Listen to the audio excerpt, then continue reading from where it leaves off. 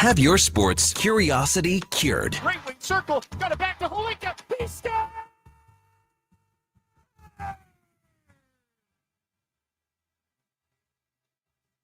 Let it snow! Let it snow! Let it snow! Miroslav Holinka is Mr. Teddy Bear 2025! A veteran of the sports reporting game for over 25 years. Ogunbowale is the back for the first time tonight. I'll bet you he has practiced zero in goal line offense. He's got it here. Dari Ogunbowale to the goal line. He's in for the touchdown. Breaking down Edmonton's favorite teams. Drysdale, the puck here, but pulls the Vince Savoy, who had 2 goals on Thursday, scores his third in 2 games. And Edmonton is raced out to a 3-0 lead. This is Sports 1440 and the Kevin Karius Show.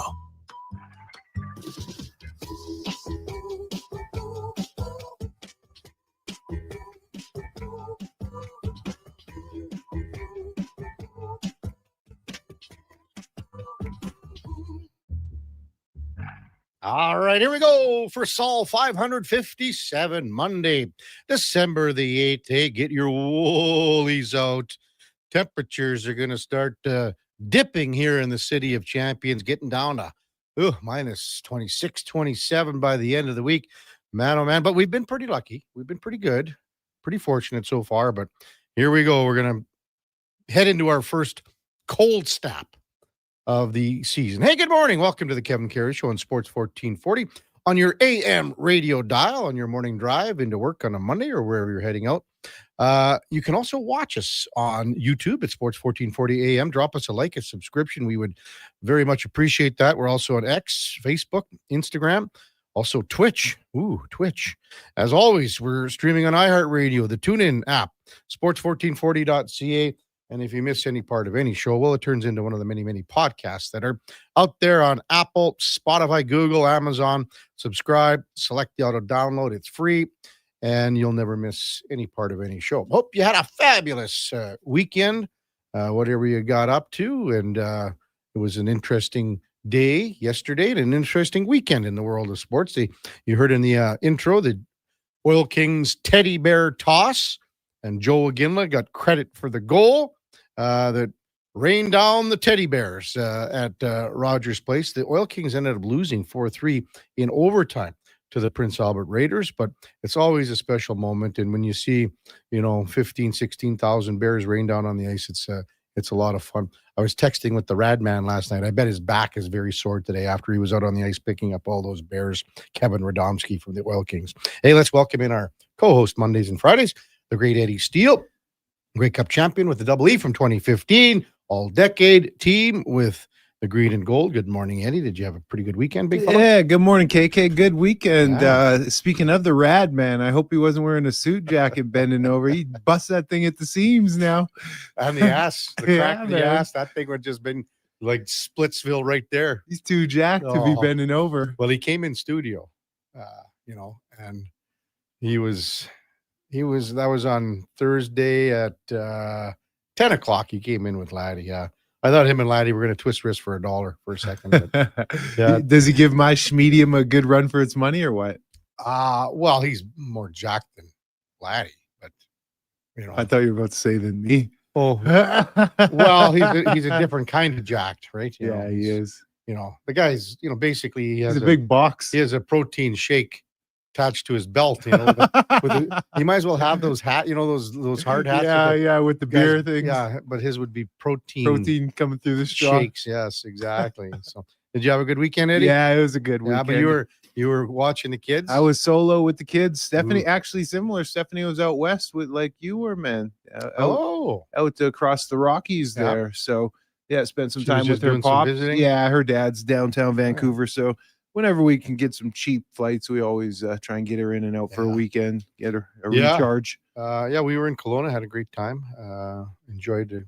How's the weather out there for you? It was just like +1 or 2. Sunny or kind of dreary? It was cloudy the whole time. I don't like that. People are saying, I think in the wintertime in Kelowna, it's not exactly blue skies. Laura's brother's right on the lake, and maybe the elevation and everything like that, like the cloud covers just touching the top of Yeah. They're not mountains, but they're between mountains and hills there. I'm sure it's beautiful. Where do you come out on this? The West Coast weather, because it was very rainy in Vancouver too. But here it's -20, blue sky, sunny. What would you rather? 0 degrees and rainy? +28. Fair enough. They say you can't shovel rain. No big deal, but it was a little dreary. You know what I mean? You're a prairie. You don't mind that blue, crisp prairie sky, little wind chill on the cheeks. Well, the lake doesn't freeze, right? So I'd like to get out and do a little ice fishing. True. But so you have to do that in Alberta, which is, a guy's going to be, when it gets cold like this, a guy will be ice fishing within a month here. Oh, absolutely. I don't like I don't know if you've ever ice fished a lot before, or have you? Yeah, a good amount. Yeah. Did you go in Winnipeg and stuff? Yeah, growing up. Yeah. So I never really went till after Christmas, just to be a little cautious. Yeah. Man, where was I last? I was just somewhere for work last weekend. I went into an establishment. There was this young kid. Oh, his Camrose in the gas station at the co-op there. And I was talking to the kid. And he's like, "Oh, I can't wait to get off my shift." This is about 11 o'clock in the morning. "I'm getting off my shift in an hour. I'm getting out to the lake." Yeah. He shows me with his hands. "I got about 6 inches. I'm good to go." I thought, holy buddy. Well, brave. you can actually drive out on ice when it's like 6 inches. It doesn't, you wouldn't think so, and I would never do it. Yeah, but it holds pretty good. It holds. It's so strong, and you can walk out with, but again, I'm not saying go do it. You strike me as the type of ice fisherman. You go in your shack, you got the nice TV, heaters, a nice little palace in there, the stove going, well taken care of. Grip board going. Oh yeah, you're not roughing it out there. Kind of like me and camping. And it's glamping. That guy had a shack that slept 4. Jeez. Bunk beds in there. 2 bunk beds. Yeah, man. That's sick though. Oh yeah, cool setup. Never even left for about 2 days. So what did you catch sports wise? Oilers off yesterday after the win 6-2 against Winnipeg. So they're on a bit of a run here. They got Buffalo coming in here tomorrow, then Detroit on Thursday. Want to close out this homestand on a positive note. And before we get to NFL, Winnipeg played back-to-backs. Started Comrie. They played on the night before. They're flailing. Yeah. Ever since, even with Hellebuck, they weren't playing their best. Yeah. And then, Comrie played well 2 games ago. Then he played against Buffalo, and then I don't think he had much left. But I think a lot of wind is out of their sails, though, for Winnipeg. Losing Hellebuck, that's kind of just that extra gut punch. Because, like I said, they weren't playing like they were President's Cup winner last year. But this maybe helps him. This maybe helps him down the stretch. Because Hellebuck's going to be fresh. He'll be fresh. But, there's a lot of work to do for the Jets now. It's not a foregone conclusion that they'll be there. Central's tough and tight. Oh, they're a wild card team right now because, to get to the wild card. Exactly. Just because of how well Minnesota's playing. Exactly. In the Sunday night football game, it's going to be the first time since 15, what are we at for? 9 years, I guess it would be. 2016 or whatever, 2017, that there'll be a new AFC West Division champion because Houston pounded KC last night 20-10. Their defense just hammered Mahomes and company and dropped balls and stupid calls by Andy Reid. Come on, 4th and whatever 2, on your own 31. Yeah, or 1.5. And it's 10-10. Yeah. That was questionable, man. Sure it was. You don't trust your team. That's what that's signaling to me. See, to me, but you should be trusting your defense because your defense is pretty That's what good. I mean. They've been killing it all game. Just punt the ball. But he's trying to get it all. Doesn't trust the entire team. Yeah. So, anyway, Houston wins that one 20-10. Now, all of a sudden, the Texans are really coming along. Duke's pretty happy. And speaking of Duke, the Texans, the Ducks, this guy's I know. Living a life of joy over there. Bandwagon jumper. Let's bring in the Duke of Delburne. Good morning, Duke. How was your weekend, big fella? And thanks for filling in on Friday. Appreciate it, big guy. No, glad you enjoyed a little bit of time away with some family. That's always great to see. No, it was a bit of a battle on Friday at times, but thankfully I had Eddie and the boys in here to help carry me along, so that was good. The rest of the weekend was largely spent kind of in recovery mode. Wasn't feeling the best, and so I drank a couple bottles of NyQuil, a couple pill bottles of cold medication and stuff, and didn't leave the apartment. Barely left the bed or the couch over the course of the last couple of days, and feeling much better overall. So and last night's victory, kind of the cherry on top for both the Ducks and the Texans, like Eddie said. If you're going to drink 2 or 3 bottles of NyQuil, you might as well drink a bottle of like rum or whiskey. Mix it in, eh? You know, no, get a little twisted. Yeah, I bet you had some good sleeps though, huh, Duke? It's tough because when you're under the weather, like even if you are in a little bit of a medically induced sleep at times, you wake up all the time because you're either got the sweats or you got the chills, and then you're coughing and stuffed up. You can't breathe. So there, last night, actually after the football game into this morning was probably my most sound sleep, like uninterrupted, that I had going back to last Thursday. So that was an encouraging sign. Very encouraging, man. Very encouraging. Yeah, again, thanks on Friday. So it was one of those weekends where I didn't see a lot of sports on TV, just the way it went. Life. But you know what? And then when I saw all the college football stuff and Notre Dame out, yes, and then saying, you know what, you guys can go play your bowl games without us. Crazy. I want to take my ball and go home. So do you think that's wrong that they would do? Yeah, it's rubbish. Okay, what about how? I already am not into Notre Dame. The whole how they go about things to begin with. Okay, but isn't it not? Should they not be in the college football playoff or not? Is it because they went independent? Yeah, that in my opinion, I don't think their strength of schedule. How many losses did they have? I don't think 2, right? Was it only 2? Yeah, they lost their first 2 games. Yeah. But strength of schedule compared to some of the other teams, I'm not big on Notre Dame with just how they play, with the being independent and going to random conferences, playing random schools. It all the conferences are messed up. Yeah, they are messed up. But still, the Big Ten is the Big Ten. SEC's the SEC, and those are the 2 big dogs. So didn't everyone? Okay, when these came out and Alabama got pounded by Georgia, right? Why? And everyone's saying Alabama should be out of the top 12, but they're in there because of SEC bias. Yep, that is true. I can't disagree with that. You know, and I understand it's a strong conference. Everyone does, but I think it's just time to get rid of the conferences here already. Do you think? Well, what's the goal here? Is the goal to win the college football championship, or is the goal to win your conference? Yeah, I mean the money. It's so confusing. We were talking about this the other day. I don't think you were here. NCAA, the whole scope of it, it's confusing to me with the transfer portal, with the realignment of conferences. At the end of the day, it's all about the dollars and cents. Sure it is. It's hard to track that though. Text 833-401-1440. The rig says, "Hey Duke, make a Neo Citron." I think he's trying to say. He's got Neo Cur and put an ounce or 2 of rum into it. Do a couple of those, you'll sleep like a baby. Yeah, you might not wake up either. Snoring. Sometimes, hey, if I'm looking to get a decent little sleep, I'll take a little hit of NyQuil before bed. Yeah, it knocks the fella out pretty good. Wake up all groggy. Where am I? Where am I? Lando Norris won the F1 championship on the weekend. We don't do a lot of F1, but it's obviously as popular as it gets. I'm happy. Yeah. I'm happy that Max has been dethroned. First time in 16 years since a non-Red Bull Mercedes team won. So Raptors lost to Boston last night, 121-113. They've dropped to 15-10. That's their 3rd loss in a row.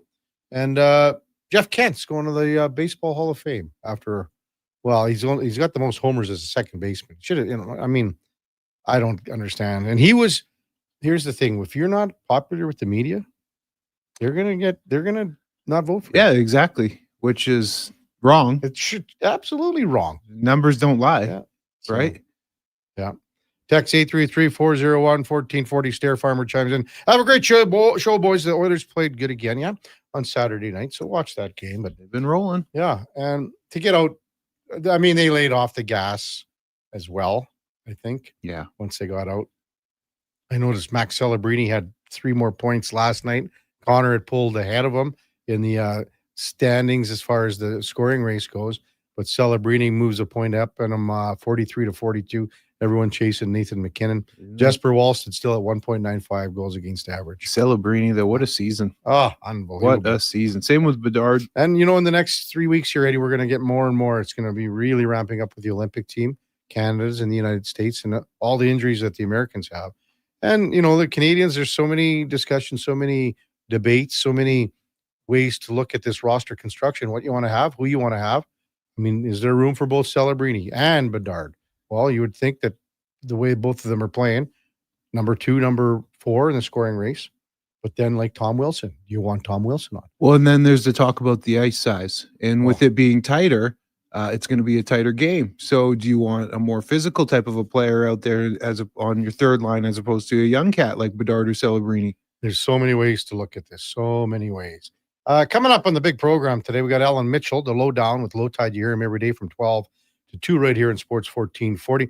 Mark Spector from Rogers Sportsnet will check in at 8 o'clock. We got Vernon Fiddler. I thought he was going to come in studio. He was this close, and then he was like, I got to be somewhere at 10, and I don't think I can, handle all the traffic, et cetera, But Vernon Fiddler, well, he came into town to watch his son Blake play, so he would have been at the game yesterday, and I hope he brought a teddy bear or two, He better have. Yeah. Then we got Landon Ferraro, our Sports 1440 pre- and post-game host, and Matthew Shinetti from TSN Soccer. They had the draw on Friday. That was at what time for you guys? Was it at 10 or by the time they got rolling? Was it my program? We were watching it in here. It started at 10 o'clock. We were all amped up, and all of a sudden the show's over. And because I was trying to keep tabs on the screens here, but not watching it continuously, obviously. And I asked the boys, Donovan and Josh, I'm like, have they drawn a single country yet? No. They said no. We watched a couple concerts. We watched some world leaders get up there and say their parts and stuff, and it was an hour and a half until they actually picked a single team. I didn't see that, but I heard about Gretz. Was he having some problems up there or something? Well, he pronounced North Macedonia and North Macedonia. And what about Curacao or something? That one I didn't see. I only saw the North Macedonia whoops-a-daisy. Macedonia. So, yeah. Macedonia. Oh, poor Gretz. He's getting it. He's been getting it lately. Yeah, I bet he has. So we will check in with Shinetti, talk about the World Cup draw, and because he was there. I mean, how long and drawn out of a what an event that would have been. Gee whiz. All straight ahead on the Kevin Carey Show with Eddie Steele, Duke of Delburne, Josh Fenwick also running the board. We are streaming on YouTube, X, Facebook, Instagram, and even Twitch. Today on Hey Culligan, how smart is your water? Here's Tracy. Hey Culligan, I think my water might be dumb. Good news, Tracy. Your water's not dumb. It's just not talking to you. You can make my water talk. No, but the new Culligan Smart Drinking Water System can talk to your phone to tell you when your water filters need changing and help you meet drinking water goals. Now that's some brilliant H2O. You said it, Tracy, and we're already on the way.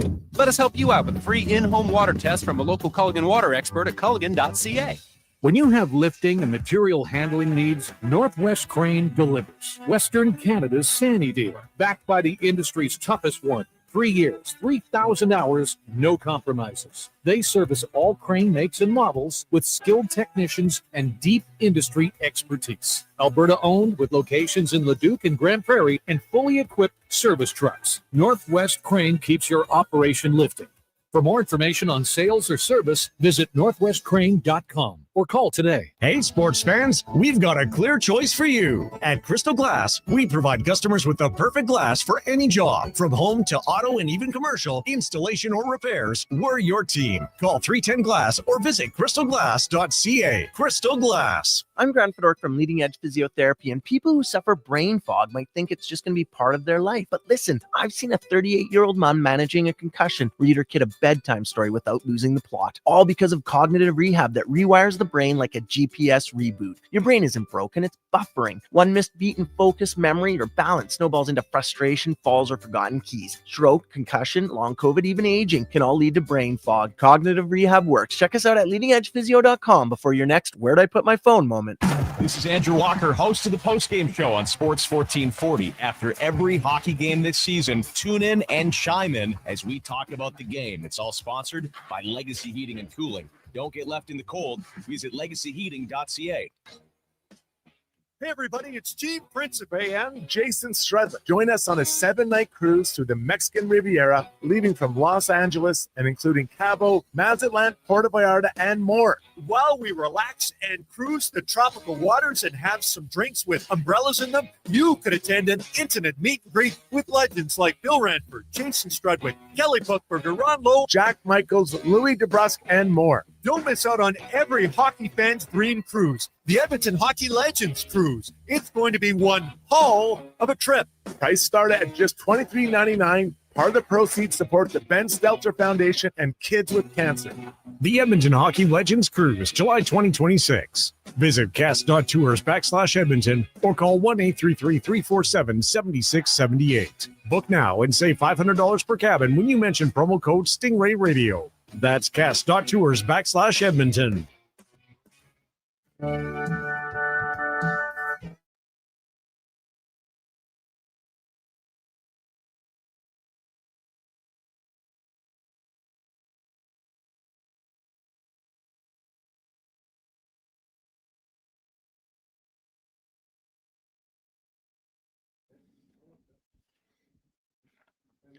Portions of this hour brought to you by Nectar.io. Learn more about how we can help your business automate processes, streamline operations, and save money at Nectar.io. Nectar.io, your business made better. Have your sports curiosity cured with the Kevin Karius Show. This is Sports 1440.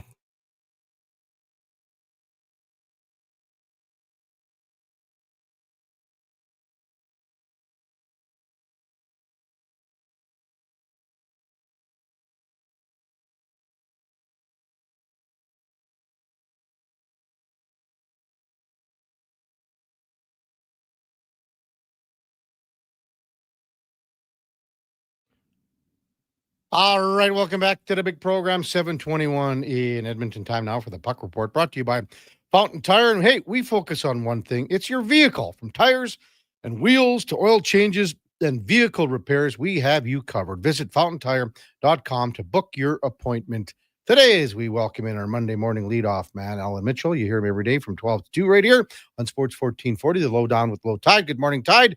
You're with Kevin Karius, Eddie Steele. Thanks for leading things off as usual on a Monday morning. Appreciate it, big fella. No problem. You do the heavy lifting. You drive over there. Come on, stop it now. Stop it. I'm just saying, I believe in Santa Claus and I believe in you, Kevin. Oh, even Tide, have you seen how close this guy lives? He lives a couple blocks away now. Come on, heavy lifting. And you got auto start. Eddie, it is a 5-minute drive to work in the morning. Listen, he can't live 2 blocks away because nobody has a garden as big as Karius 2 blocks from the mall. Nobody can afford that. Tide, I'm just concerned about the winter garlic. It was a little mild, so you plant that winter garlic. My goodness. You never know. Yeah. You never know.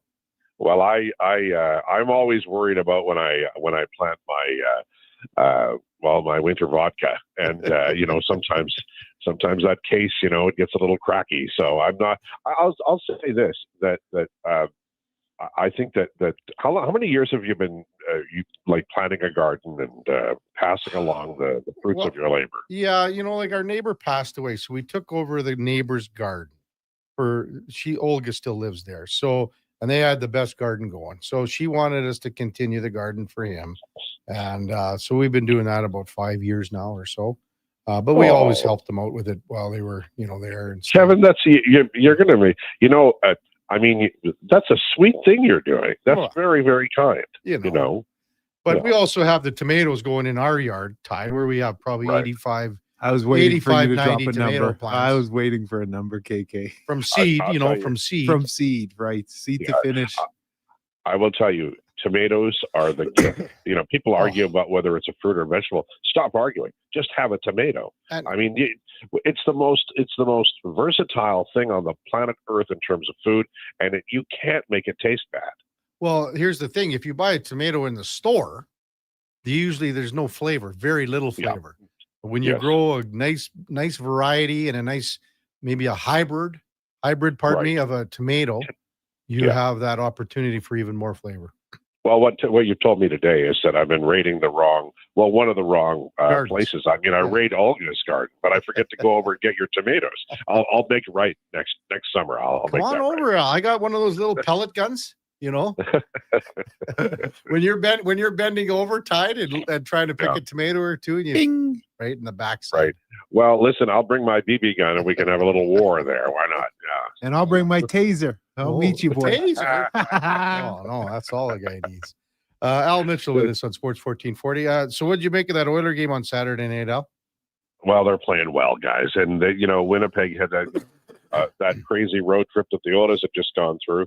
But they're doing a lot of things right. I have to say that there was a little bit of a clumsiness at the end of the game as Winnipeg scored a couple. But I just think they're back to making really good zone entries. Savoy has moved to the Draisaitl line. That's helped. Hyman again. The Nuge moving up to the McDavid line has helped. And I'll give Adam Henrique and the grumpier old men line a little bit of credit too. And I honestly think that the defense is coming around too. Regula is playing well. I thought Skinner played well. He wasn't tested a lot. The first goal was scored. He had no chance on. The second one was just a goofy one. But I feel like they're going to roll through December, boys, and then probably part of January too.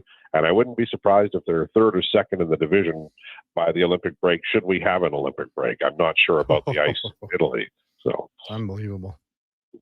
Yeah. Well, Tide, I wanted to get your perspective on the D pairings and just how the defense as a whole, team defense, has been playing on this little run that they're on. I think that it has been a huge factor with limiting offense from the other team and thus allowing the Oilers to find some success.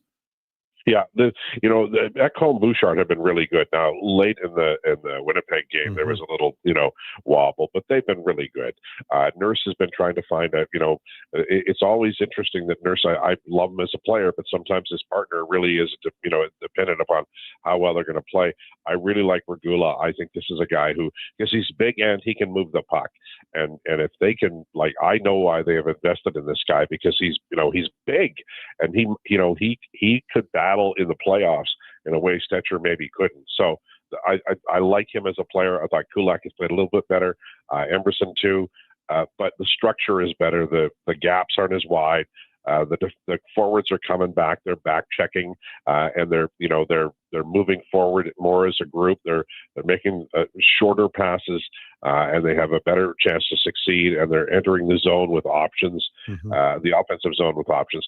I think they tweak that practice period. It allowed them to tweak a little bit, and that really has helped. Alan Mitchell with us on Sports 1440. Well, you mentioned Regula. I want to get a little more deeper dive with you on Regula. He almost played the most minutes on Saturday night. 8 seconds less than Darnell Nurse. I mean, game script dictates that too because of how the score was, so you can throw him out a little bit more. But, it's still a work in progress because he hasn't played a whole heck of a lot, and he missed an entire year. But as you said, Ty, there's something there. There's something there with this guy. Yep. And he's got good foot speed. He's got good size. Yeah, and this is the kind of guy you have to envision him when he is when he's settled into the National Hockey League, when he's played, 200 games, when he's 28, and you're going to have a guy who could play top 4 minutes, and he's not expensive. He might be by then, but for me, this is why Bowman is such an interesting general manager, because he obviously knew about him, picked him up on waivers, and then waited on him for an entire year because he was hurt. But that small tweak, whenever you can get somebody who's one of the top 2 lines or the third line center or one of the top 2 pairings or a starting goaltender, and you basically got him on waivers, that's a huge thing. I'm not saying he's there, and I'm not saying he'll ever be there, but you can see why they see him as a big guy who can move the puck and also is good in coverage. If he can be that player, they got a hell of a player for basically nothing from waivers. It's craziness. Eddie? Matt Savoy, Tide. He's been really coming on lately. Is it Savoy or Savoy? Savoy. Savoy? Yeah. He's been really coming on lately, and he's been playing good hockey. Of course, the points are following. But what do you think of Savoy's game and how he's fit? You mentioned he's now on the Leon line.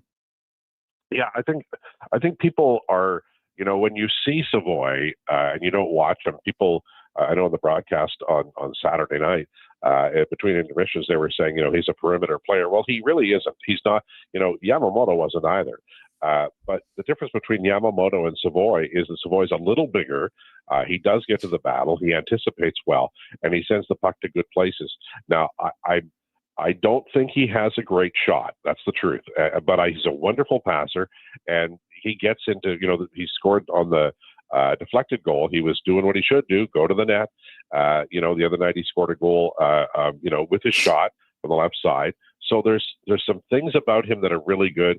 I think I've described him as a guy whose career will be somewhere between Yamamoto and Jordan Eberle, probably right in the middle. And that's a valuable player. He can play top six with this team, but I think he could also be a player who played on the third line, maybe when Roslovic gets back, and help that line offensively. And that would really lift this team if the third line could score and outscore the opposition at 5-on-5.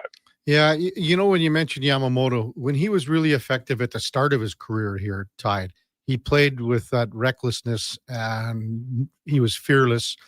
And he got involved way in over his head. And he just wasn't big enough to handle that type of physical activity among the big redwoods. And he tried his hardest, but he just wasn't, he just didn't have that makeup to be that type of player. Savoy's a little different. I think they're both smart players, but Savoy will more pick and choose the times where he gets heavily involved with a bigger man because he's not going to win those battles. So he just maybe picks and chooses his spots a little bit more. Yeah, I think that's fair. Yeah. Yamamoto, I mean, one of the exchanges he had with Zdeno Chara was the funniest thing I ever saw, where he was skating in around in between underneath the legs. It was driving Chara crazy. Legs. Right. But then, a few shifts later, there was some laundry in the corner, and I'm like, what's going on? And it was Yamamoto because big guys, they don't have to catch you much, but they catch you one time and you're in real trouble. So that's kind of the way I think that your point about Savoy is well taken. He's not going to, he can pluck the puck as opposed to go in and battle for the puck. But I like him as a player. I have to say, I wasn't sure about the McLeod trade. I like the skill, but you can see him here.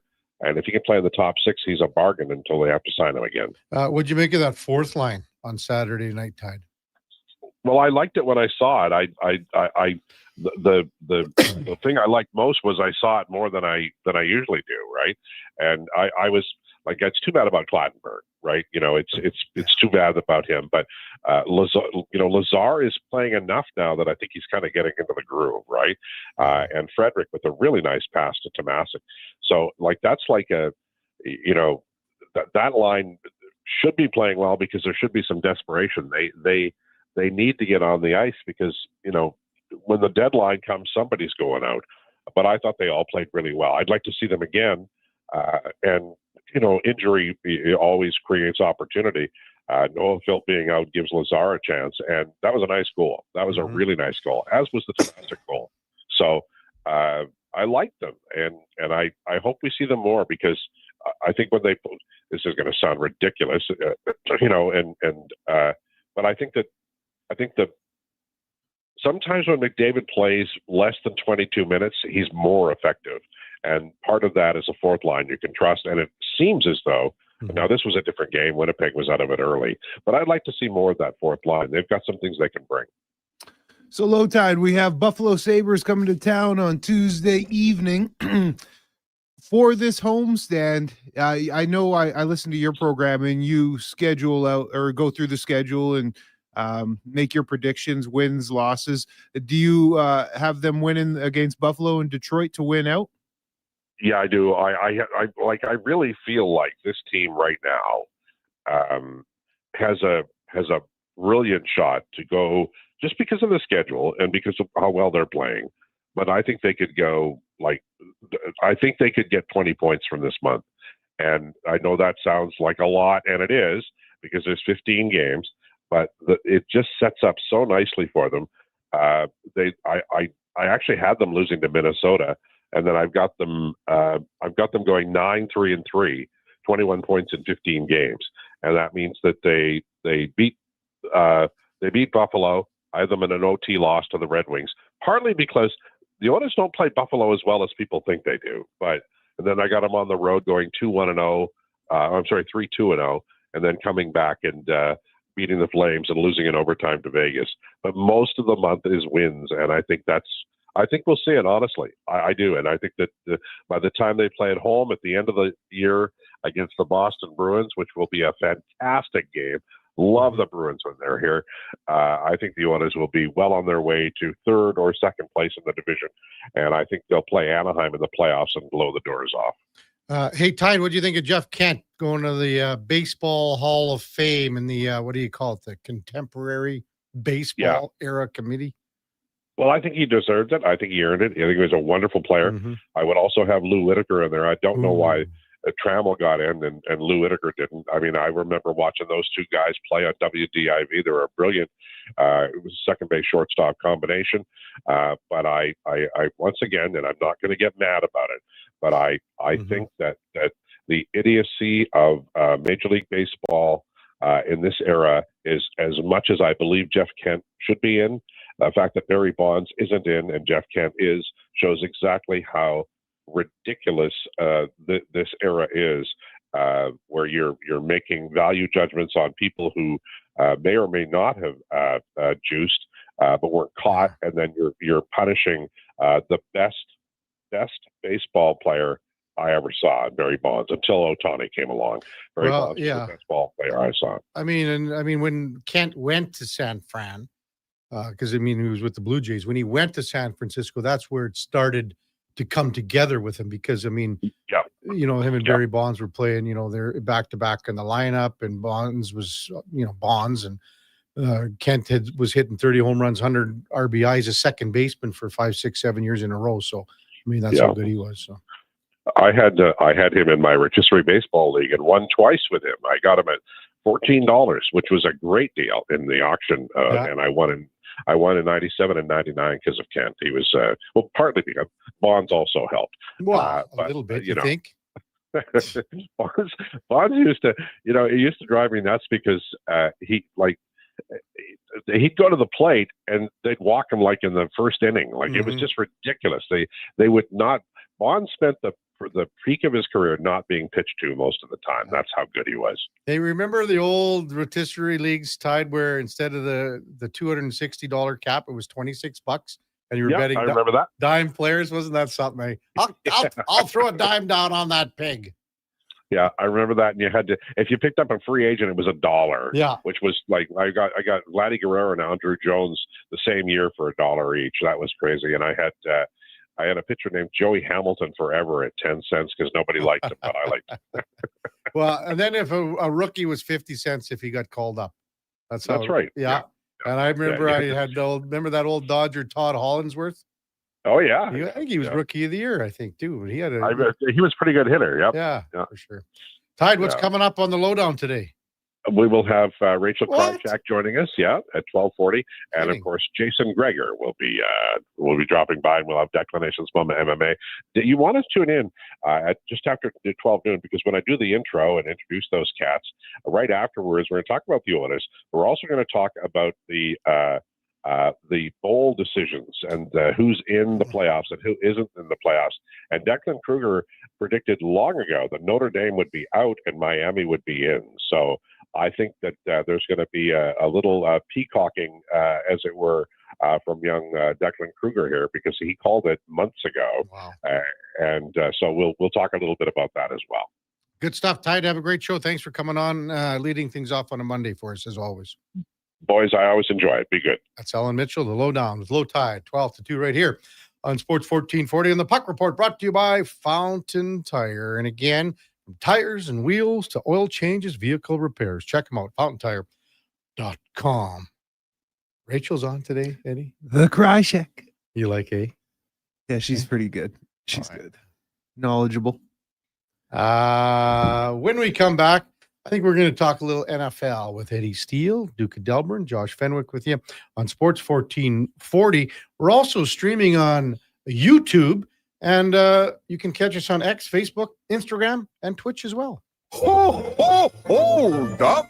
Are you pulling my beard? Booster Juice has 2 new booster balls for the holidays this year. That's right, Santa. The Eggnog Booster Ball and Caramel Pecan Pie Booster Ball are 2 new flavors to put some extra jingle in your step. So are you a pie guy, Santa, or a nog guy? Both! Good call. That's extra jolly. Happy holidays from your friends at Booster Juice. Canadian born, blending since 1999. Across the province, Albertans are taking their shot on Play Alberta. With casino winners every hour, jackpots worth millions, and revenue that stays in the province, there's never been a better time to sign up. Right now, our listeners can score a $50 free bet when they make a minimum $50 deposit with code Gregor50. That's code Gregor50 for a $50 free bet. Start playing with your game sense today to find out if you're Alberta's next winner. Looking for the perfect used ride? Now's the time. For as little as $25 bi-weekly, Go Auto has over 7,500 used vehicles in stock with something for everyone. From budget-friendly cars and road trip-ready SUVs to powerful work-ready trucks. With around 70 locations across Canada, your next vehicle is closer than you think. Whether you're upgrading, downsizing, or buying for the first time, we've got the right ride at the right price. But don't wait. These deals won't stick around forever. Start shopping today at goauto.ca. The job won't wait. Why should you? At AWS Welding Supplies and Repairs, conveniently located in Nisku, we've got everything you need to get it done. From product sales to servicing and calibrating machines, we're your one-stop shop. We're a proud, locally owned and operated business, committed to serving our community with a proven track record of customer service. Don't let a broken tool slow you down. We offer fast repairs and free same-day delivery of in-stock items to Leduc, Nisku, and South Edmonton. AWS Welding. We make it happen. When it comes to sports in Edmonton, Jason Gregor is a must-listen. He brings you the inside scoop with guests from across North America. If it matters in sports, you'll hear it here first. Gregor rolls out weekdays from 2 to 6 on Sports 1440. Heard of Uline? You know, the have-it-all in stock, ready to deliver shipping and industrial supply specialists. The company that does things for you that are unheard of, like keeping 41,000 items in stock in our own warehouses. With customer service reps on the line to get you what you need when you need it 24/7, 365 every time. Maybe you heard it here first. Want to hear more? Visit uline.ca. ULINE, your shipping and industrial supply specialists. Subaru is built for winter. Symmetrical all-wheel drive delivers power with incredible control, stability, and grip. Add 220 millimeters of ground clearance, and you're not getting stuck in snowbanks. You'll drive right through them. And inside, luxurious heated seats and a heated steering wheel. Plus, for 19 years in a row, Subaru vehicles have earned top safety pick status, giving you unmatched peace of mind. Subaru is engineered for Canadian winters, built for real-life confidence. Welcome to Uncommon Standards.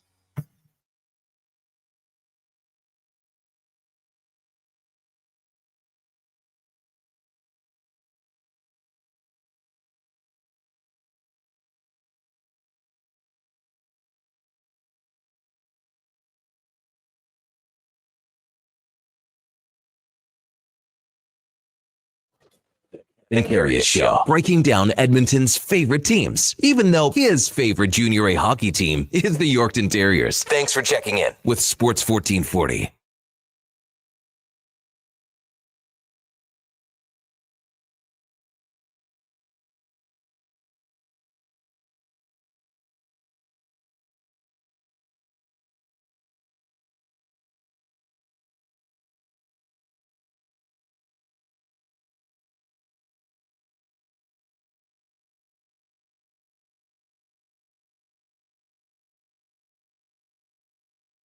All right, welcome back to the big program. 7:43 in Edmonton. Kevin Karius, Eddie Steele with you on Sports 1440. Got the Duke of Delburne and Josh Fenwick in studio as well. In the NFL yesterday, Eddie, was there a certain game? Also, like Daniel Jones, he's gone for the year, so Indy's done. I mean, the way Jacksonville's playing, the way the Texans are playing, they're done in the division. Was there a game in particular, maybe a performance that caught your eye? I mean, Josh Allen was unreal again. Yeah, the Josh Allen performance. Of course, the Vikings, but they win 31-0. But that's you can't talk about. No, can't. They're done. Season's over, so it's irrelevant. You know what? That Shadir Sanders, he played a really strong game. So let's go on that game there. So he didn't go out for the 2-point convert. They were in Wildcat, you say? Mm-hmm. So what did you make of that? Questionable coaching, especially the play that they ran. It was a terrible play, negative yards. They were going backwards on it. Never want to see that, especially when you're down going for a 2-point convert. You don't want to go the other way. I wouldn't have done it. I would have kept him out there, starting QB rolling. But these coaches, man, sometimes they're too smart for their own good, man. Try and get too creative.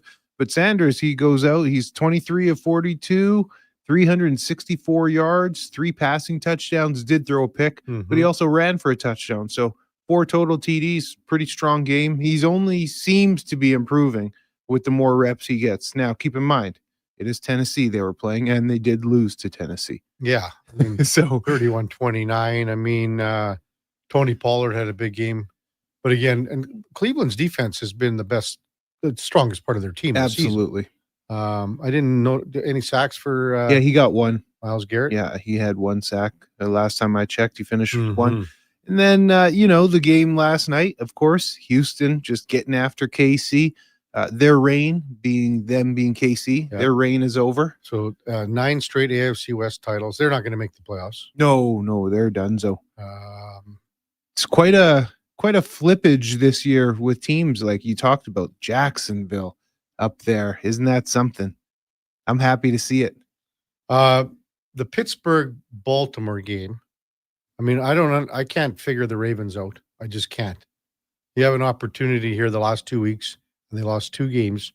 They ran off 5 wins in a row. They are going to be, I mean, they have to win the division. They're not getting a wild card. Yeah, the Ravens, I had high hopes for them. I've kind of written them off, to be honest. Houston's now in a wild card spot, so I think Houston's probably going to win that division yet. You know, the other game that really disappointed me in the sense of, like, what are you doing? You have an opportunity here, and it's the Tampa Bay Buccaneers. Like, how do you lose to you can't lose to New Orleans lose that game on home field. No, you can't lose that game. Like, and now, I mean, Tampa's got Carolina, correct me if I'm wrong, but 2 more times this year yet. So that's where the division in the NFC South is going to be decided. Rams and Seahawks are 10-3 in the West. So, both those teams are moving on. Niners are, And you are correct. Tampa does have Carolina two more times. That's a game, though. You can't lose that one at home to the Saints. That's just one that can happen. And I get it. It's division and it's always tight, but it's just one that can't happen. So the Rams walk on the Cardinals, pound them. Seahawks pound. But the Green Bay Chicago game was interesting, was it not? And it was a little chilly at Lambeau. And now with that win, Green Bay's 9-3-1. They've won 4 in a row. They lead the division by a half game over the Bears. The Lions, they did their job by beating Dallas on Thursday, so they're still sniffing around here. And again, those 3 teams are going to cannibalize each other. I'm not super high on Green Bay still. You're not? No, I'm not. How come? Just something about them. They've played quite inconsistently throughout the season.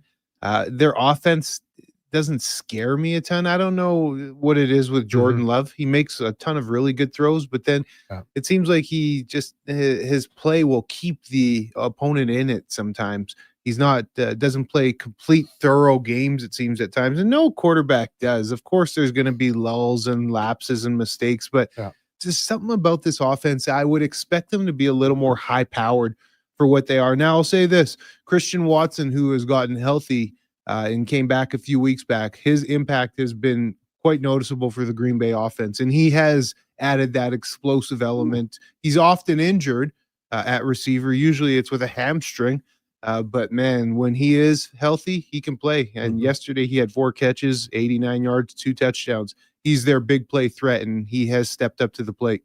RBS texts in here, Eddie, and this would be just unbelievable. He goes, the Steelers are so confusing, boys. I'll be there Monday night to see them against the Dolphins and then staying over for the Oilers Penguins on Tuesday. Oh, nice. Now that is a nice little trip. Good parlay. Is it not? That's a good parlay. That is a nice little trip. So you get there for the Monday night game a week from tonight, and then it's the Oilers and Penguins on Tuesday. Man, why doesn't a guy look at the schedule? And That's nice. I like that. That's good thinking, man. Good planning. That's good thinking. What else? Pillman says, how about my Steelers? Hey, yeah. Greg and Red Deer texting, morning, guys. Now I know how the other half lives, and it sucks. Lifelong Chiefs fan. So, well, yeah. You guys have run the division. The Chiefs have run the show for a decade here. Straight up. You see Mahomes last night. Like I got to watch that game because we just got back from the trip. The disappointment when that Rashee Rice drops the pass, Kelsey drops the pass. I mean, you can just see him going, "What are we doing here?" So when we look at the Chiefs a little bit closer here, KK, still a phenomenal top 5 quarterback in Patty Mahomes. He's one of the best QBs in the league. So where did they go wrong? Are they an aging roster? Is it Andy Reid running his course? Where did it go wrong for the Chiefs? Because when you have a quarterback at Patty Mahomes' caliber, usually you don't see such a bad season. When I look at, I don't see you can talk about Chris Jones being a little older on the D line. Yes, Kelsey's done. Yeah, he's at the end of it. Done. What a way to go out too, eh? Man, you just see the disappointment on his face. Those are catches. He's got to be going. When he's sitting on the bench there, and you're looking at him. I'm just picturing in his mind, and you're probably saying the same thing. He's going, I used to do these. I would make these catches in my sleep. Absolutely. Now I can't do it anymore. Well, you would have nightmares about these types of drops. Now they're consistent. That's right. So, but yeah, he would have went, oh, those were easy catches. I've had and then he got lit up too, eh? Yeah, he did. He did. I think too, when it comes to Kelsey, because we know he is a fan of the spotlight and Taylor Swift, and they've really been at the forefront of things, since they've been together and the Super Bowl late playoff runs and everything. So you're getting all that extra attention. I thought in his mind, this would be a nice swan song. You get to go out, get all that media darling love as well. It's his last go around. None of that's happening. It's like door closed. You guys are done. How do you think that prenup works? Hey, he got a cool 20 mil from Pfizer. So he should go out and say to her, through the Costanza, I really think we should sign a prenuptial agreement. Man. I'll sign a prenup. Absolutely. Bring the papers here. I make way more than you. Exactly. Please help me. Yeah. Talladega not happy with you, Eddie. Jordan Love only has 3 picks all year. How can Eddie say he keeps the opposition in the game? I don't think that he plays mediocre ball sometimes. When you watch him play, the numbers, if we look at through his stats throughout the season, game by game logs, I mean, sure, he's only thrown 3 picks, which is really good. I didn't realize it was that little, but he leaves a lot to be desired. I think that this offense, there was an expectation of high potency, and quite often they are not a high potent offense. Kevin Carey said he's still with you on Sports 1440. Just when I think looking across the scores and any other thing that really stepped out, I again, that New Orleans Tampa Bay game, 24-20. New Orleans wins its 3rd of the season. Tampa Bay drops to 7-6 now, and Carolina had to bye. And Carolina is a team that is Carolina. If you want to, this is as easy as way to say it. Carolina is improving as the seasons come along. Tampa Bay is regressing. And I think that's safe to say that. The performance by Josh Allen yesterday, 4 touchdowns, longest quarterback run for a touchdown in Buffalo Bills history. They win at 32 to 28. Sorry, 39-34. They were up 32-28, and then they just flip-flop from there. 39-34, the final. Bengals season done. They needed that win. They win that game. There's still hope. A sliver. Why do the Bengals do this every year? Every year. Joe Burrow had 4 TD chucks. I mean, there's so many good stat lines yesterday. The one game, this is what we're going to talk about, because I had this game with Old Man Baker, and everyone is talking about that there's almost a fix in here. Denver and the Vegas Raiders. What do you think? Well, the call is terrible.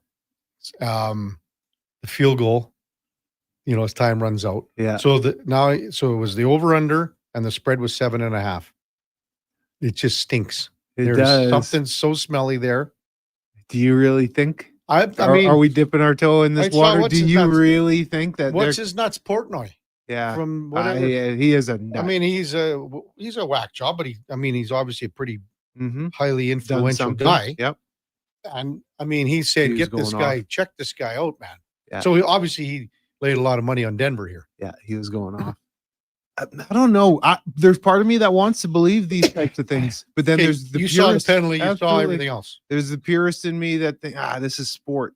We've just seen so much things lately that make you scratch your head in football and other sport, basketball. So I don't know what to believe. Do you really think that there is a fix? I don't know. I mean, it just stinks. It does stink. Well, especially because I had a small little wager on, of course, the spread at 7.5.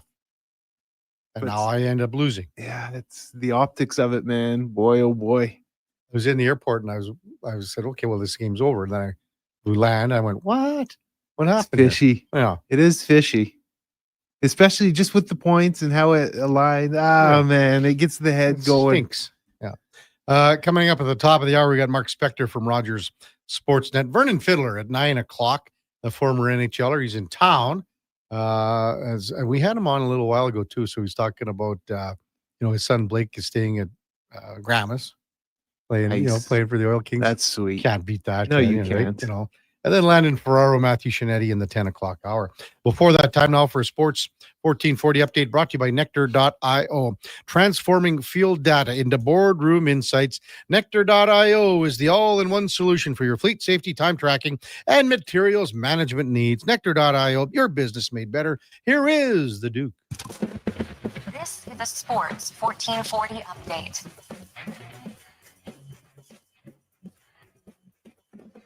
Eight games across the NHL yesterday, including the Avalanche getting back in the win column 2-1 over the Flyers. Dallas getting past the Penguins 3-2 in a shootout. Dylan Holloway, 3 points, lifts the Blues to a 4-3 win over the Habs. And rookie scoring leader Beckett Seneca tacking on 2 points as the Ducks rout the Hawks 7-1. From Rogers Place, the Edmonton Oil Kings falling to Prince Albert 4-3 in overtime in the annual Teddy Bear Toss game. Over 16,000 Bears donated this year. In the PWHL, Montreal beating Toronto 3-1, and Minnesota losing in Boston 4-1. Week 14 in the NFL, Steelers taking a pivotal AFC North matchup over the Ravens 27-22. Colts take a couple losses. First to the Jags 36-19, and quarterback Daniel Jones out for the season after suffering an Achilles injury. Packers take over first place in the NFC North, beating the Bears 28-21, and the Texans put the Chiefs' playoff hopes on life support with a 20-10 win on Sunday Night Football. 7 games on the hardwood, including the Raptors dropping a third straight 121-113 to the Celtics. The Lakers beat Philly 112-108, and the Thunder make it 15 wins in a row, 131-101 over the Jazz. Finally, Baseball Hall of Fame will welcome Jeff Kent to its halls next summer after his selection by the Contemporary Era Committee. Kent was a 5-time All-Star as a second baseman, 4-time Silver Slugger, and won the NL MVP in the year 2000. Coming up in hour 2 of the Kevin Karius Show, we'll be joined by Sportsnet's Mark Spector, and we'll check in with a new edition of In or Out. I'm Brandon Douglas at your Sports 1440 update. Sports 1440 in West Edmonton Mall and Wetaskiwin. CKJR is a Stingray radio station. Download the free radio player app and listen wherever you go. Mr. Rooter decorates a gingerbread house. Wow.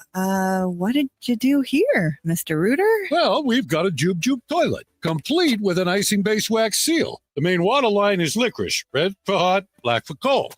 You got your standard marshmallow hot water tank and a candy cane sewer line. And on the outside, candy cone hose pips. Disgusting, but they get the job done. To have your Yule clogs fixed, trust one plumber, Mr. Rooter.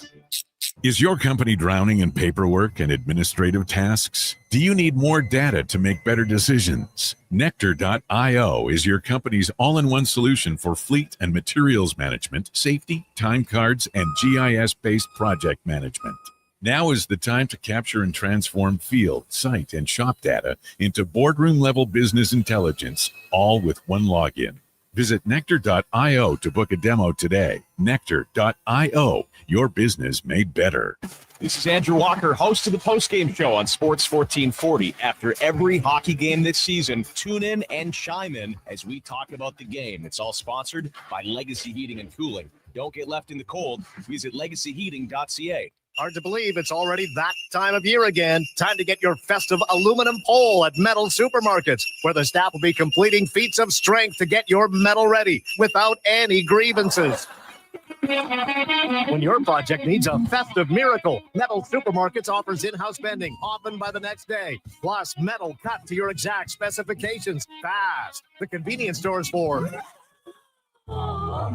Southside, West End, metalsupermarkets.com.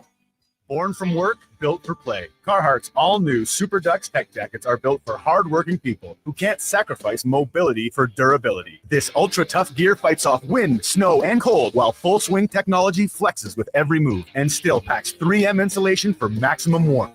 Try your new Carhartt Super Ducks at JobSite Workwear. 3 locations in Edmonton and online at jobsiteworkwear.ca. JobSite Workwear, tough people, tough jobs.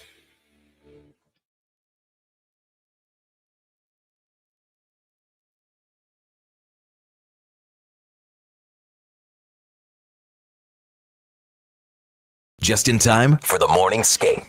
This is the Kevin Karius Show on Sports 1440.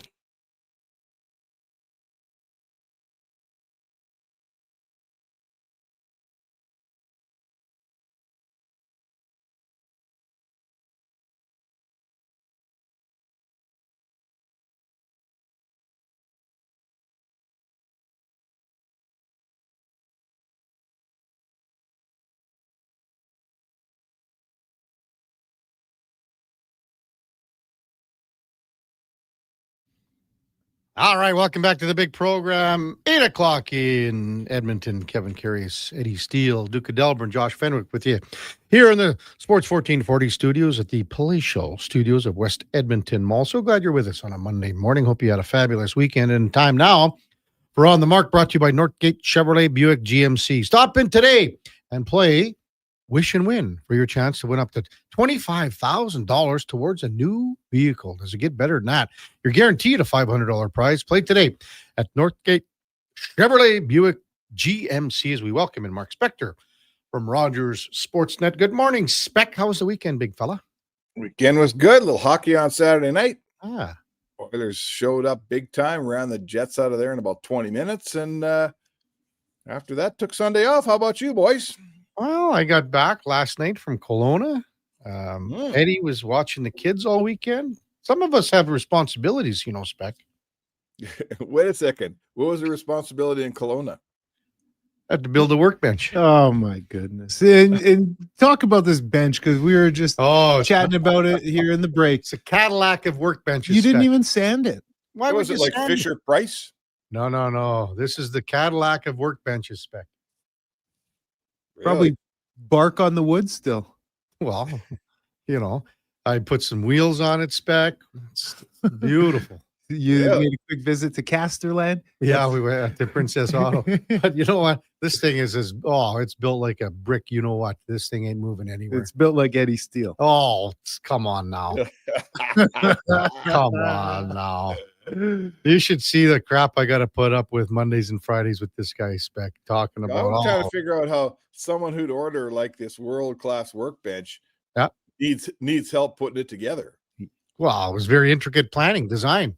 So much help that he had to fly out there and spend some time doing it. I mean, you got to have all the right stuff, you know. And you're the man to bring it. I know when I buy something that's hard to put together, the first guy I'm thinking of to help is a raspberry farmer from Melville, Saskatchewan. Raspberry, it's tomato, Spec. It's tomato. No. He's a tomato farmer. Are you, Spec? Like, I got a feeling like if you're buying, you don't even go into IKEA because you can't put anything together, correct? Oh, I put all that stuff together, man. No problem. Do you look at the instruction or do you just do it by whatever? No, of course you do, because that's how, if you follow the instructions, you put it together flawlessly. All these guys that do IKEA and then they finish and they go, oh, it was missing a bunch of parts. It's not ever missing a bunch of parts, right? It's IKEA. They don't miss parts. You're just a dummy who thought you could do it without the instructions, and you got to the end and you found some parts lying around. So if you can't do IKEA, man, you should clean out your screwdriver collection and give it to Goodwill. What have you put together and assembled from IKEA? Oh my God, over the years? Yeah. How many Billy bookcases has a guy built, right? How many beds, how many, chest of drawers, all kinds of stuff, man. Nightstands, you name it. It's not hard. I mean, between you and Eddie, the two of you might be able to figure out which end of a hammer to use. Never mind. I even glue all the little holes in the little, what do you call those wood things? The little generic, pegs. yeah. The little The pegs. little pegs. I even glue all the pegs so it doesn't come apart. K. You guys are pieces of work here. Now, after Pieces of I built my IKEA, I fixed the Oilers too. So let's talk about that. Oh, you would fix it. Well, you have fixed them, or you would fix them.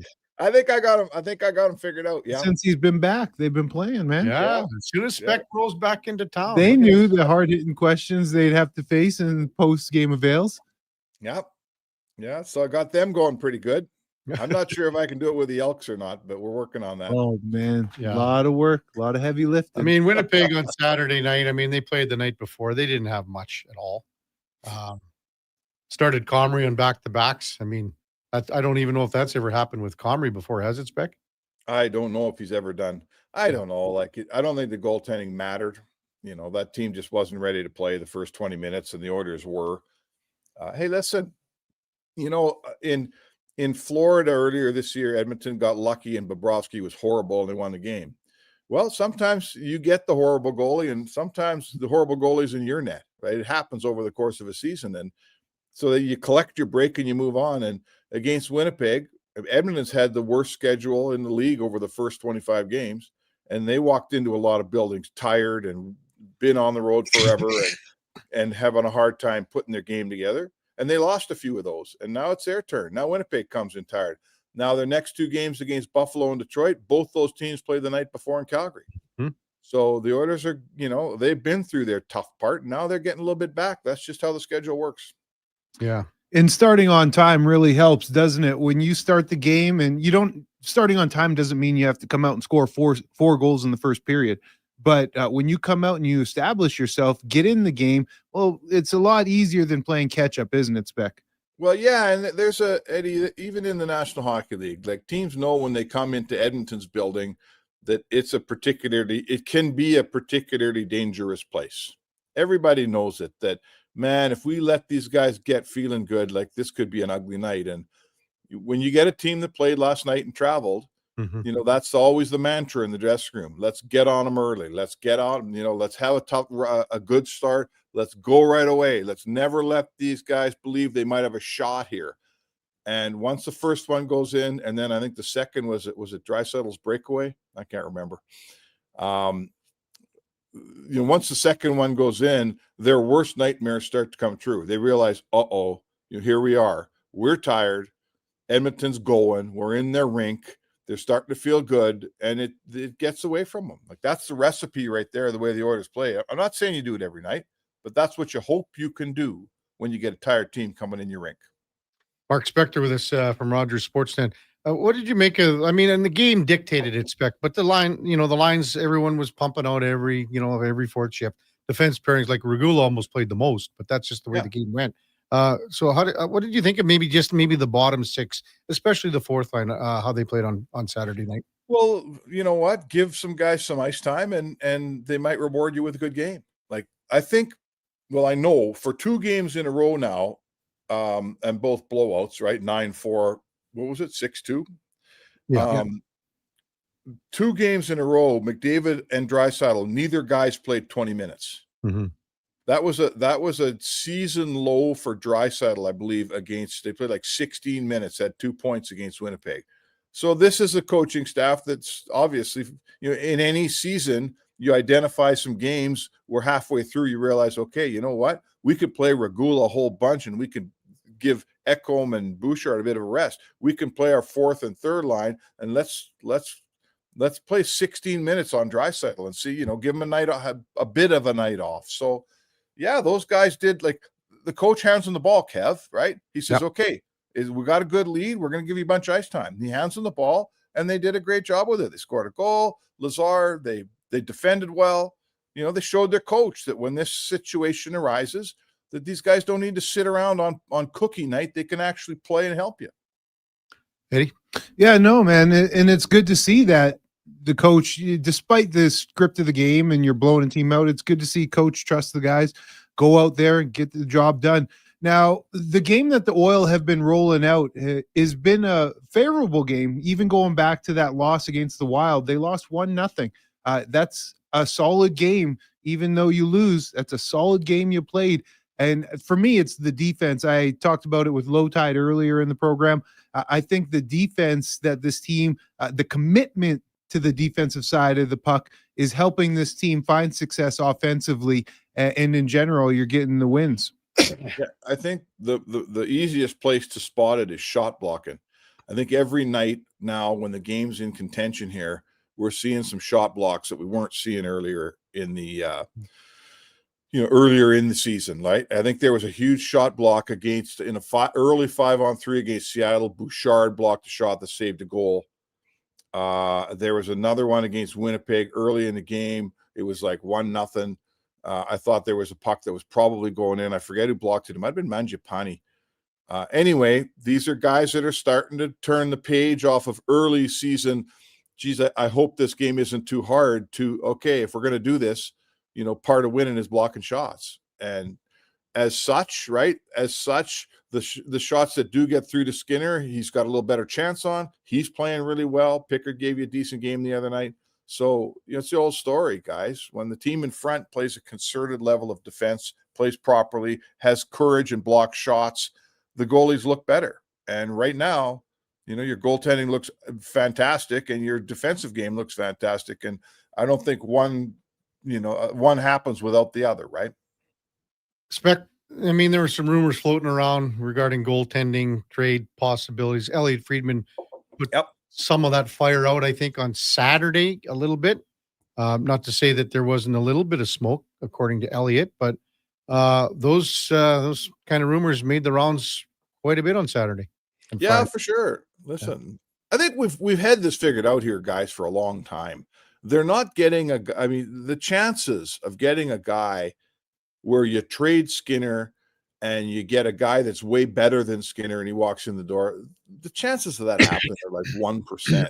Because the guys that are way better than Skinner no one's trading those guys. They're all A goalies in the National Hockey League that aren't getting moved. By far the most real possibility is you find a guy that's roughly in Skinner's neighborhood, like a Tristan Jarry, let's say, and you improve upon Pickard.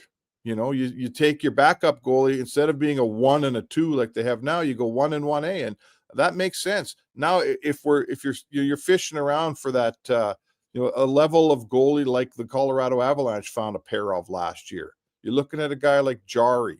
You're looking at guys that aren't Vasilevsky, Ottinger, Hellebuck, Demko, Shesterkin, Sorokin, not those guys, because you're not getting them. So the rumors are there. Now you got to find the guy, and he can't make $7 million because you can't afford that guy. Mm-hmm. We're talking about Tristan Jarry, who a lot of fans know him from his days with the Oil Kings here. He's played 13 games. Stu Skinner's at 21. So he's played way more. Tristan Jarry's, I guess, his record in the past. Well, what is it compared to Stu's? He doesn't have near the playoff experience. Nothing. Right. And I'd ask you this: if I'm Dubas running the Pittsburgh Penguins, I'm split right now. They're splitting their goaltending between Tristan Jarry, who's somewhat of a veteran, and Artur Shilovs, who's really never proven other than one series that he's an NHL goalie. And Jarry's numbers are far better than Shilov's. I'm in a playoff spot right now. Like, Pittsburgh's one of the big surprises for me in the East. I never thought they'd be close to playoffs. So if I trade my goalie and put the ball in Artur Shilov's hands, what am I doing? That isn't that kind of derelict for. Why would Dubas trade Jarry?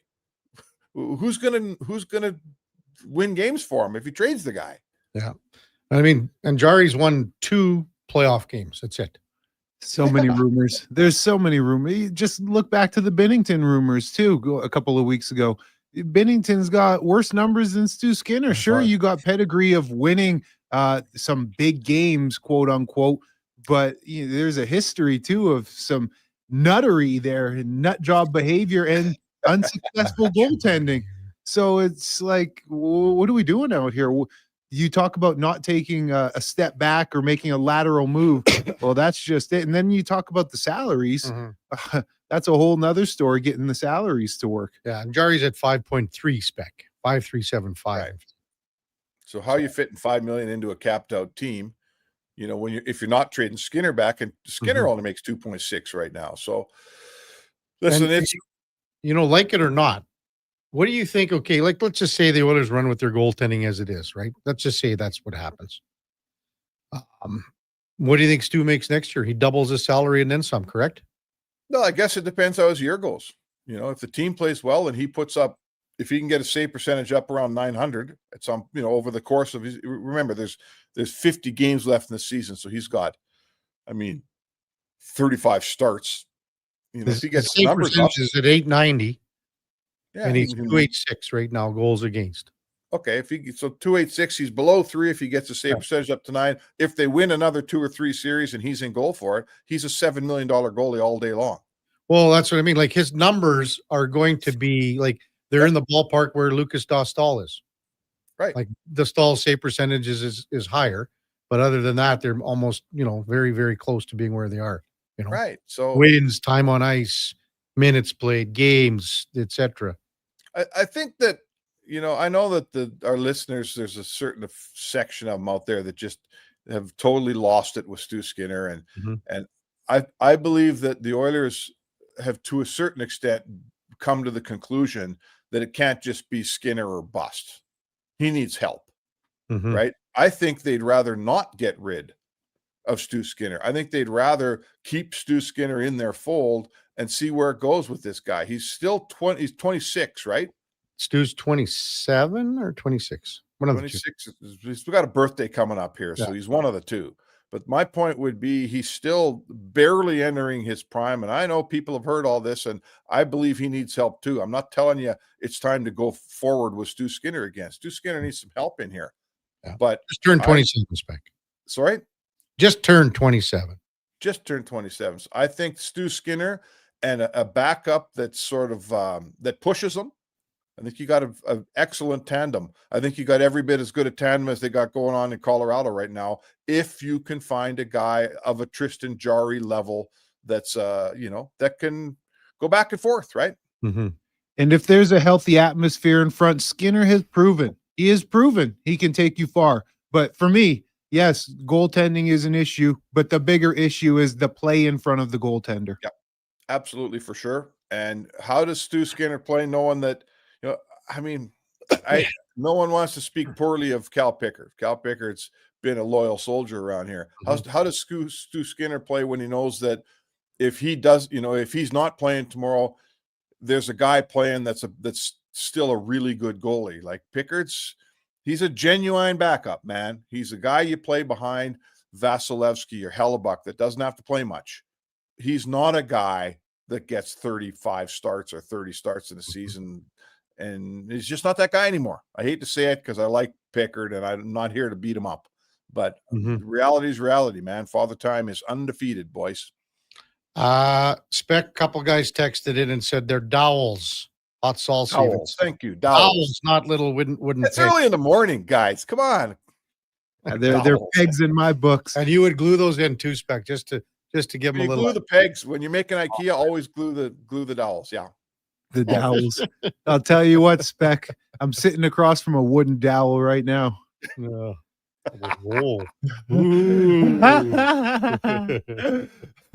Oh, beautiful. Good stuff, Spec. You heading down to the rink for practice here? I got a long stretch here. I may get a day off today, boys. Oh, really? Good for you. Yeah, I'm going on the road on Friday. I got about. So you're doing this? Are you doing the whole trip, or what's going on? Yeah, I'm out Friday doing the whole trip. Actually, I'm not doing the last game in Minnesota. It's a day game and a Saturday afternoon. I'm going to come home Friday. Oh, the Minnesota game. Okay. Yeah, we had a texter. I think it was RBS said he's going, and you should be there in time on Monday. You can go to the NFL game. Steelers play on the Monday night. On Monday night. There you go, Spec. Yeah, you know what? You know where I think I will go on Monday night in Pittsburgh if the Steelers are playing? There's a little bar on South Street called Smokin' Joe's. And it'll be a lot warmer and the food will be better. I'll probably watch the game in there. Go to the game, Spec out. You know that Michaels is going. I'm sure he's going. Yeah. Yeah, they got tickets. Then you got to bring warm clothes on the road. Like, what are you going to go to? I'm bringing suit jackets, man. I don't have mitts or boots or nothing. I'm not going to freeze my rear end off on a Pittsburgh Monday night. I just go to the Sally Ann, pick some stuff up for the day. Maybe Shales. There's a little place there called Shales. They'd have the game on. See, some guys go to stadiums. Some guys just go to the right pub. Kevin knows both. Have a good one, Spec. Take care, buddy. All right, boys. That's Mark Spector from Rogers Sportsnet. On the Mark. On the Mark is brought to you by the good folks at where am I looking here now? Powered by, brought to you by, fueled by Northgate Chevrolet Buick GMC. And it is a December to remember. You got thousands of new and pre-owned inventory. Check them out at Northgate Chevrolet Buick GMC, northgategm.com. Nice. You gotta go to the game. I would. But also the sports. Warm coat. I get the sports bar scene too. No. Go. I don't have my warm coat. I'm only bringing suit jackets. Oh man, Speckley. When we come back, we will get to some of your texts. 833-401-1440. Got to do in or out as well. It's all straight ahead on the Kevin Karius Show with Eddie Steele, Duke of Delburne, Josh Fenwick on Sports 1440. We're streaming on YouTube, X, Facebook, Instagram, and even Twitch. We want orange. Give us the orange. We want orange. Bring back the orange. You got it, Canada. Booster Juice orange smoothies are back by popular demand. The original, the marathon, and orangesicle smoothies are back and bursting with tangy zest of oranges. They're Canadian favorites. Orange, you glad they're back? Only for a limited time. So squeeze the day, smoothie lovers, and head to a Booster Juice near you now. Booster Juice, Canadian born, blending since 1999.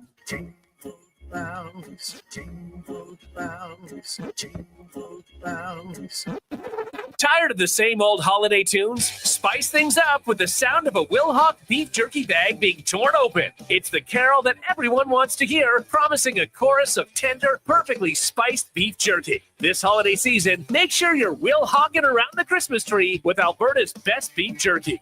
Call to place your pre-order today at 780-986-2537. Top quality flooring, locally owned, and Canadian products from Beaulieu. Yeah, that's CFI. CFI what? No, CFI, Custom Floors Inc. From free estimate to professional installation, contact Custom Floors Inc. at customfloorsinc.ca. At Fountain Tire, get up to 15% off select tires, up to $125 off a set of 4 select Goodyear tires, and $50 off $150 service until December 13th. Restrictions apply. Book today. Fountain Tire. We're on this road together, Canada. You matter. Your mental health matters, and you're braver than you think. Not Alone is an organization focused on creating a space of acceptance and support through tough, meaningful conversation. My name is Tyler Smith, and you are never alone. NotAloneCo.com. It's okay to not be okay. More Edmonton families than ever are struggling as food prices skyrocket. The Holiday Hamper Foundation provides festive meals for 2,000 homes in need. Your donation ensures a turkey is on the table for every family. Donate today at holidayhamper.ca. 24 hours a day, 7 days a week. Edmonton sports fans stay informed with Sports 1440. Stream us. Listen to us on the AM dial. However you consume this radio station, thanks for listening. Hey, you know winter is really freaking cold, right? So play it smart. Don't get caught freezing in your car with your pants down and no power. At Big Toy Shop right now, lead-acid batteries are just $129. $129 is a great price for a good start. Big Toy Shop.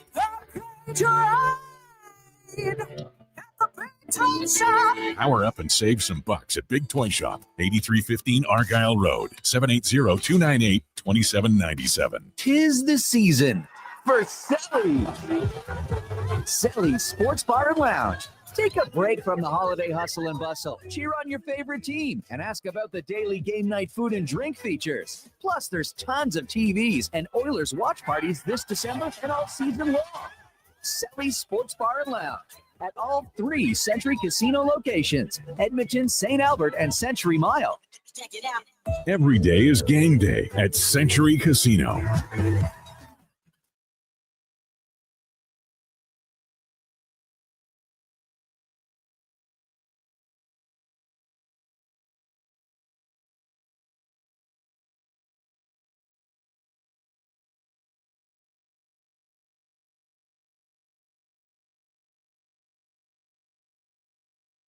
Stories, guests, and insights. This is Sports 1440 and the Kevin Karius Show.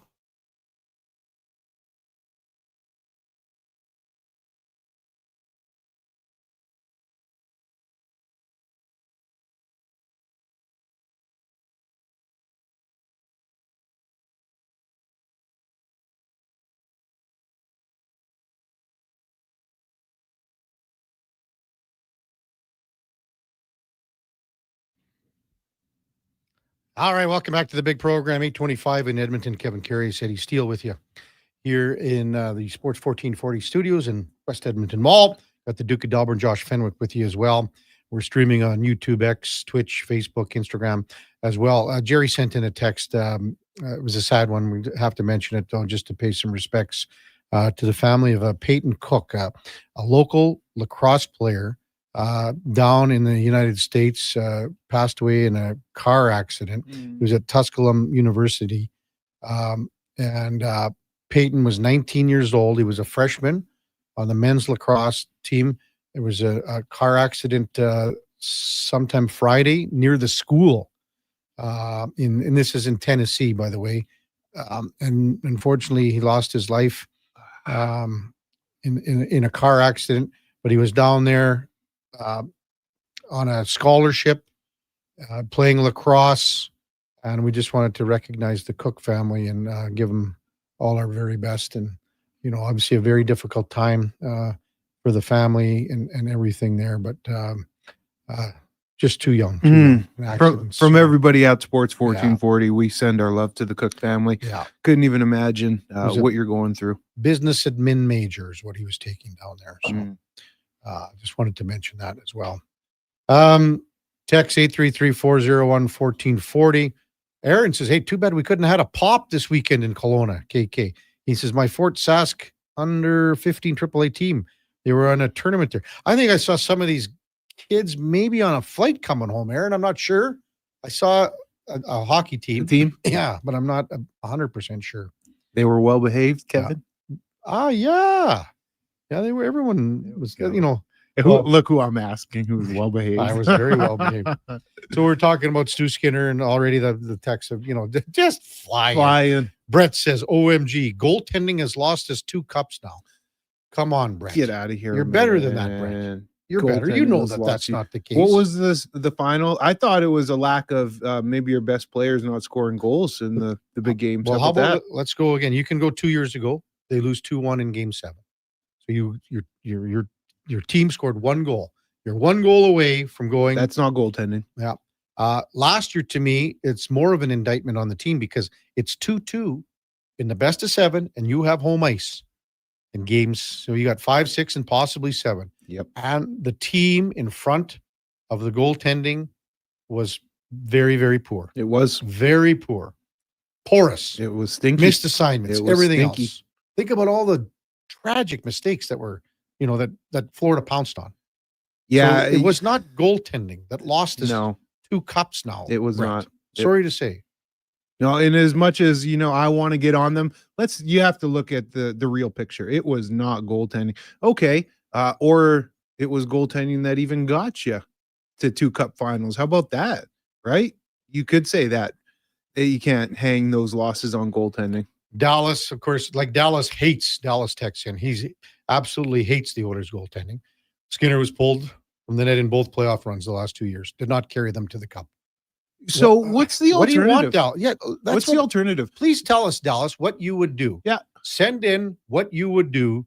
And I don't want to hear a pie in the sky. Get one of these top 5 goaltenders. No, man. Let's hear how it will work salary wise. Put your GM hat on. And how will it work salary? And if we see a Jordan Bennington text, don't text back in because that's just ridiculous. Yeah. Guys, come on. That cup 2 years ago was lost in game. He says 1, 2, or 12. I don't know what he's saying here. And 3. Games 1, 2, and 3. Please stop. You guys are ridiculous. Skinner needed to stand on his head in game 3 and didn't. From what I recall, the Oilers got. Dallas says, I'm just stating the facts. Skinner was pulled. Well, was not, I guess Ottinger wasn't pulled last year. He wasn't pulled either, Dallas. Would you rather have him?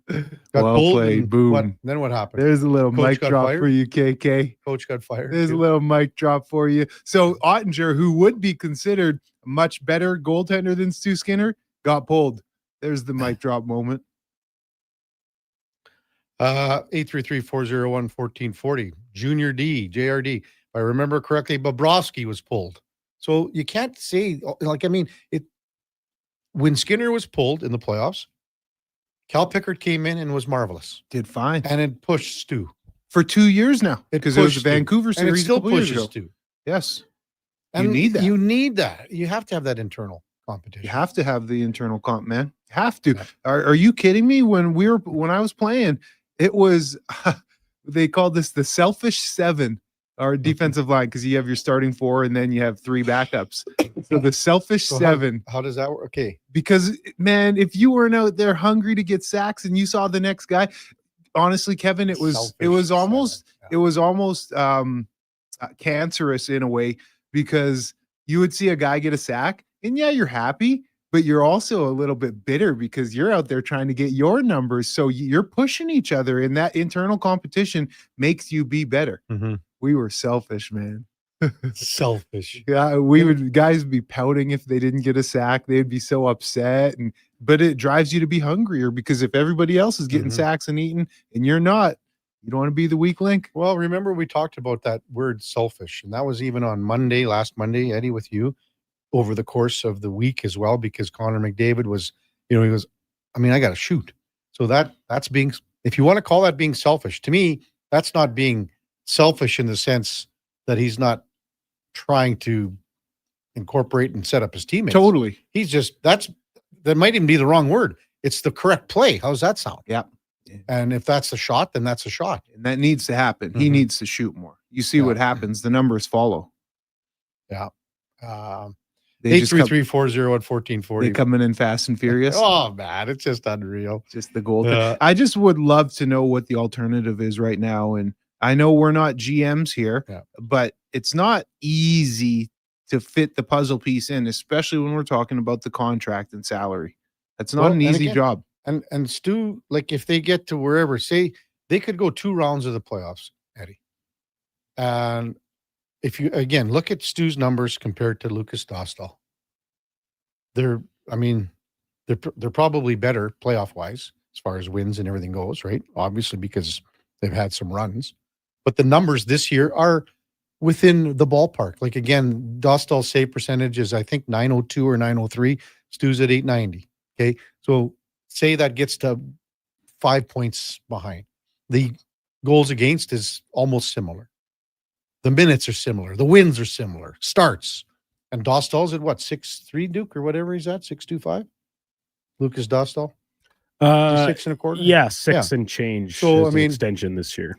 I'm being drawn back to a conversation we had with Jason Gregor a couple of Fridays ago as well, Kevin, when we were talking about the Oilers being 31st out of 32nd in team defense, 31st out of 32nd in 5-on-5 goals given up, high danger slot chances given up. That ain't on the goaltender, man. That's the defense in front that needs to play a lot more up to the standard. Stu Skinner, we're talking about what's he got right now, save percentage. He's 889. I think it's almost 890 or something. 890. And what if he was at 91? So a couple of percentage points better. We're looking at him as a phenomenal goalie. So it's the action in front, the team environment in front. To be 31st out of 32nd team defense, that's not on the goaltending. To give up the most high danger chances, that's not on the goaltending. Keep that in mind. And those are the real numbers. We talked about it on this program. Gregor had the numbers. We had the numbers. That's the real facts. Tim, I'll just read the last bit of Tim's text. Why are we whining? The Oilers are hot right now. Why are we whining? Totally. Exactly. Totally. Let's leave it at that. Well said, Tim. When we come back, I guess we'll go in or out, Eddie. Are you fired up about this or what? Fired up. I'm concerned about this Monday night. Is it my pick for Monday Night Football, Duke, or it's Duke's pick? What do you mean?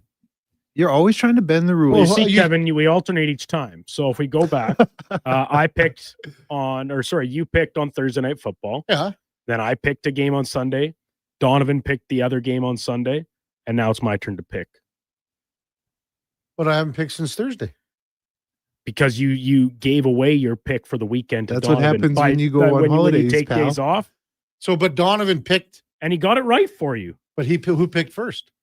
Donovan. I You picked did. first. Okay, now you're making and sense. I picked a Sunday nighter. He just wants the world to stop while he's gone, dude. I guess so. It's Kevin's world. We're living in That's it. right. That's right. In or out when we come back. Kevin Karius, Eddie Steele, Duke of Delburne, Josh Fenwick on Sports 1440 AM radio. We're also streaming on YouTube, X, Facebook, Instagram, and Twitch. As 2025 comes to a close, GS Construction would like to take the time and thank our crews, our partners, and our communities for another successful year of teamwork and growth. Together, we've helped keep Edmonton and the surrounding area moving by building and maintaining the underground infrastructure that keeps everything running smoothly. It's been another year of dedication, pride, and hard work the team has put in to make it all possible. To learn more about our people and our projects, visit gsconstruction.ca. Hi, Mike here from Northgate Chevrolet Buick GMC. It's not lost on me that this radio ad competes with a lot of other dealerships on the air. So what sets us apart? Honesty. At Northgate, we believe in giving you the very best price we can with the most value possible. We aren't giving away free trips or paying off your credit cards, but it is my promise you will get exactly what you paid for every time. Stop in and see us today, 13215 97th Street, or visit us online at northgategm.com. He's a winner. Wait, she's a winner too. Right.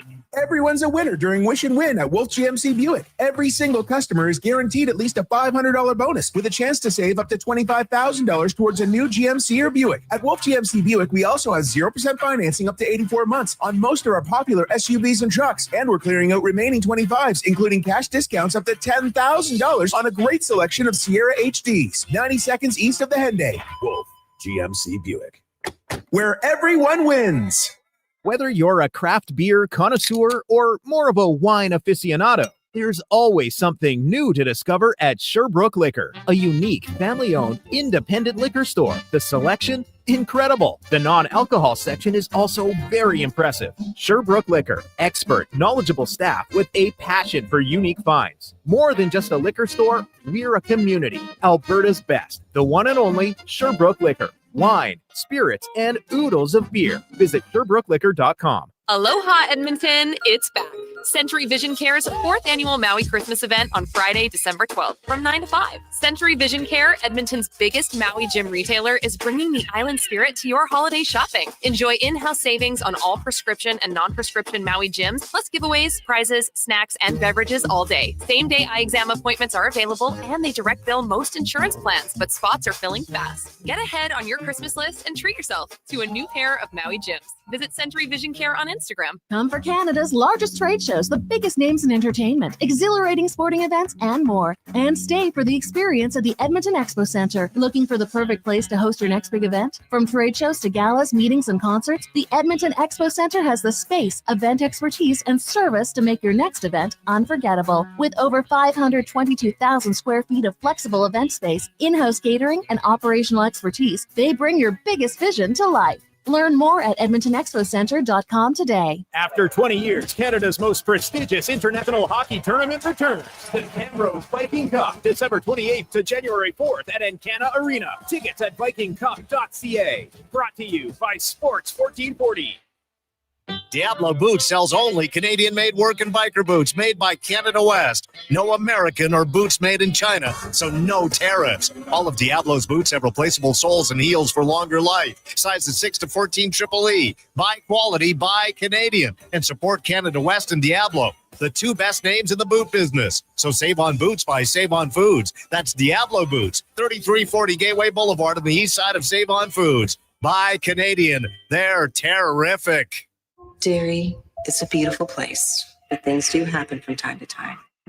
Crave is the exclusive home of groundbreaking HBO originals, including It, Welcome to Derry, the much-anticipated new series from the world of Stephen King. Go back to where it all began.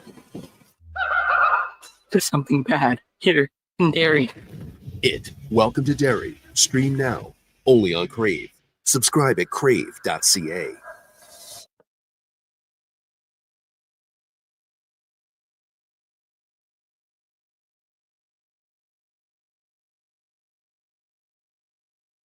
Have your sports curiosity cured with the Kevin Karius Show. This is Sports 1440.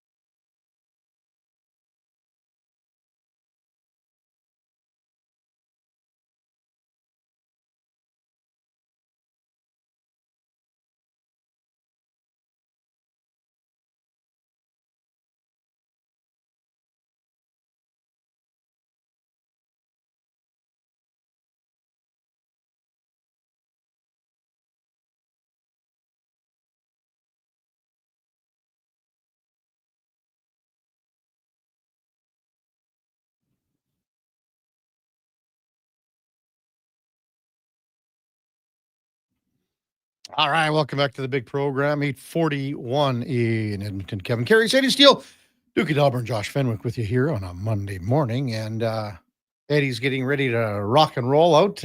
No podcast today with Declan Kruger. You're going to do it tomorrow, Eddie? Yeah, we'll be doing Elks Nation tomorrow, Elks 101. Catch us so wherever you catch all your pods. Little extra day for preparation for you? Exactly, a little more prep.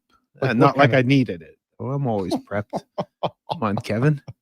I'm under a Tuesday. If the hay's not in the barn and if you're still prepping a day out, you're not doing it right. Come on now. As I'm driving on my way to work prepping this morning. Yeah. I had to leave I left my computer here.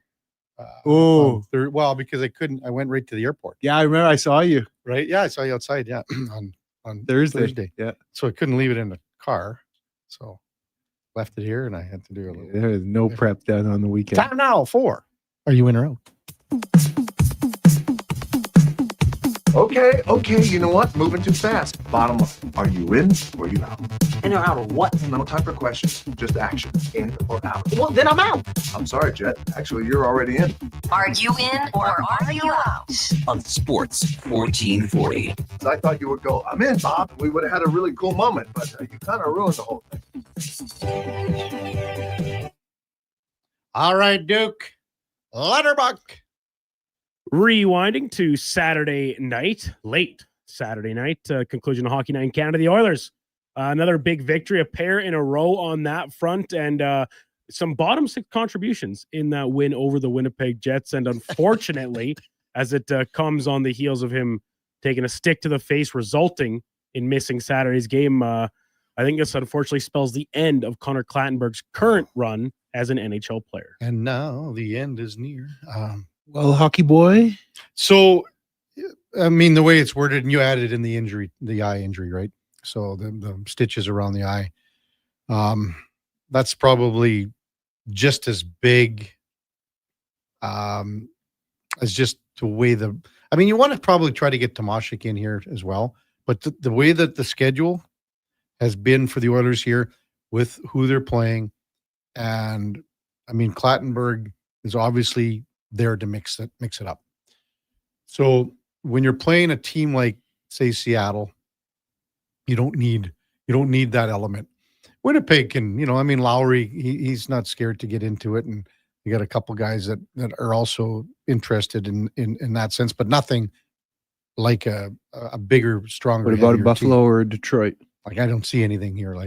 So I'm probably going to say that it's close to where he's on the way back to Baco. That I think he's here till Christmas though, Duke. Just because there's no one else like body available. You like Ross, do you think he plays another game? Yeah, I do. Roslovic is still 2 weeks away. Kapanen's 2 weeks away. So that gives him a little bit of time and see what happens on this road. Maybe he doesn't draw in here in the next 2 home games, but maybe And plus he collects a big check here for another couple weeks. Yep. Give him a little more, little walking Little around Christmas money, man. Yeah, Christmas a little money. bonus The stuff. holidays are here. Yeah. But it's coming to an end. I would say it's going to be around Christmas time. Yeah, I'll be in as well. This current run, I think, will be coming to an end. Just based off the wording you used there, Duke, the current run. And then, of course, the injury. You have to factor in the injury that he had on the weekend, too, see how the eye's doing. Yeah, so Kevin, I'm with you that I think he'll remain on the roster until they get another forward back, obviously, to have an extra body. But unless another injury occurs, but like his role on recall was to try and wake this team up, right? Put some players on notice. Yeah. I think that has been accomplished. We've seen the team play much better. David Tomaszek, after being healthy scratched in lieu of Connor Kleinberg for several games, he comes back in, does score a goal, looks much more effective in that bottom six spot. So anything can happen. Guys can have bad games again. I'm not saying that all of a sudden the seasons are all the Oilers' problems are cured and they're on their way to rattling off 18 straight wins. But I think Clattenburg's purpose at this stage of his career has been served, and he will, like I said, collect an NHL check for the next couple weeks, but then be headed back to Bakersfield. I think I'd be surprised if he plays another game. Yeah. Okay. College football playoff bracket comes out yesterday to much criticism, lots of buzz around the inclusion of Miami, Alabama, Notre Dame being left out. James Madison gets a group of 5 team. Plenty of things, plenty of discourse to be had after Saturday's championship games. And unfortunately, I think because of all this discourse, the fiasco that's been created from it will create the end of conference championship games, in college football. I could be in on this, Duke. It's already, I mentioned earlier in the program how confusing this whole thing can be. It got confusing going into this past year with the realignment of different conferences. And it's only going to get worse because the way it works out, and if you win, or if you're playing in the conference championship and you lose that, well, then you're still better than some other teams, but then you could not make the playoff. It's weird, man. It's very hard to totally understand unless this is your realm that you work in. Because even me as a football guy who is really aware of NCAA ball, it's tough to wrap the head around. And then the different scenarios, and they're even taking it to computer-generated scenarios or computer-generated winners based off different scenarios. It's really tough to comprehend, KK. So, hey, Duke, while you were putting that big dent in your couch, did you watch the Big Ten championship then? Yeah, I did. And what did you make of that? Well, you got to give a lot of credit to Indiana, man. Big Holy win. smokes. Like Big win. that's so impressive so cool. for a program that was essentially dead and buried 2 years ago. Just a couple of years ago. And now the way Kurt Cignetti has come in, brought some guys with him from JMU, like all the power in the world. See, so this is the thing, Kevin. That game, those are 2 undefeated teams. Even if we were still in a 4-team college football playoff, both Indiana and Ohio State would still be in. Right. They're like that to me is a for sure. Now, let's take that same mindset applied to some of the other championship games we saw. Georgia beats Alabama pretty handily. Game was never really close. But earlier this year, Alabama beat Georgia. So that's the committee's validation, their reasoning to still include Alabama despite being a 3-loss team. But then they exclude BYU, who also lost their championship game by a pretty wide margin, as a 2-loss team. So that, again, they're talking out of both sides of the that's what I mean here. Like, you can't have it both ways. Yeah. And we talked about this a little bit on Friday. We had Declan on to kind of tee up some of this and how the potential fallout could shake out. And then with Duke beating Virginia, ACC does not get a team, which is just comedic actually when you put it in a bigger scope. But kind of besides the point here, because now you get Tulane and JMU in. Yeah, like to me, it's just like you said, Kevin, talking to both sides of your mouth. You're punishing BYU, and then you turn around and reward Alabama for the exact same thing. And that's because the whole SEC aura, right? So let me just throw this at you, Eddie, and to you, Duke, as well. If you were going to rank on a scale of 1 to 10 for Ohio State, what's the bigger game for them? Okay, if it's a 10 out of 10, the game against Michigan, okay, the week prior, compared to the championship game against Indiana. is Indiana at, and even that's a conference championship game. Exactly. It should be bigger. It should be big, but no, is that it a Michigan, 6? Is it a 5? Is it a 4? That Michigan was way bigger to them. Yeah, that's what I'm saying. So that's why I'm 100% in. Get rid of the conference champ. Like I'm to the point where I'm getting rid of all the conferences because it just doesn't make sense. It doesn't to me make anymore. sense. It But doesn't make sense. I think the conferences will still exist, but back to because they're so big now. And Because I understand why, Duke, because of money and television and everything like that. But to re-implement divisions in the conferences to give a little more structure to the schedule. And I have to correct myself. This text just came in. Yes, the AC does get a team Miami because they get in over Notre Dame, but like they don't get a conference champion in. Like Miami wasn't even playing in the conference championship game because they had a couple really bad losses this year, as did, Notre Dame losing the first 2 of the season, whatever. But I just think like the system is the expansion of 12 teams was supposed to fix the system. And I think it's actually only made it more complicated and just in different ways. Maybe not more complicated, but just as complicated, just in different facets. So there's no perfect way. Like I don't want to see more expansion because last year there was not enough good teams to fill out a 12-team college football playoff. This year there's probably 15 teams that could realistically all deserve a spot and have a chance to win a game or two. But I think it's on. And then you see Notre Dame pulling out of the bowl season.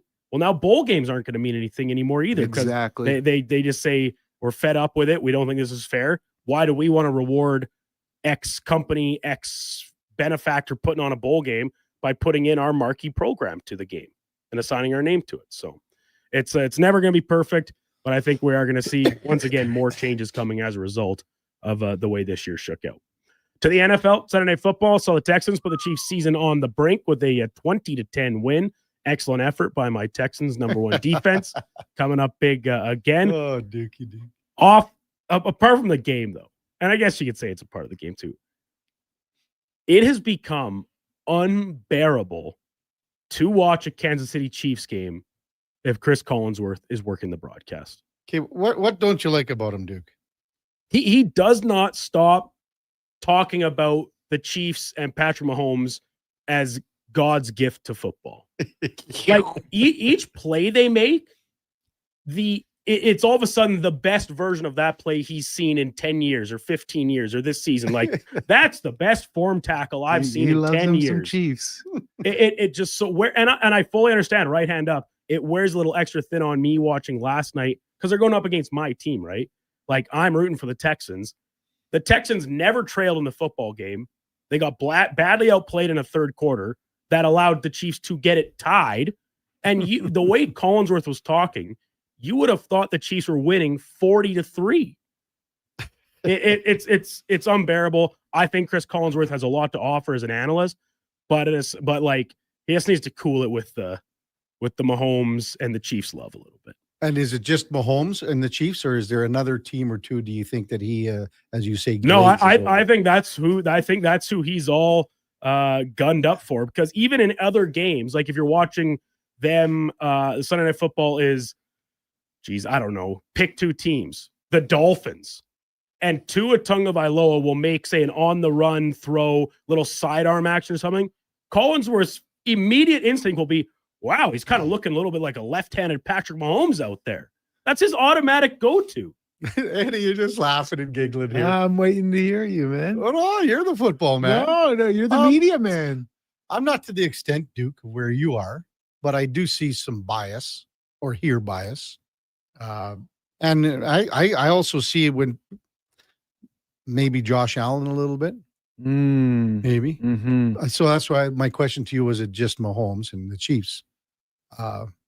It's funny, like he should be like all over guys, like like what did he say about the catch from Burks, right? He said, well, it's in the neighborhood, but it's a few blocks away, comparing it to Odell's catch.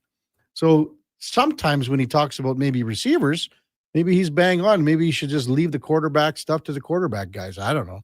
Yeah, he does get going on his quarterback tangents, his infatuation. Listen, like if you watch JJ Watt and listen to him, like, I mean, he's like you, Eddie. So he's watching and knows more about the defensive end position. Yes. Defensive lineman, because that's his bread and he butter. did. Yeah.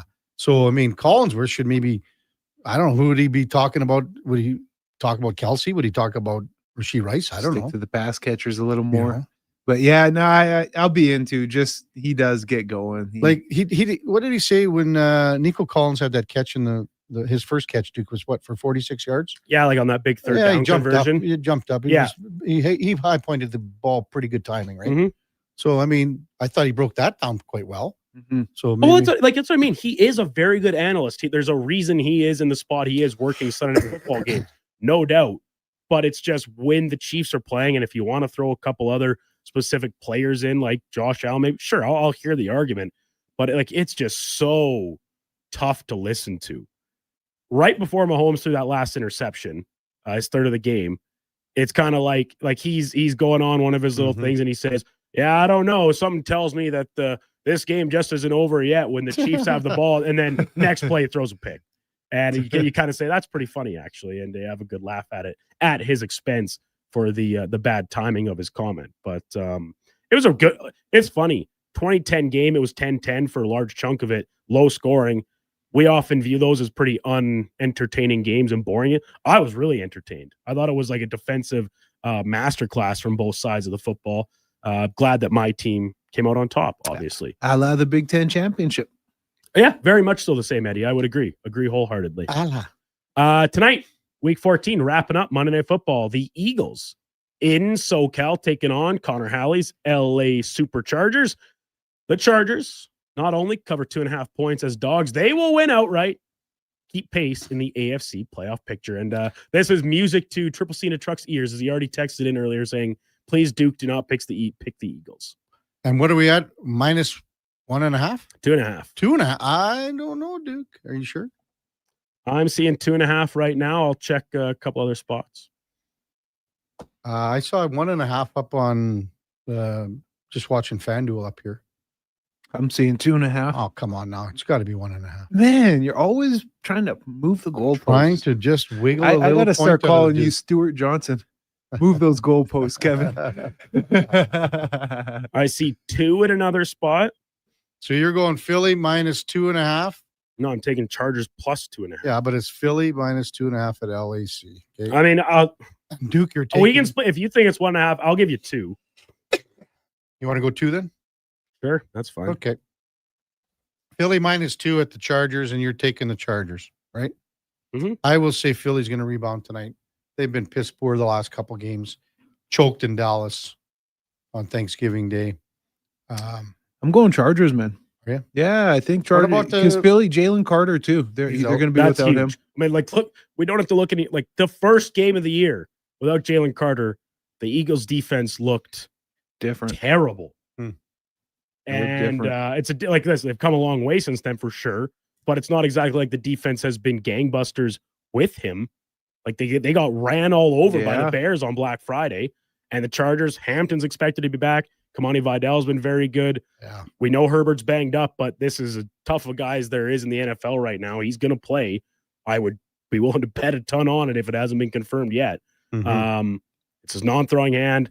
Won't be under center a ton, which will obviously be detrimental. But I think the Chargers have a framework game plan in place that they can win this game at home, right? MTR says the Eagles stink. Horrific offense. Triple C crying in his truck tomorrow morning, sobbing like a baby after he sees this offensive performance. I love the beef that we have developed on our text line. MTR Good going night. at it with Triple C.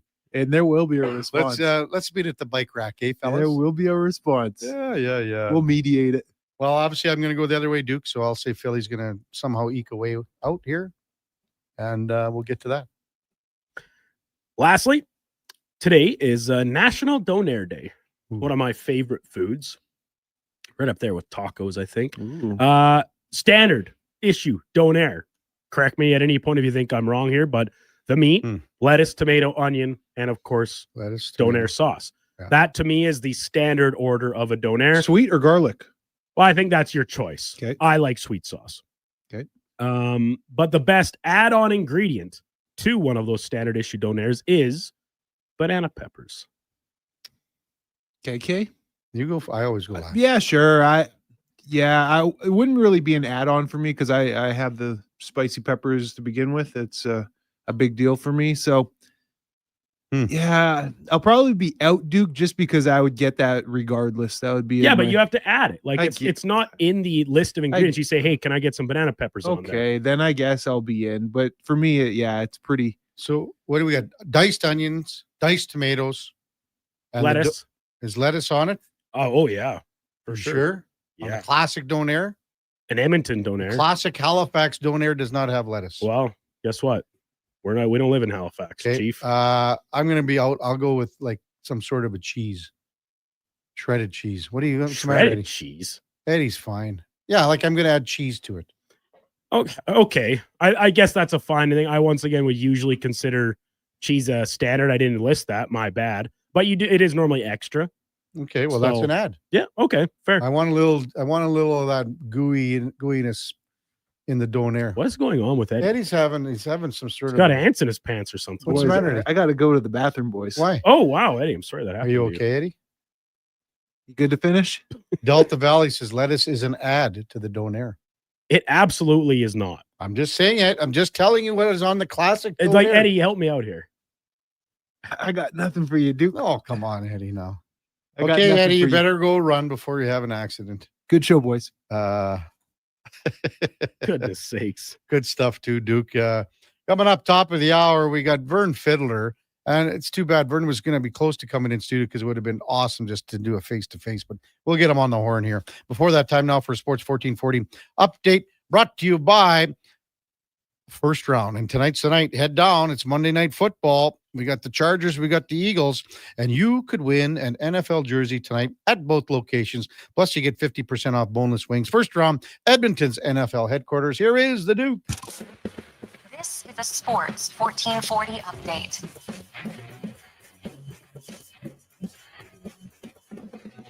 8 games across the NHL yesterday, including the Avalanche getting back in the win column 2-1 over the Flyers. Dallas beating the Penguins 3-2 in a shootout. Dylan Holloway, 3 points, lifts the Blues to a 4-3 win over the Habs. And rookie scoring leader Beckett Seneca tacking on 2 points. Ducks rout the Hawks 7-1. From Rogers Place, Edmonton Oil Kings falling to Prince Albert 4-3 in overtime in their annual Teddy Bear Toss game. Over 16,000 Bears donated this year. In the PWHL, Montreal beating Toronto 3-1. Minnesota losing in Boston 4-1. And over in the NFL Week 14 action, Steelers taking a pivotal AFC North matchup over the Ravens 27-22. Colts lose to the Jags 36-19 and lose quarterback Daniel Jones with a season-ending Achilles injury. Packers taking over first place in the North, beat the Bears 28-21, and the Texans put the Chiefs' playoff hopes on life support with a 20-10 win on Sunday Night Football. 7 games on the hardwood, including the Raptors dropping a third straight, 121-113 to the Celtics. Lakers beat Philly 112-108, and the Thunder make it 15 in a row, 131-101 over the Jazz. Finally, Baseball Hall of Fame will welcome Jeff Kent to its halls next summer after his selection by the Contemporary Era Committee. Kent was a 5-time All-Star second baseman with a 4-time Silver Slugger Award and won the NL MVP in the year 2000. Coming up in hour 3 of the Kevin Karius Show, we'll be joined by former NHLer Vernon Fiddler. I'm Brandon Douglas. That's your Sports 1440 update. This is Sports 1440, a Stingray radio station broadcasting on Treaty 6 territory. Download the free iHeartRadio app and listen to CKJR wherever you go. Weekly NFL giveaways, drink specials, huge screen TVs. The hits keep coming at First Round, Edmonton's NFL headquarters. Watch NFL football at First Round, and you could win a trip to your favorite NFL city for a regular season game next season. Catch NFL action Thursday nights, all day Sunday, starting with the Pro Bowl brunch from 10:30 to 2. Then Monday night with half-price boneless wings after 6 p.m. First Round, burgers, beer, sports. Downtown and Bourbon Street, West Edmonton Mall.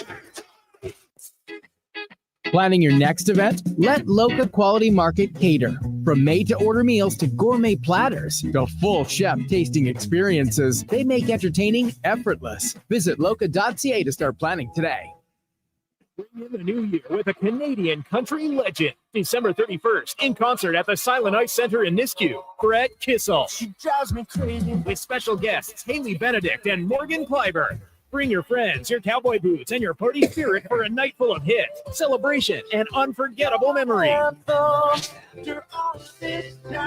Hosted by Chris Sheets, the countdown to 2026 starts with Brett Kissel live on stage. Get your tickets now at silenticecenter.com/events.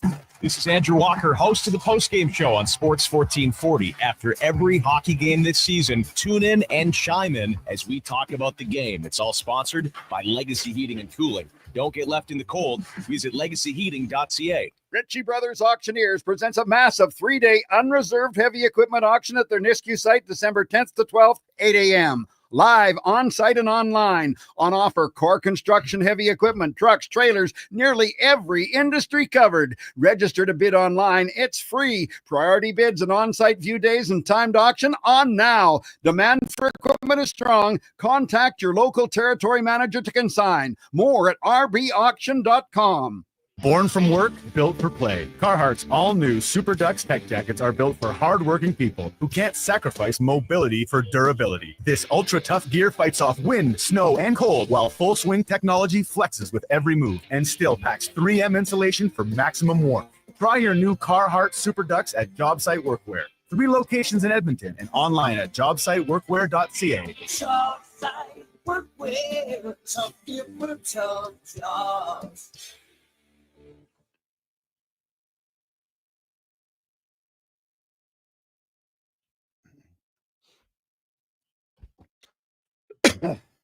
Stories, guests, and insights. This is Sports 1440 and the Kevin Karius Show.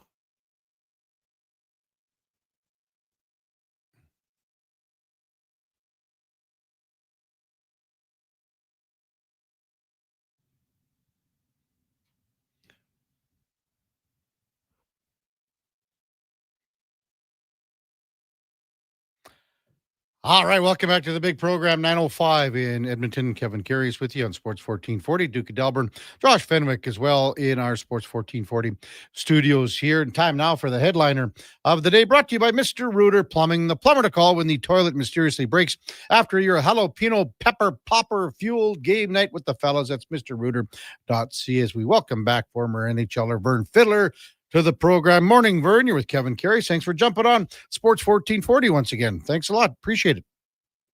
Thanks for having me, Kevin. Well, you're in town, Vern, to watch your son Blake.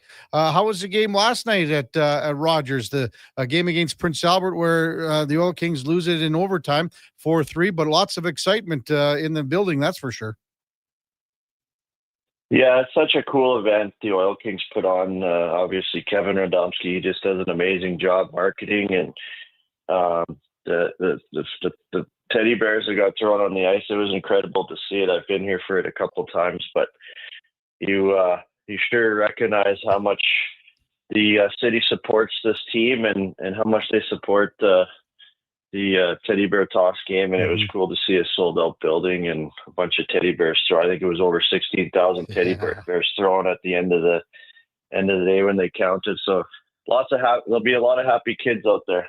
Yeah. Where were you sitting, Vern? Well, we had our 4 tickets. It's right at the top, so we kind of had a shelter. we had some a bunker that we weren't getting hit with. The first year I learned the hard way. We were right by probably 5 rows up from the glass. And I had to shell my mom because we were getting bombarded. Yeah, that's exactly, because if you're getting there, all the bears that get tossed from the upper deck, they're landing somewhere, and those people are they have to end up throwing the people that are on the glass probably throw, what would you say, 30, 40 bears a piece probably. Yeah, they all seem to find their way down to the first 10 rows, and then those people got a pretty tough job the rest of the way. Yeah. Were you ever is it too far back when you were playing? Did you guys ever have a teddy bear toss anywhere? No, we didn't. I know Kamloops, I think, was one of the first teams to start it, but I don't think I was ever part of one. Yeah, it's an amazing thing. And here in Edmonton, probably one of the more successful buildings. Calgary's been doing it even before here because they were in the league a lot longer than when the Oil Kings, very successful at the Saddle Dome as well. Vern Fiddler with us on the Kevin Karius Show on Sports 1440. So you're in town, and did you catch the game too Friday as well, Vern? Yeah, came in, flew in Friday and caught that one, and just wanted to get up here before Blake heads off to World Junior Camp. Try to, get him spiffed up, get a haircut. I got strict orders from Mama Bear to get him in order before he leaves, so wanted to get up and just get him ready, have a visit with him, spend some dinners with him, things like that. And then obviously when he's at the rink, I make my rounds to see my brother, sister, and my dad, and we kind of get around to see everybody. So I don't miss this cold weather. I got to tell you, it's been a shell shock getting off that plane on Friday and trying to get accustomed to that. I haven't taken my jacket off all weekend. How long you staying for, Vern? I'm going back tomorrow. Okay. My daughter's got a dance competition, so we're going to head back.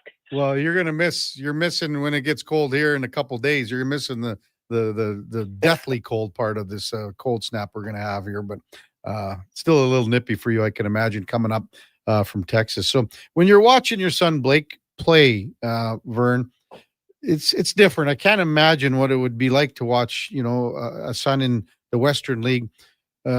How different do you watch the game? Like, I mean, I'm sure you're saying, okay, he's coming over the boards next shift and going to keep an eye on him. And like, how different is it watching the game when you've got a kid playing? Yeah, it is different. It's, you've invested with him, and, there's obviously things that, we chat about or he brings up to me. So when he does jump over the boards, you're watching for those things, and, you're always just, hoping for the best, and you're there to support him. But, he's got lots of good people around him, not only with the Oil Kings, but now with Seattle, they have their development guys in quite a bit. And, so, you gotta be very careful how you approach it, because he's getting a lot of information from, not only his coaches, but the Seattle staff. So I just try to support him, but it's fun to watch him. I really enjoy it getting up here. It's, it's such a great organization, and, with Kurt Hill, he's set a standard here, and to come up here, it's always so fun just getting up to the games and, the development, just watching this team for the last 3 with the young guys. Like, Luke Pierce did such a great job with these young guys, and, they've all taken strides, and just watching that, it's fun to see. But I really enjoy watching my son, and it doesn't matter if you're a doctor and your son follows in your footsteps. I'm sure it's the same thing, but to see him going through what I went through, and to be able to be a part of it, it's just really enjoyable. And, it gives me perspective on how my mom and dad were. And I always thought my mom and dad just like, you never give them enough credit. And you always wondered why they wanted to come watch morning skate when we came and played the Oilers and all this. But, I totally understand it now. Being a dad, you just, a lot of times you don't tell your parents all the details, and you just want to see what they're going through every day and what they're a part of. And you're just proud of them, because, they've committed to something that takes a big commitment, and to be a part of it, it's just great to see and great to watch all these young guys chase their dreams like I did. Vern Fiddler with us on Sports 1440. Son Blake playing for the Edmonton Oil Kings. Big right shot defenseman, Vern, but was he always a defenseman? And you being a forward that played so many games in the NHL, is that something where when he was younger, you were like, well, play wherever you want, or maybe he was better backward skater. Maybe he skated backwards better than a lot of kids down in Frisco, Texas. So maybe just tell us about that journey when he was a young guy. Yeah, no, he like, we put 38 on his jersey, and we wanted him to be a grinder. Like, we wanted him to be going hard to the net, getting in battles. And like, I was like forcing him, you're going to play exactly like your dad, win faceoffs, not be able to stick handle. And then it turned out a little bit differently. He's a big lengthy kid as a young guy. And I think he was about 9 or 10, and he just really just took off growing. So, at the time, we were going to a tournament in Chicago, and we lost a couple D-men to a flu. And, he was always like a really good skater, just, being a bigger guy. He he needed a little bit of a runway, and we put him back on the back end, and he got to play a whole bunch more. And we saw tendencies of being able to keep gaps and go back for pucks and carry the puck up the ice. So I remember going back to Dallas and saying to my wife, I said, geez, I think Blake's a D-man. And I hate to say it, but, he's going to have to change his number 38 and the whole works. Like, we might have to make him a D-man. So that's where it started. And then we actually, when I retired, we moved up to Kelowna, and we went to Okanagan Hockey Academy, and then that's when he took the position on full time. And Mike Agner, who's actually the coach in Red Deer, assistant coach in Red Deer with the Rebels, he was a D-man. So he really took him under his wing and taught him a lot. And, that's just kind of where it started. And, obviously he's got lots to work on, but I think he's definitely on the right runway, and he's making strides this year and trying to improve on things that, everybody's trying to help him with. And, we're very proud of the young man he is, but he's also, taking major strides on the ice as well. Yeah. Vern Fiddler with us on Sports 1440. I can't remember, Vern, if you were, the last time we talked, if you were going to make your way out west when they went on that west road trip. Did you head out for a couple games out on that trip? Yeah, I ended up catching 4. I ended up catching Victoria, Vancouver, Kelowna, Penticton, and we got lots of family in the Vancouver, Kelowna area, so it was great to get out there. And the boys had a great road trip and get to connect with some family. It was a good swing. Yeah, I saw the overtime goal that Blake scored, and he had the old mocking the fiddle. He was playing the fiddle sort of on his arm. What did you think of that? And also, did you ever do that? No. I caught that game. I flew in. It was about 4:00, and I just got up to Kelowna or Penticton just in time for the game. But it was cool to see that. But no, I hadn't. He pulled that fiddle thing out a couple times in Bantam and midget, but I hadn't seen it yet in the Western League. So, I hadn't used that, and I probably would have never, because I probably would have got sent to the minors if I did something like that. No kidding. It was cool to see. It was exciting to watch him score his first overtime winner, and I don't suggest that I'd be doing that kind of thing, Kevin. Yeah, it was great to see. And again, overtime winner. What the heck? So, as you said, Vern, he's going to be off. Blake's going to be off to the World Junior Camp, and it starts, I guess, in about a week in Minnesota. Maybe just a thought on, the possibility, good chance of representing the United States on home soil for the World Juniors. This would be something that every kid dreams about. Yeah, it really is. It's exciting. He's been connected with the USA Hockey, playing in 5 Nations, Helinka, and then the U18. So, he's represented US very well, and it's a huge honor to be going to this camp, because it's every kid's dream. Like that's my favorite part about Christmas is Boxing Day, and we kind of have like a divided family at home because of the Canadian and the Americans. Both kids are American, and my wife and I are both Canadian. But when he puts that USA jersey on, we wear the US jackets proudly, and I'm just trying to figure out if he makes it, if I stay home and watch it on TV or go, because that's my favorite thing to do on Boxing Day is get cozied up at the house and watch the World Juniors. But we're super excited for him. He's obviously got to go there and earn a spot, and we're just hopeful that he gets in there and has a good camp, and we'll see where it goes. Boy, the U.S. National Development Program has come a long, long way, hasn't it? Yeah, it really has. The USA Hockey model is very good. There's a lot of different skills that the guys work on, and coaching in the U.S. All the modules and the coaching certificates we have to take. It's really cool that the Americans have come a long way with that, because they really do a good job in these, especially southern states. Like, we're non-traditional hockey market.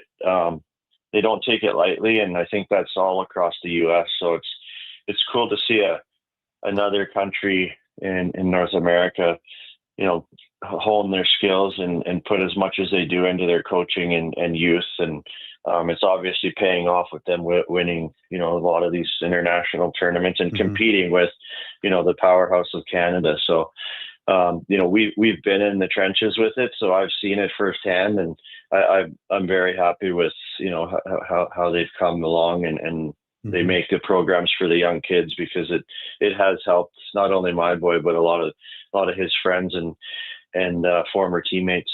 Yeah.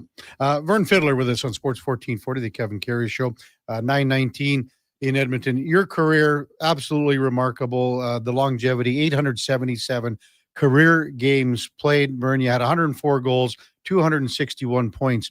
At what point did you know, when you came out of junior and you bounced around a little bit in the East Coast League and then made your way up to Milwaukee? Was it when you guys won that championship team maybe in Milwaukee, and that's when you were starting to get a taste of the NHL with Nashville? Is that when you knew, I can do this? Like, did you have that moment, Vern, at all where you went, yeah, I can do this kind of thing?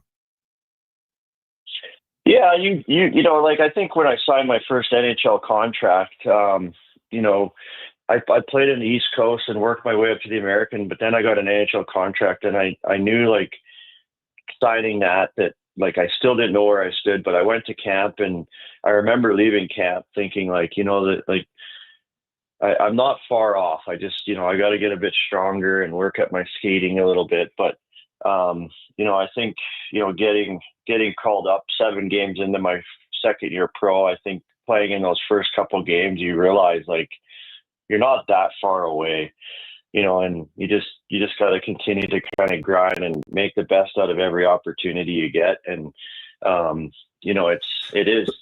players in the NHL level are extremely good. Like, they're super good, but there's positions on every team that have to be filled, and you have to find a way to find one of those spots. And, that's what I got taught at a young age by Barry Trotz. So it's like, where I remember him having a meeting with me talking about where he thought I fit in the lineup. And he asked me, and I was kind of like, well, like, it's probably going to be on that 4th line or 3rd line. And he's like, exactly. Like, this is what we need out of you. And this is where we see that you would be a good fit in this league, not only on our team, but in the league. So these are the things you have to get good at. And, I still think about that conversation I had with him, because I remember when I'd get, sent down if a guy came back from injury or something like that, of going down, and I just couldn't wait to get on the ice to work on those things, because I knew I was getting closer. So it does give you a little bit of belief, Kevin, that, you're close, but you also have to earn your opportunity. It's not just going to be given to you. So you really have to earn that opportunity. And then when you get on the ice, you got to produce. So, it's just staying in that mental space where, when you get that opportunity to do your job, and, just kept getting a few more games here, a few more games. And then before you know it, you're playing every night, and, you believe in yourself. Sometimes the good things happen to you. So, but there's also a lot of other people that have to get credit for it, because you got good coaches that teach you those roles and things like that. But like, to answer your question, it's, you get that one game, and then you want just one more, and then you just got to continue to earn that every single night. So, it just takes one person to believe in you and like you, and then make the best of your opportunity. And that's what I did. Vern Fiddler, our guest on the Kevin Karius Show on Sports 1440. How influential was Barry Trotz in you becoming, a regular everyday NHLer? And if you can bridge that with one of the best, nicest guys that I've ever met in the game of hockey, and that's Brent Peterson. Maybe touch on those two guys and what they meant to you, Vern. Yeah, they were massive influences to my career. Brent Peterson was probably he was probably in a way on the coaching side more influential, where Barry was more of like, the the opportunity. Like he was going to give me that opportunity if I earned it. But Brent was the guy that would have me over for dinner and, you know, calling me if, you know, I was down in the minors and getting called up. And I became super close with him and his wife, Tammy, and all the kids. But Brent spent hours on the plane with me with video or dropping me pucks and, you know, coming in the summers and watching me train in Nashville and just pumping me up all the time. He was probably the biggest influence in my career, my second year pro. But both those guys were very influential with me because they believed in me and they told me that. And, you know, a lot of times when people tell you things, you tend not to believe them, but they made a believer out of me, and they gave me my opportunity, but also stuck it out with me to go through the you know, the good times, the bad times when you're not playing well. They stuck it out with me, and, you know, it was 7 years with them. So they gave me really a foundation in my career, and then obviously kept in touch with them throughout my whole career when we'd get into town or summers. Barry lives in BC in the summers also. So two guys that I don't think I would have made it as long as I did if I didn't have them in my corner. And I was very thankful for those two. Man, I mean, Brent Peterson, again, you couldn't find a nicer guy in the game of hockey. And maybe just touch on what it was like with players like yourself and guys that were in Nashville a fair bit and spend a lot of time because, you know, Brent, Parkinson's disease, and then he went through that. He was at Vanderbilt, I remember, and had that brain stimulation. He was trying some things to help him along the way. And Parkinson's was the reason that he had to basically leave coaching. But maybe just to touch on that, Vern, about how that support and everyone was trying to, you know, get together and help Brent along the way here. Yeah, I was obviously unfortunate that he was diagnosed with Parkinson's, and I want to say it was like 2012 or 13 when he had to step away from coaching, because you want to talk about a passionate hockey coach. Like he was like, and I mean, he would have been a heck of a head coach. Like I think he would have been an outstanding. He was basically the head coach because him and Trotzy were very, you know, Trotzy's a great guy too. So he didn't have an ego and as far as that went, but like X's and O's wise, Brent was like by far the best X and O guy I had. But yeah, the Parkinson, you know, he was diagnosed with that, kind of took him away from the game. So now they have the Brent Peterson charity golf tournament in Nashville every beginning of every training camp that we all head back for and support him. And, you know, he's had, you know, multiple procedures to try to help him. I actually saw him about a month ago. He's still looking good. He's still sharp as a sharp pencil. He's very sharp. He still knows the game very well. He doesn't forget anything. He's always making sure that, you know, we're catching up on old times and chatting about family and Blake and Bella and things like that. So, you know, it's sad to see him, you know, take a little bit of a hit with his health, but to let everyone know he's doing really well. And, you know, he's still sharp and you still have great conversations with him. He gets around really well. So he doesn't miss a game, and he's always supporting the Preds. So he's getting around well, and it's good to see that he's still hanging on. Oh, that's outstanding. Vern Fiddler with us. Speaking of golf tournaments, Sean just texted in, Vern, to our text line, 833-401-1440. Says, Vern Fiddler used to host one of the best golf tournaments in Edmonton. Wish he would bring it back. Let's hear a little bit about that, Vern.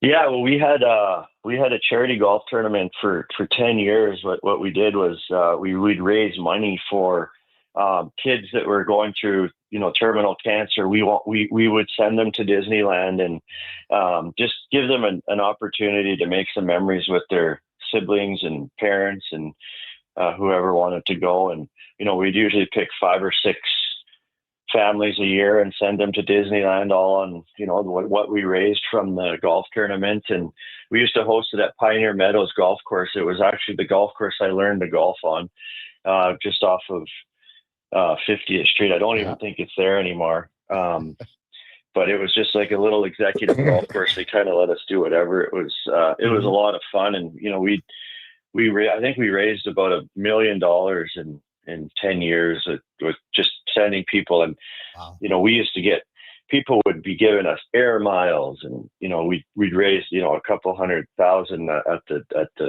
the auction every year. So, to send those kids, like, you want to talk about scoring a winning goal or something like that, like to see those, then every year, whoever went that past year, they would come back and tell their stories and everything at the golf tournament. And just to see those kids take that experience and be able to, and sometimes, the youngster would have passed away, but they had got that last trip with their family, and just to see those kind of things, like that was super rewarding. For my sister and I would host it. My sister did all the work. We'd get all the guys to show up, from whatever team I was playing on, just to see those families that had those pictures and memories to hang on to is super special. And you never know, we might have to do like a finale or something like that and bring back one last tournament, see if we can really raise a ton of money. Yeah, why not? Do you get to golf much down in Texas at all, or too busy? I do, yeah. I golf in the months where it's nice golf weather, we probably golf 2 to 3 times a week. We actually just got 2 PGA golf courses in our backyard, basically. Frisco Fields, it's called, and we'll have our first major in 2027. PGA headquarters moved to where we live in Dallas, so we're very lucky and fortunate to have those golf courses. They're beautiful place. It's an Omni resort, and the 2 golf courses are on site that are the shape they're in are impeccable, and it's enjoyable to get out there and play when we can. My son Blake just loves to golf, so great. We try to get away a few times a week in the summer, get away from hockey and go bat the ball around. Is Blake driving it by you 30, 40, 50 yards like all these young guys just balling it up there, or what? Yeah, they can pound the ball. I'm a little better around the greens, but he can hit it about 80 yards past me. Hey, Vern, I always enjoy our conversations. So great that you're in town to watch a couple of games here, and hopefully you can. I think you got to get to Minnesota here and get off the couch and watch some of these games. Hopefully, Blake makes the team and they have a great tournament, except for when they play Canada. I appreciate it. That was great catching up, Kev. Okay, take care, Vern. Thanks a lot for coming on. Safe travels back tomorrow. My pleasure. Yeah. Vern Fiddler, former NHLer, son Blake plays with the Edmonton Oil Kings. They had the teddy bear toss game, lost to Prince Albert 4-3 in overtime yesterday. Joe Iginla had the teddy bear toss goal, and over 16,000 bears. Takes them about 20 minutes. The rad man, Kevin Rodomsky, said about 20 minutes. They got so many volunteers.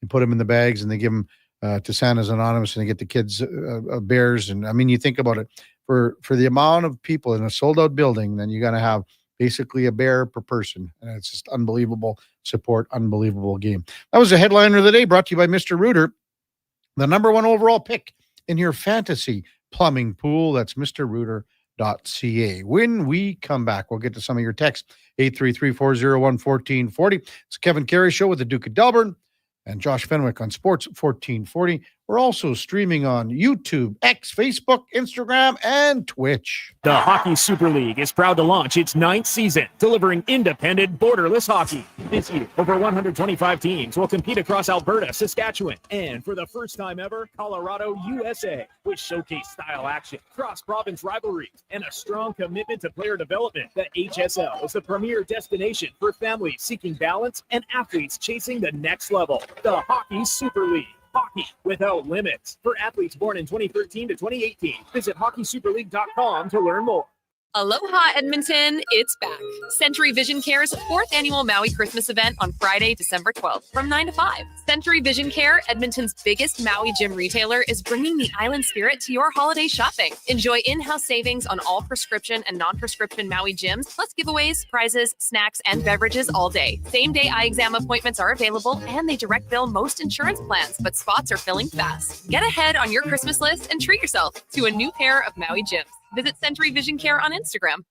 Well, get ready for a silly hockey fans. Your partner in power just skated onto the ice. EWEL.ca, the new e-commerce website for electrical wholesalers Edmonton, is ready for the power play 24/7, 365. UL skates to where the puck will be in 5 years. Now that's forward thinking. Killer selection, slamming products from the best brands, and legendary service. Don't sit on the bench. Get your account today at ewell.ca and win that project. Plug into your partner in power. Get an EWEL.ca account today. At Fountain Tire, get up to 15% off select tires, up to $125 off a set of 4 select Goodyear tires, and $50 off $150 service until December 13th. Restrictions apply. Book today. Fountain Tire. We're on this road together, Canada. If you've got a smart speaker, get it to play Sports 1440. And it doesn't matter when you listen as we roll out the Sports Talk 24 hours a day, 7 days a week. Edmonton's home for sports radio is Sports 1440. I'm Gene Principe, bringing season's heatings from Legacy Heating and Cooling. For Yuletide comfort you'll love this Christmas. You should. Call Legacy. Call Legacy. There's no better way to fix your furnace. You just... Call Legacy. They're professional, never rude, doll. You should. Call Legacy. Call Legacy. Plus no interest and no prints of payments for 1 year when you buy with Legacy Heating and Cooling. From the local rinks to homes and businesses across the province, Alberta's rural natural gas utilities are here to fuel life affordably, reliably, and safely. We're members of the Federation of Alberta Gas Co-ops, providing natural gas to keep our rural neighborhoods warm and connected every day. It's local, dependable, and it's ours. To learn more about the Federation of Alberta Gas Co-ops and our members, and how natural gas fuels your community, visit fedgas.com. Alberta's energy. Game on.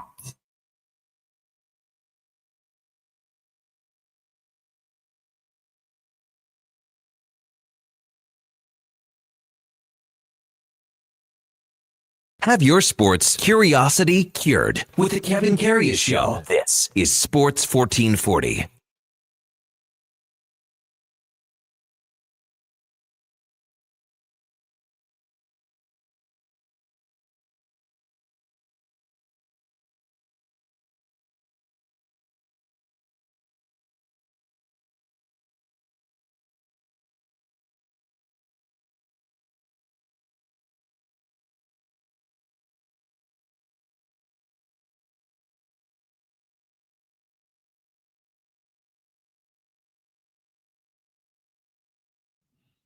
See, this reminds me of you, Duke. This song reminds me of you.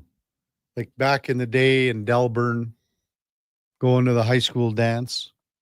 That's the Oak Ridge Boys? Yeah, it is. Oh, I boy. don't ever recall that song being played at any Delburne high school dances. No, why not? I think it was a little too previous generation, couple generations. I do love that song though, and that actually was more prominent in my university days. Yeah. Every year, the Greek community, the interfraternity council, like they would have like, it was called Greek Week, and one of the contests the sororities would put on, it was like a singing competition, but it was all in fun. And we every year Farmos would write like a parody song, usually with some political affiliations in it. One year we parodied Elvira, and it was Oh Rachel. Oh Rachel. For when Rachel Notley was the premier, Rachel. obviously. So it I'd like to hear the rest of those lyrics. It was so funny. The legendary MJ Woke, Ryan McLaughlin, a couple good friends of mine, they would come up with some lyrics every year for these different songs, and that one was a big hit. The Oh Rachel. Yeah. Oh, Rachel. Lots of texts rolling in 833-401-1440 regarding our interview with Vernon Fiddler. Just a top-notch guy.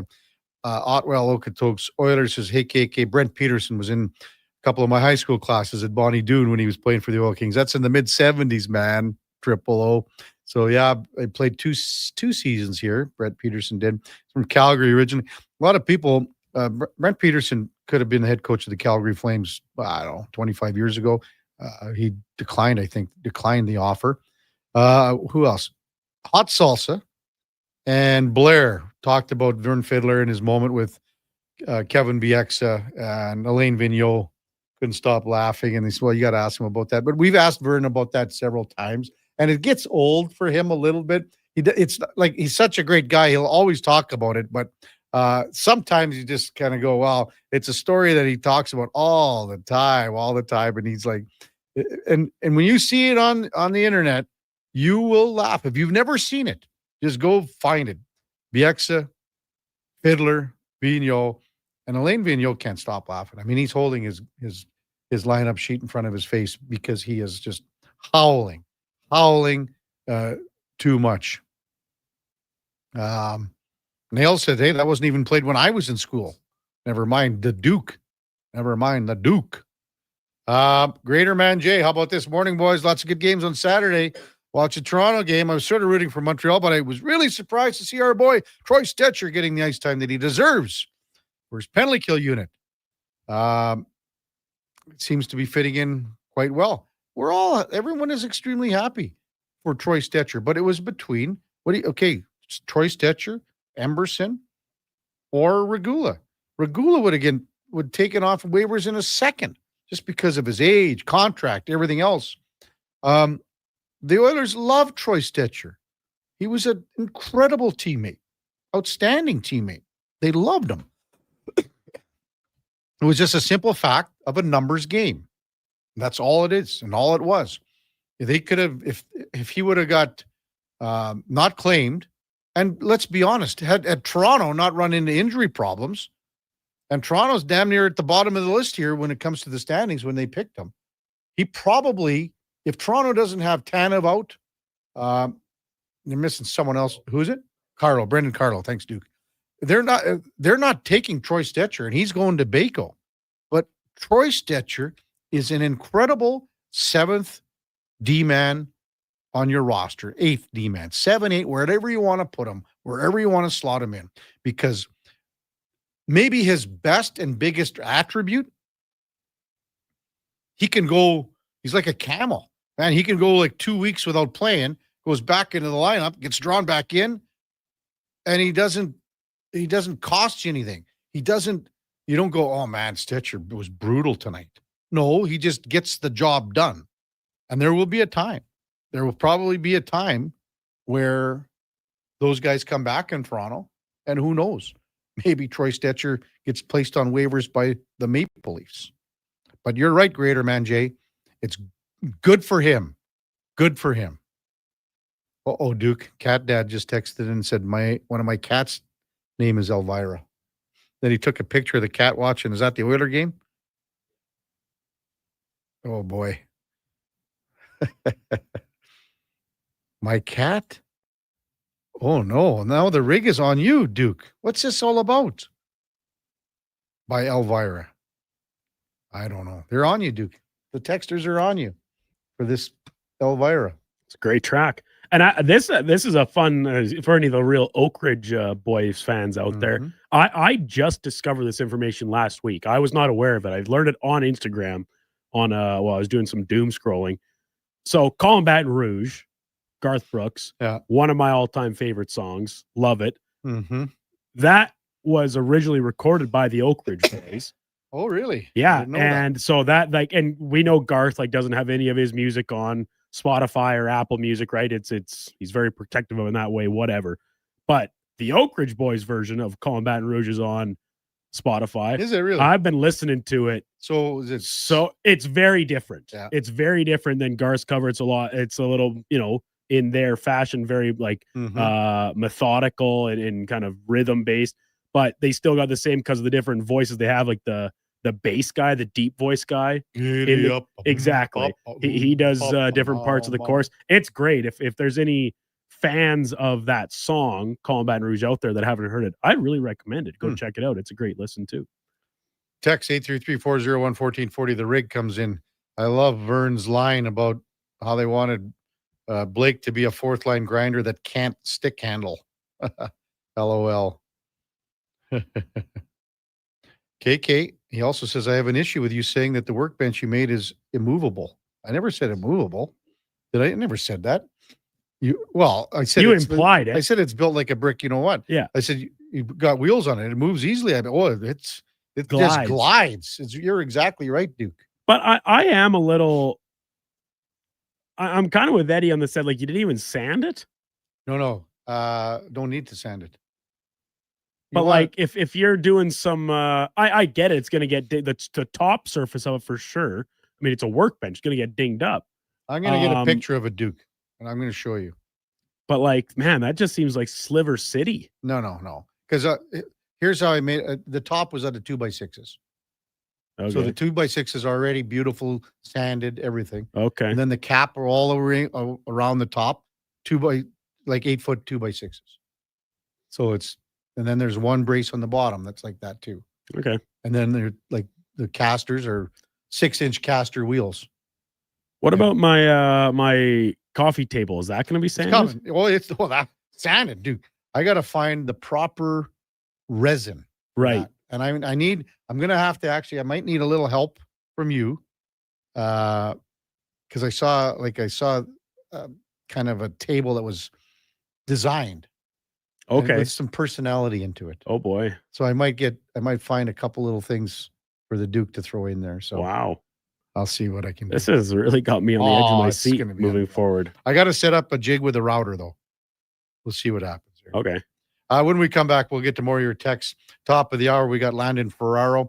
You hear him every night game day, pre and post here on Sports 1440. And then Matthew Shinetti from TSN. We'll talk about the World Cup draw on Friday. Matthew was there at the John F. Kennedy Center in Washington. That's all straight ahead on the Kevin Karius Show with the Duke of Delburne and Josh Fenwick on Sports 1440.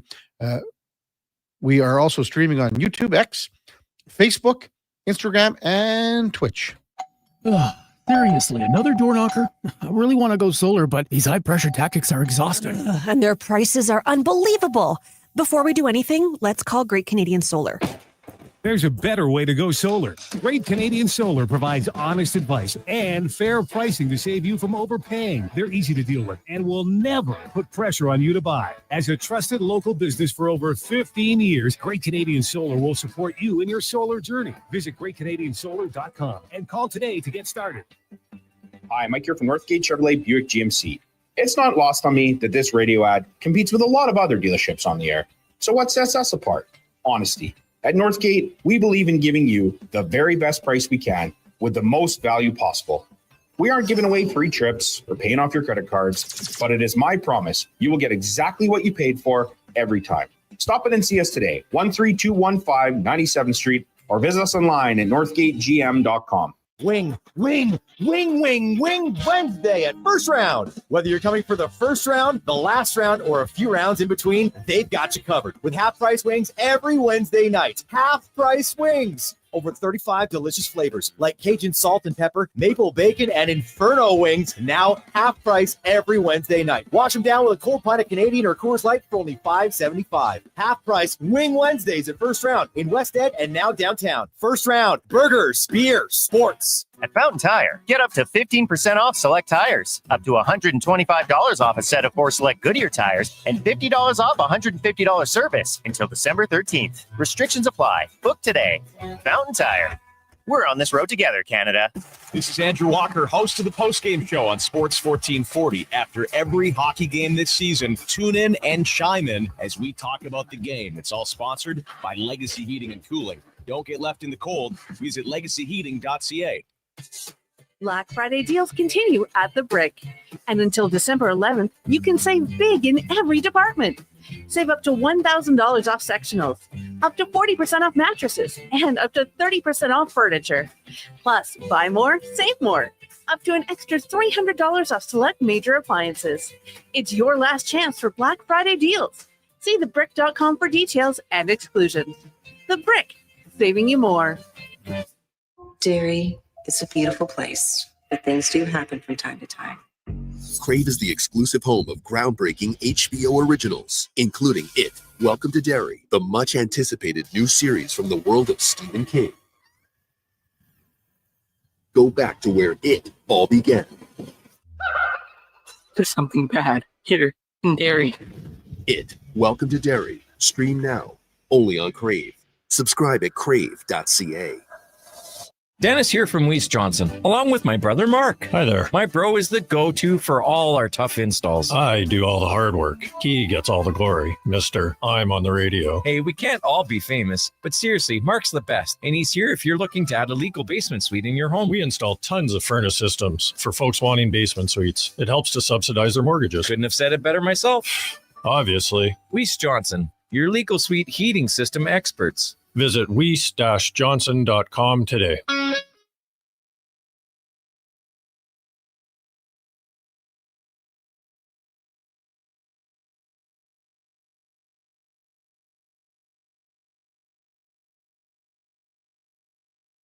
Just in time for the morning skate. This is the Kevin Karius Show on Sports 1440.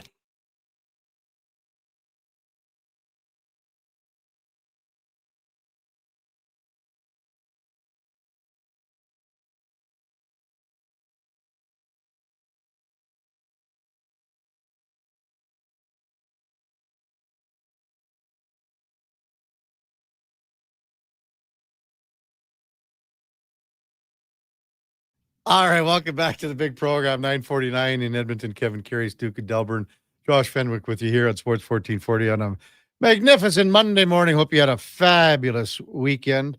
Tiger texts in. We're talking about this workbench that I built on the weekend in Kelowna.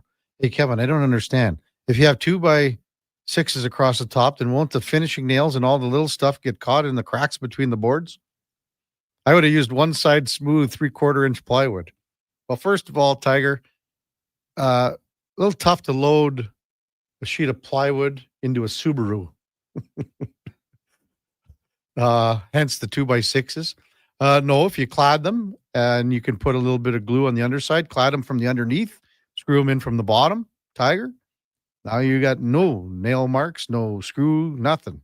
It's all just flat, little crack in between each 2x6 joint, but come on. Come on, it's a workbench. It's not a piano. Let's bring in Josh Fenwick on a Monday morning here because I wanted to talk about the Raptors. Now they've lost 3 in a row, Fenny Fen. 121-113 to Boston. They've dropped to 15-10 in the Eastern Conference standings. All of a sudden, Duke's Orlando Magic would be a half game back in 5th place. What's going on here? I like how we keep calling them Duke's Orlando Magic.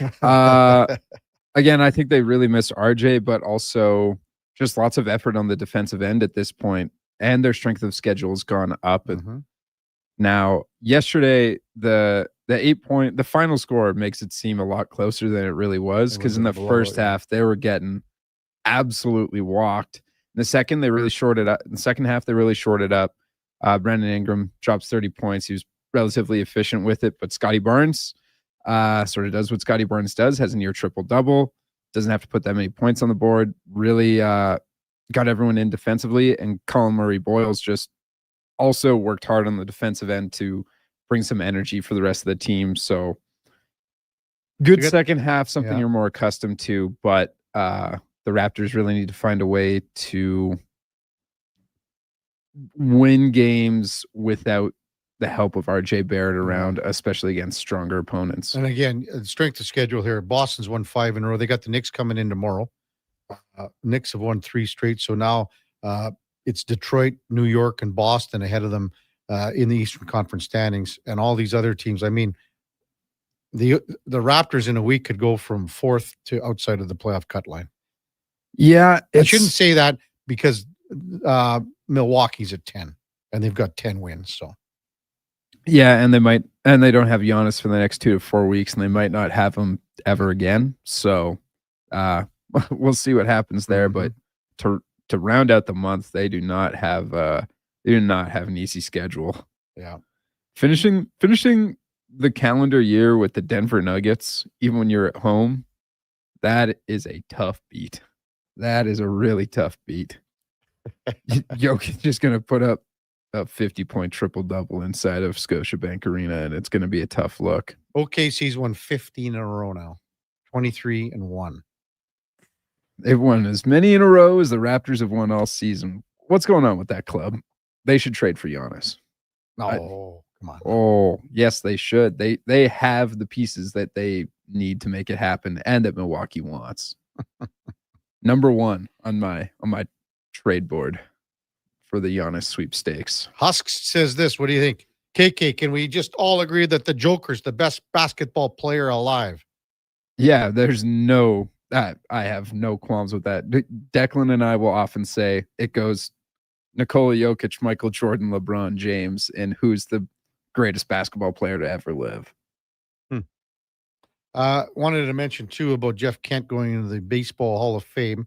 His teammate Barry Bonds, not elected on the ERA committee or by this year's ERA committee. Now, even though Bonds and Kent were teammates and had great success in San Francisco, simply put, the easiest way to put it, they hated each other's guts. How's that sound, Duke? Is that simply put enough? They hated each other's guts, wanted nothing to do with each other. There's so many stories that go back years about something about van seats being stolen by one or the other, constant whining between the two, back and forth. They've had, there was something about a motorcycle accident that it's not coming to mind right now quickly, but then think about all the stuff that you saw in the dugouts. Pushing, shoving, scuffling. They hated each other's guts. And Kent gets in the ERA committee. Bonds, because of the steroids, and Roger Clemens. They never even got 5 votes. Bonds. So he will not be on another ballot until it's 5 years. Is it 6 years or 5? 2031. That's for Bonds, for the ERA committee. Most home runs as a second baseman, though, for Jeff Kent. When we come back, top of the hour, we got Landon Ferraro, our Sports 1440 pre- and post-game host. Before that time now for a Sports 1440 update brought to you by AWS Welding Supplies in Nisku, product sales, servicing, calibrating, free same-day delivery, in-stock items to Leduc, Nisku, and South Edmonton, your one-stop shop for all things welding, awswelding.ca. Here is the Duke. The Sports 1440 update.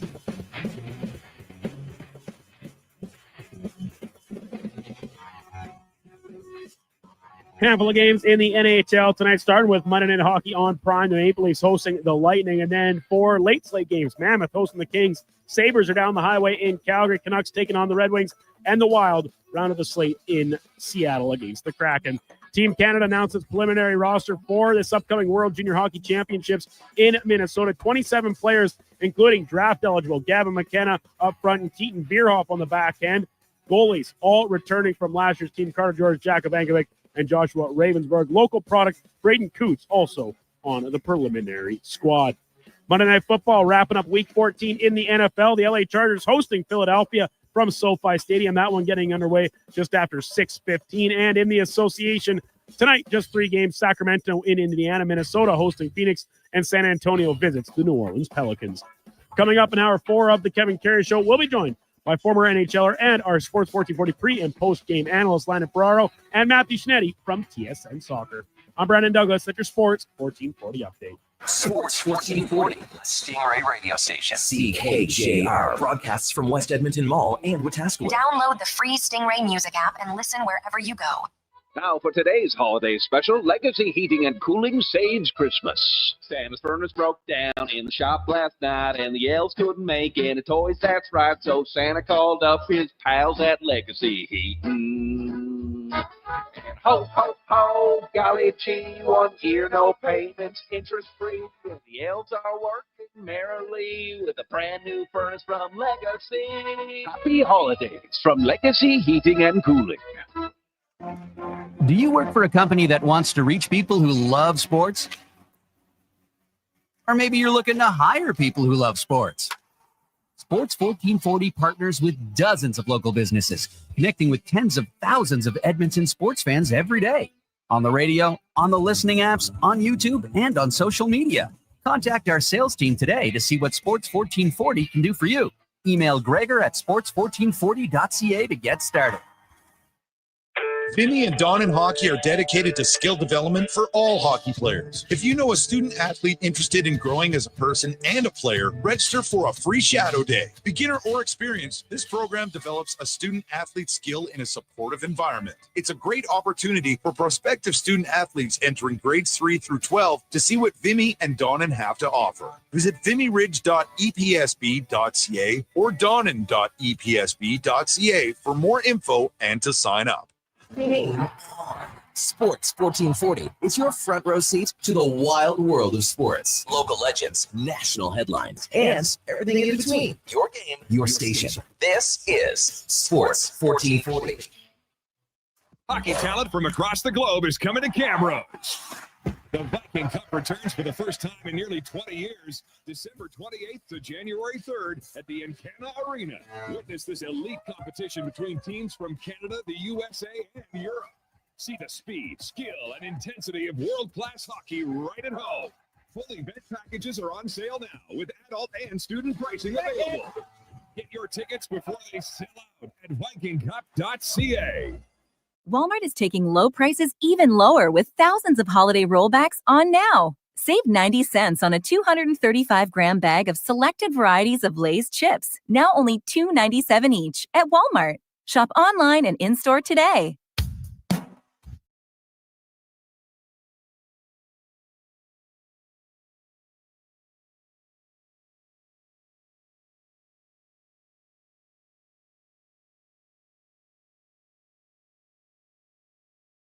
Have your sports curiosity cured with the Kevin Karius Show. This is Sports 1440.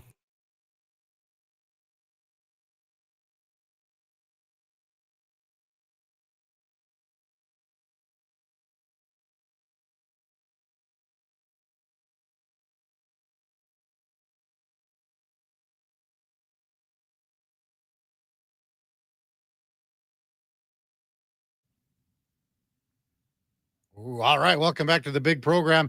10 o'clock in Edmonton, and time now for the game of the day. Brought to you by St. Albert Dodge, where the biggest sale of the year continues with the Jeep Compass. Hey, it's a Jeep. What more do you want? It's a 4x4.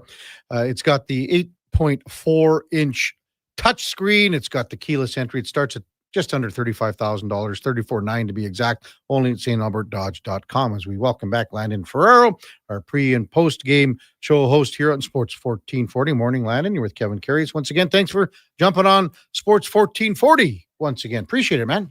Yeah, no worries. Thanks for having me. How are we doing today? Doing great here. Doing great. I was actually in Kelowna on the weekend, so I was in your there you go. hanging out and doing some stuff. And but hey, before we talk about the Oilers, let's talk about the Canucks. And you do a lot of work with them on Sportsnet out there, as everyone knows. And home to Detroit tonight, Landon. But I mean, the Canucks just, I mean, they can't get anything rolling here. What do you make of this game going into tonight against the Red Wings?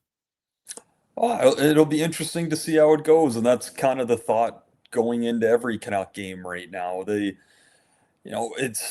I always want to say, like, it's not an excuse because every team pretty much in the NHL has been dealing with injuries and injuries at a mass number. And, Vancouver's had a ton of that this year. They came into the year knowing they needed a second line center, and then Hedl goes out. They make a trade for Lucas Reichel that doesn't really work out. Then they sign Kampf after he terminates his deal. So they get a little bit of help, but then last game, Pettersson leaves in warm-up. Like, there's someone going out every single game. But the nice thing is, they've had a decent amount of turnaround, bringing guys up from the team in Abbotsford that won the Calder Cup last year. And they've been waiting for them to kind of get more comfortable in the league, much like Matty Savoy, who's had a couple of great games in a row, scoring 3 goals. And last game, they had their young guys step up. Atu Ratu gets 2. Baines scored the game before, so they're seeing some growth in their young guys, and it's a tough situation. You're trying to find some really happy things in a tough first third of a year for sure. Mm-hmm. Any news on the injury front with guys possibly coming back or coming off IR here, Landon? Yeah, like Höglander should be back. I believe Thursday. He said last week that tonight was a stretch, but that's what he was pushing for. I assume that he'll be another game away. We're waiting to hear what the deal is with Pedersen after he left with an upper body in warm up the other night.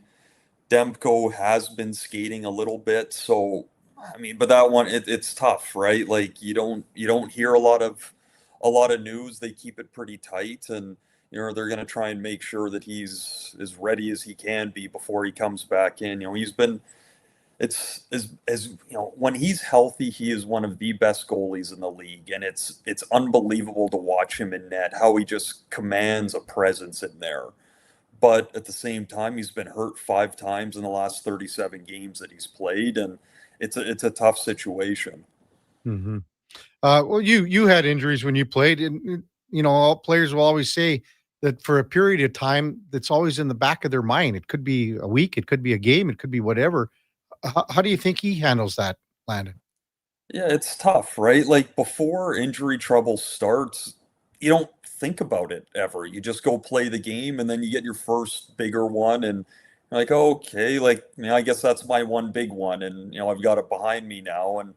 And for some guys, they just keep coming. They did for me, and they definitely have for Thatcher Demko. And it's hard to keep your brain in.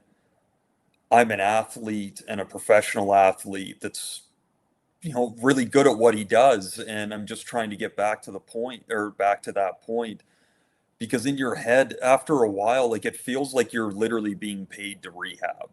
and as great as that sounds to a lot of people, it's brutal. Like you don't even like I missed basically 2 years in a row in Iowa, and I'm watching the guys go out and play and getting hurt or blocking shots, doing all this stuff, and I'm getting my full pay just going in and doing little knee and groin exercises. I'm like, you feel like an idiot a bit of the time, right? Like you're not pulling your weight, but in the truth of it, you are doing your job. You need to, if anything, you need to be more dialed in to make sure that you're doing your rehab properly, doing everything you can to get back in time.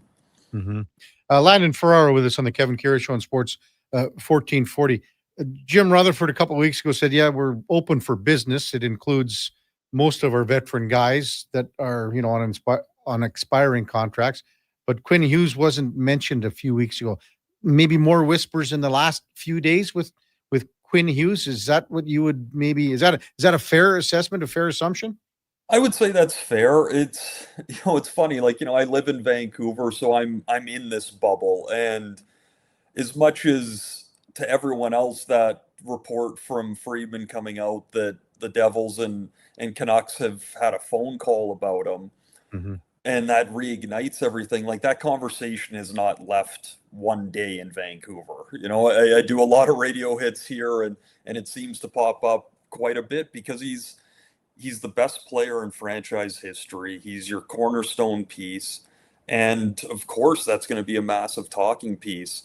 Rutherford's not afraid to say things in the media and get things kicked up once in a while. But, Quinn said it best after the game the other night when he was asked. And he just said, he's like, if there was a call, I wasn't on it with them. I'm not in control of any of that. I can just play. And, he's taken some flack in this market as more recently with some of his body language and getting frustrated, and he's talked to that as well. Like he's human. He's an ultra competitor that wants to win, and his team isn't winning, and he knows how much of a game breaker he is.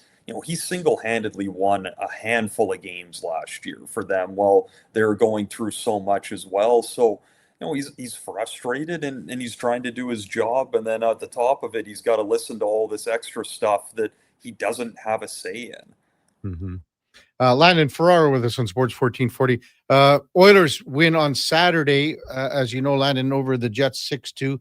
In the last 7 games, what have you seen from this club besides that Dallas debacle? But in the 7 games, they've been pretty good besides that Dallas game.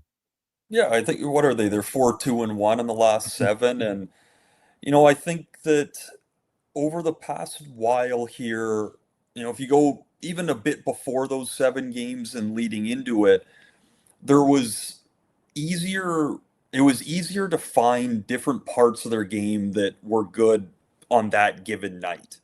And I just felt like we were waiting for those pieces to show up at the same time. But, as much as all of us media and the fans have talked about this, really tough start and all of it, it's amazing how when players come back into the lineup, it makes the team play the way they're supposed to be, the way they were built to play. And so these pieces of their game have been getting better, and then they get some bodies back in, and Ryan Nugent-Hopkins, Zach Hyman coming back in and getting more up to pace as well. But then you have, we said it earlier, like Matty Savoy, that his game's starting to peak, and it's awesome to see Draisaitl, who is happy with Podkolzin and has been vocal about that, but to have a legit skilled player to play with. Like last year, he had a plethora of players slotting in on that other side of Podkolzin, and it just felt like, as much as he was having this unbelievable year, it was kind of him just making it happen. And now he's got a couple running mates to go with. That top line looks really good. Then you see the bottom six get into the mix a little bit, which has always been a talking point in Edmonton. Can that bottom six forward group add anything on the offensive side and take some of the pressure off? So you're looking at a team that's, seemed to have hit rock bottom. They know that they can get themselves out of it. But I don't know about you, watching the game Saturday night, when they got the puck, it looked like they were determined and they knew what they were going to do, which was such a different feel from, call it 10 games ago, where they get the puck and their feet would widen and they'd start looking for that next play. Like, just look at the first goal Nugent-Hopkins scores. It's a quick transition. Hyman does what he does. He takes a hit to make a play. McDavid makes that great cutback, but it's to the middle of the ice. Like, he gets himself into the guts of the ice. And then you have Nugent-Hopkins that did the work beforehand to get in front of the back checker and muscle that off and get the rebound. That's a goal that wouldn't have been scored while this team was floundering a bit. Like, they're determined to get to the net. The Savoy goal is essentially the same thing. As much as it gets moved to the outside, he's driving the net and he gets rewarded for it. So do you think, Landon, is that just attention to detail in your mind, the commitment that you're saying that maybe wasn't there 3 weeks ago or whatever? I think you could use those words, but to me, the one that stands out is intensity. Like, they're an intense group now, again, of not where they're sitting there gripping their sticks and trying, like, we're going to work, we're just going to work harder. They're working in the right way. They're working to their skill set.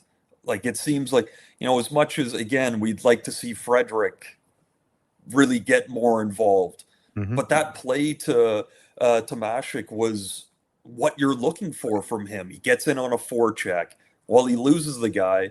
I can't remember who the other winger was that went and cut him off the defenseman on the half wall there and turns him back. But Frederick could have easily taken steps up the middle of the ice and like, I missed the check, I didn't get it. But he stayed on the puck, caused another turnover, and makes a nice feed out.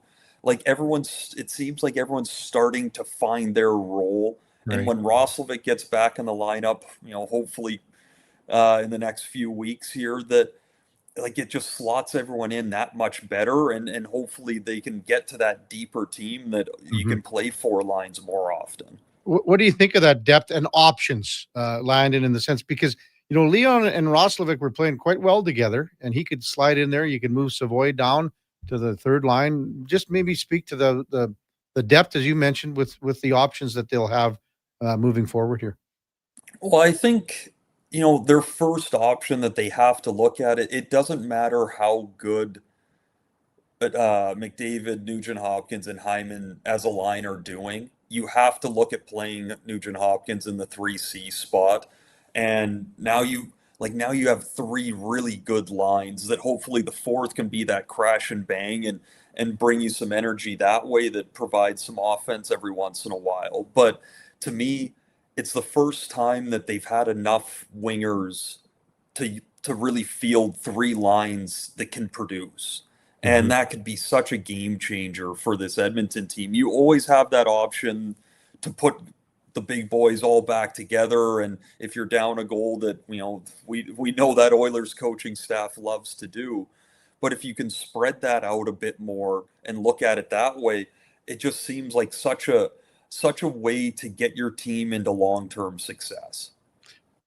Landon Ferraro with us on Sports 1440. On the back end, what have you thought specifically about Alec Regula and Emberson? Those two guys, Ty Emberson, Alec Regula, how they've played here in the last little bit, Landon? Yeah, I think, with Regula, he's someone that you have to keep reminding yourself missed all of last year.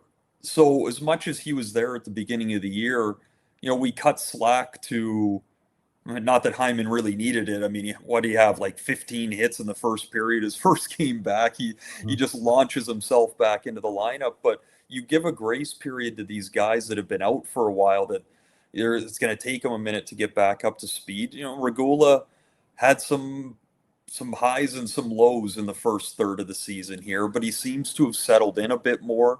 Seeing that kind of toughness come out a little bit more last night.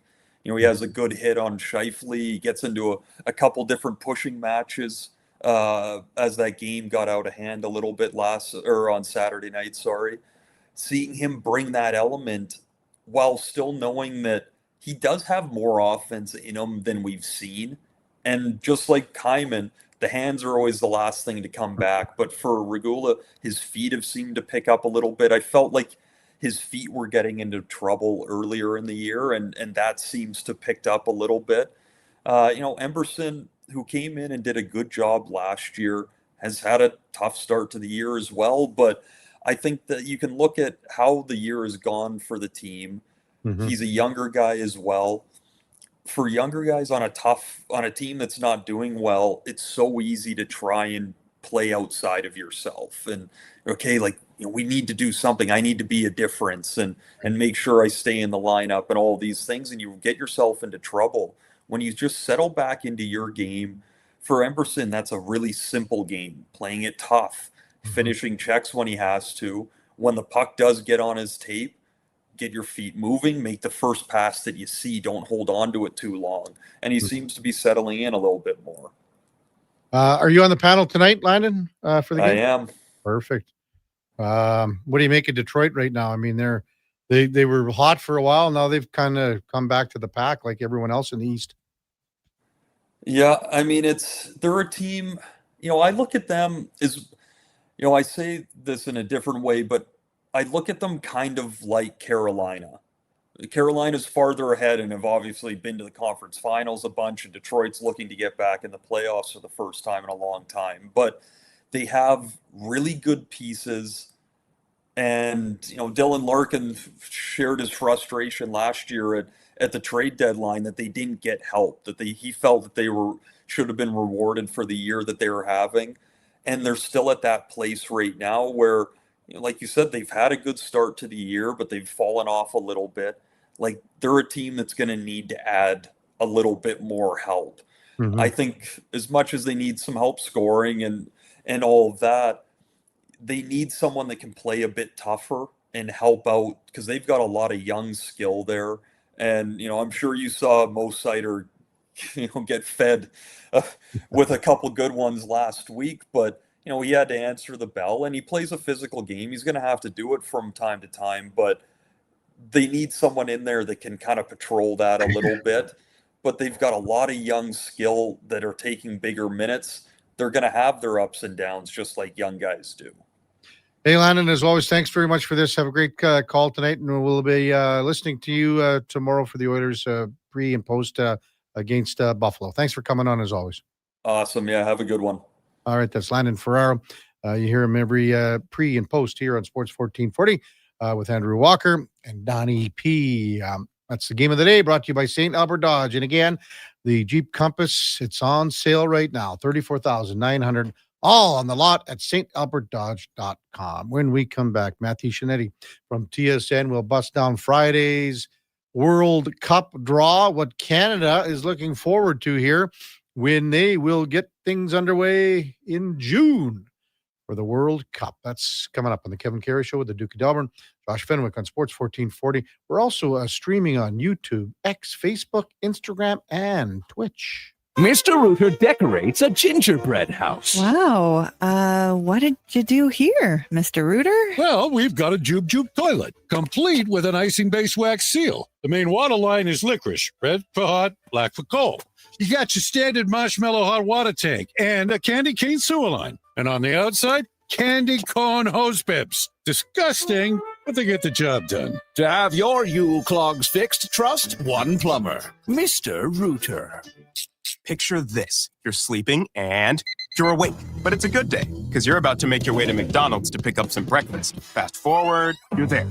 This, you can now get all those breakfast classics penny style with rich, creamy hollandaise style sauce. A happy little tear rolls down your cheek. You grab your small McCafe premium roast coffee, still just $1 plus tax every day. And see. Get up and at 'em with the Egg McMuffin. At participating McDonald's restaurants in Canada. Prices exclude delivery. After 20 years, Canada's most prestigious international hockey tournament returns. The Camrose Viking Cup, December 28th to January 4th at Encana Arena. Tickets at vikingcup.ca. Brought to you by Sports 1440. Winter snow and ice are nothing to fear when the Lawnmower Hospital's in your corner. Keep pathways clear of snow with the Echo PB770T backpack blower. Or go even bigger with the huge PB9010T.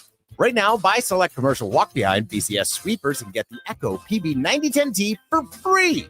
The Lawnmower Hospital has pet-safe, plant-safe ice melt, too. Visit lawnmowerhospital.com. The Lawnmower Hospital. This Christmas, Subaru is proud to support the Little Warriors, a national charitable organization dedicated to protecting children, raising awareness, and helping survivors heal from the trauma of child sexual abuse. Join us for a Phil Forster event at Rally Subaru in Subaru City. We're collecting much-needed items like AAA batteries, art supplies, backpacks for kids, winter gear, and laundry essentials. Drop off your donations at either location and be entered to win a free detail package. Thank you for your support from Subaru.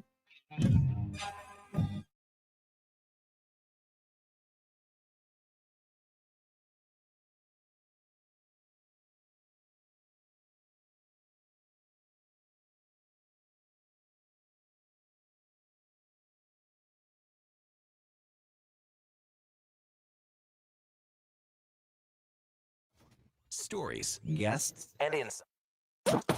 Stories, guests, and insights. This is Sports 1440 and the Kevin Karius Show.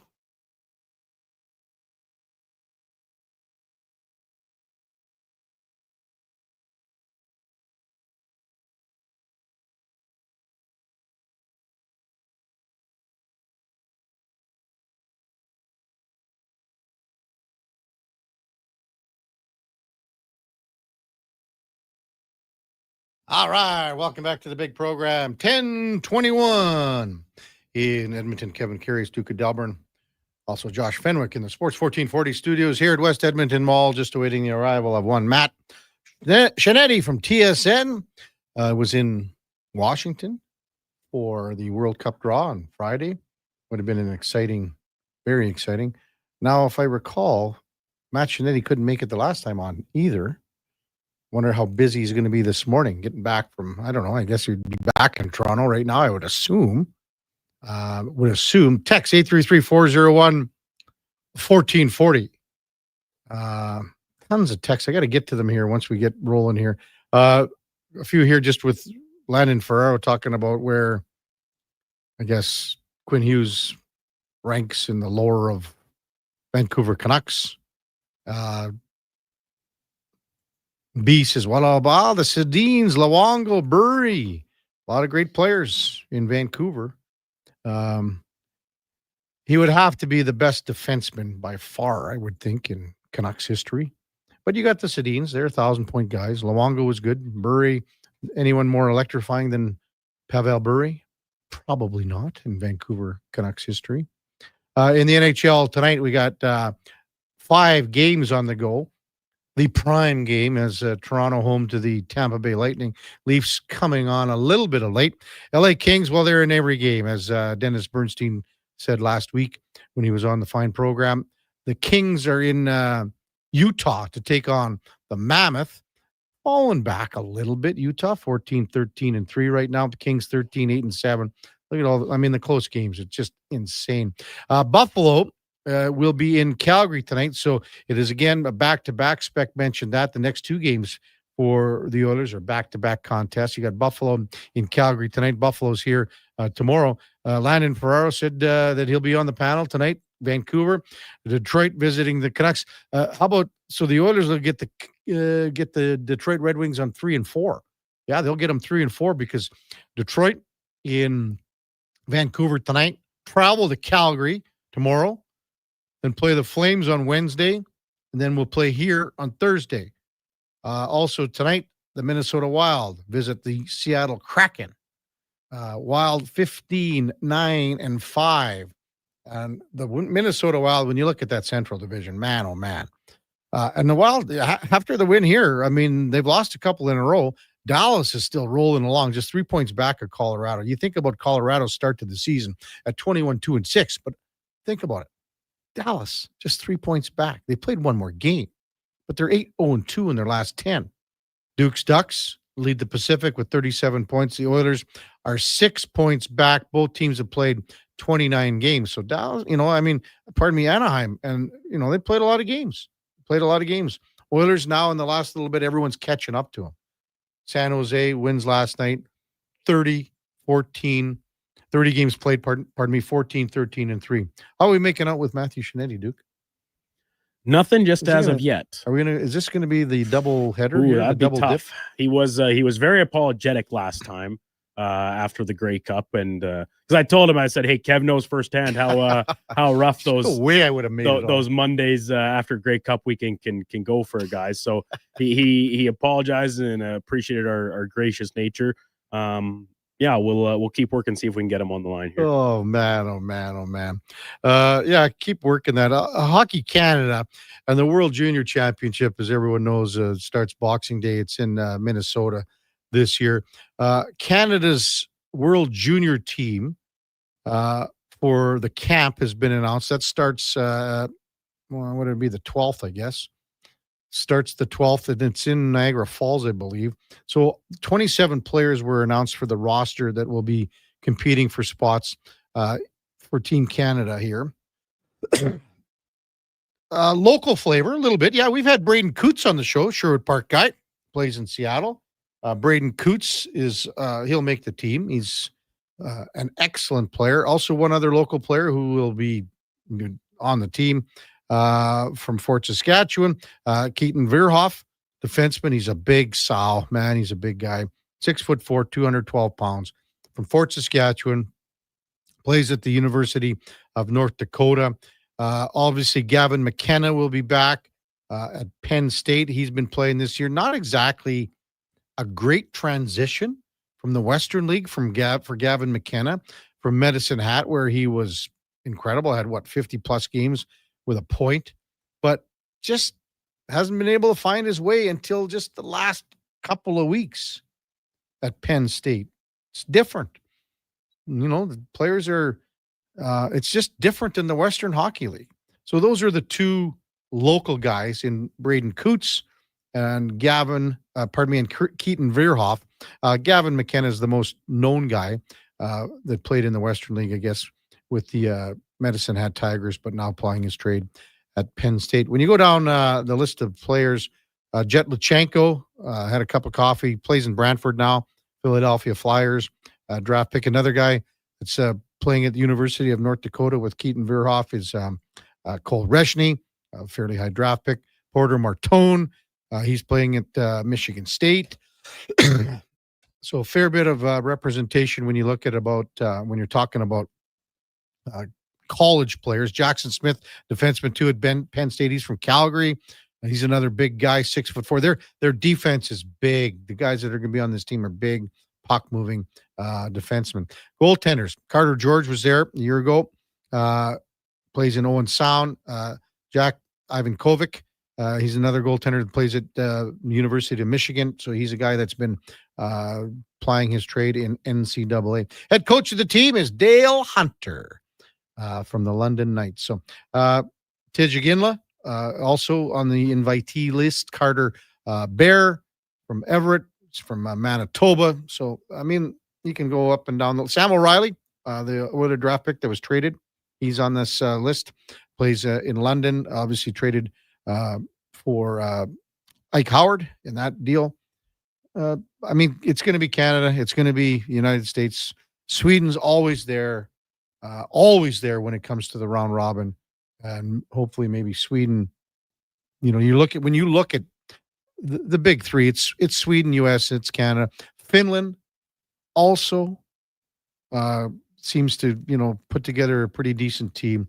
But it's going to be Canada, U.S. And hey, you never know. Home ice is going to be big for the Americans. Matthew Shinetti just awaiting the arrival for Canada's Group B that was selected: Qatar, Switzerland, and the Euro playoff A winner. Those will be the guys, the teams, the countries that they're playing. So I think we got Matthew Shinetti from TSN just joining us right now on the horn here. Morning, Matthew. You're with Kevin Karius. Thanks for jumping on Sports 1440 this morning. Appreciate it, big guy. Yeah. Thank you, Kevin. Give Hustler a call with Winnipeg Sports Talk. You guys are giving me a call. He was talking to me at the same time. Sorry about that, Kevin. I missed your wait, man. Well, let's get at it. Man, you're the hardest working guy in show business, though, Matthew. Yeah. Okay. You know what? If this is hard working with the home World Cup, sign me up, man. I love it. Hey, what'd you think of Friday? How many days were you in Washington, too, by the way? I was in Washington for a week. Oh, unreal. That's unreal. So obviously big, to do the whole process. I mean, we were watching it on Friday morning and going, is this thing ever going to start, by the way? Yeah. So. you and me both, Kevin. I was feeling the same way when I was in the draw hall. I wasn't entirely sure what I was there for after they finally got the draw started. So what do you think of this Group B for Canada, Matthew, with Switzerland, Qatar, and then just awaiting that Euro playoff A winner? I'm sitting in Toronto here as someone of Italian-Canadian descent, and the possibility of Canada facing Italy. Now, it's not as straightforward as that at the moment, but the possibility of Canada facing Italy on the second day of the World Cup to open not only Canada's run at the World Cup, but to be really the country's first introduction to the men's World Cup here in Canada. It will undoubtedly be one of the most anticipated sporting events in our country's history. Yeah. Up there absolutely with what we just experienced with Game 7 of the World Series in Toronto. Up there with Game 7, certainly Canucks Bruins from 2011. Certainly up there with the anticipation before the ice hockey men's gold medal final between Canada and the United States in 2010. This is going to be one of the moments that, especially leading up to it, that many people are going to remember. And the Italian national team stirs a lot of emotions in Italian Canadians. I'm one of them. I understand it. But if anyone thinks that the Canadian men's national team is not going to be competitive against the Italian men's national team, if anyone feels that Canada's just going to roll over and get beaten, you are so sorely mistaken. Yes, Jesse Marsh wasn't all that keen about getting Italy because any coach in any situation, when they host a home World Cup, wants to have the best, the easiest group.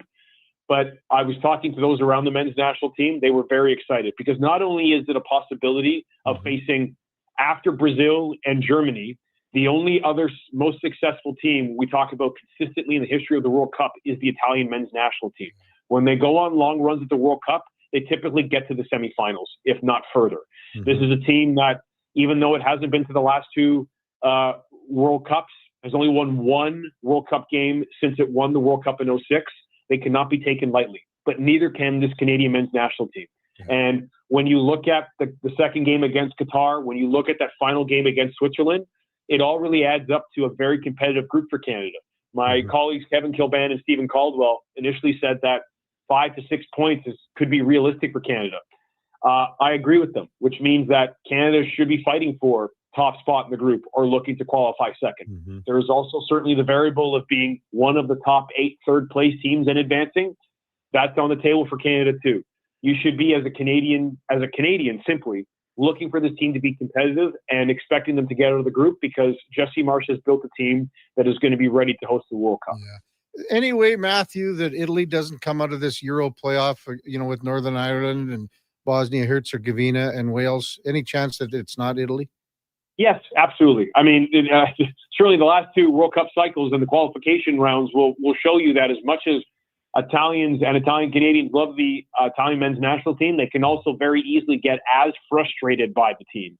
They are consistently a team that does disappoint, and has over the last few years, even though they did have the sugar high of winning the Euros in 2021. Gennaro Gattuso, their head coach, was an uncompromising central defender in his time. One of the grittiest, one of the very much a Brad Marchand in his position in his day, and he has put a ton of expectations on the Italian men's national team. And if you watched their last competitive game, which is a game they had in Milan against Norway, who finished top of their qualification group above Italy, for those first 25 minutes, you could see why Jesse Marsh or anyone would be stressed about facing the Italian men's national team.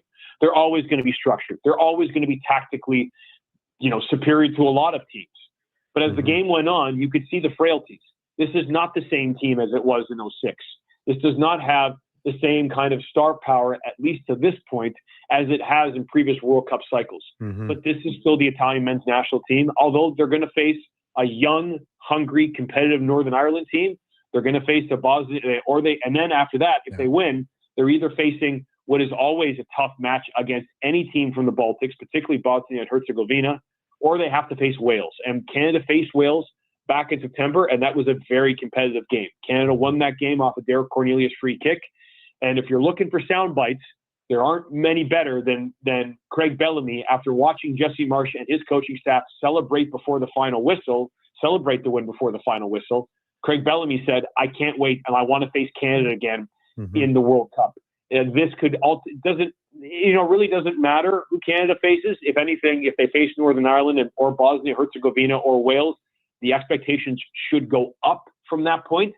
But really, I mean, you look at this group, Canada should be expecting to advance, but it will be a very competitive group because Canada will have to be at its best. Would you say the balls bounced for them favorably, to set up Group B here? When you look at it, I mean, there's a possibility that Croatia could have been in there instead of Switzerland, and maybe even Morocco too. They're fairly highly ranked, and there was a possibility there. Was this a good draw for Canada?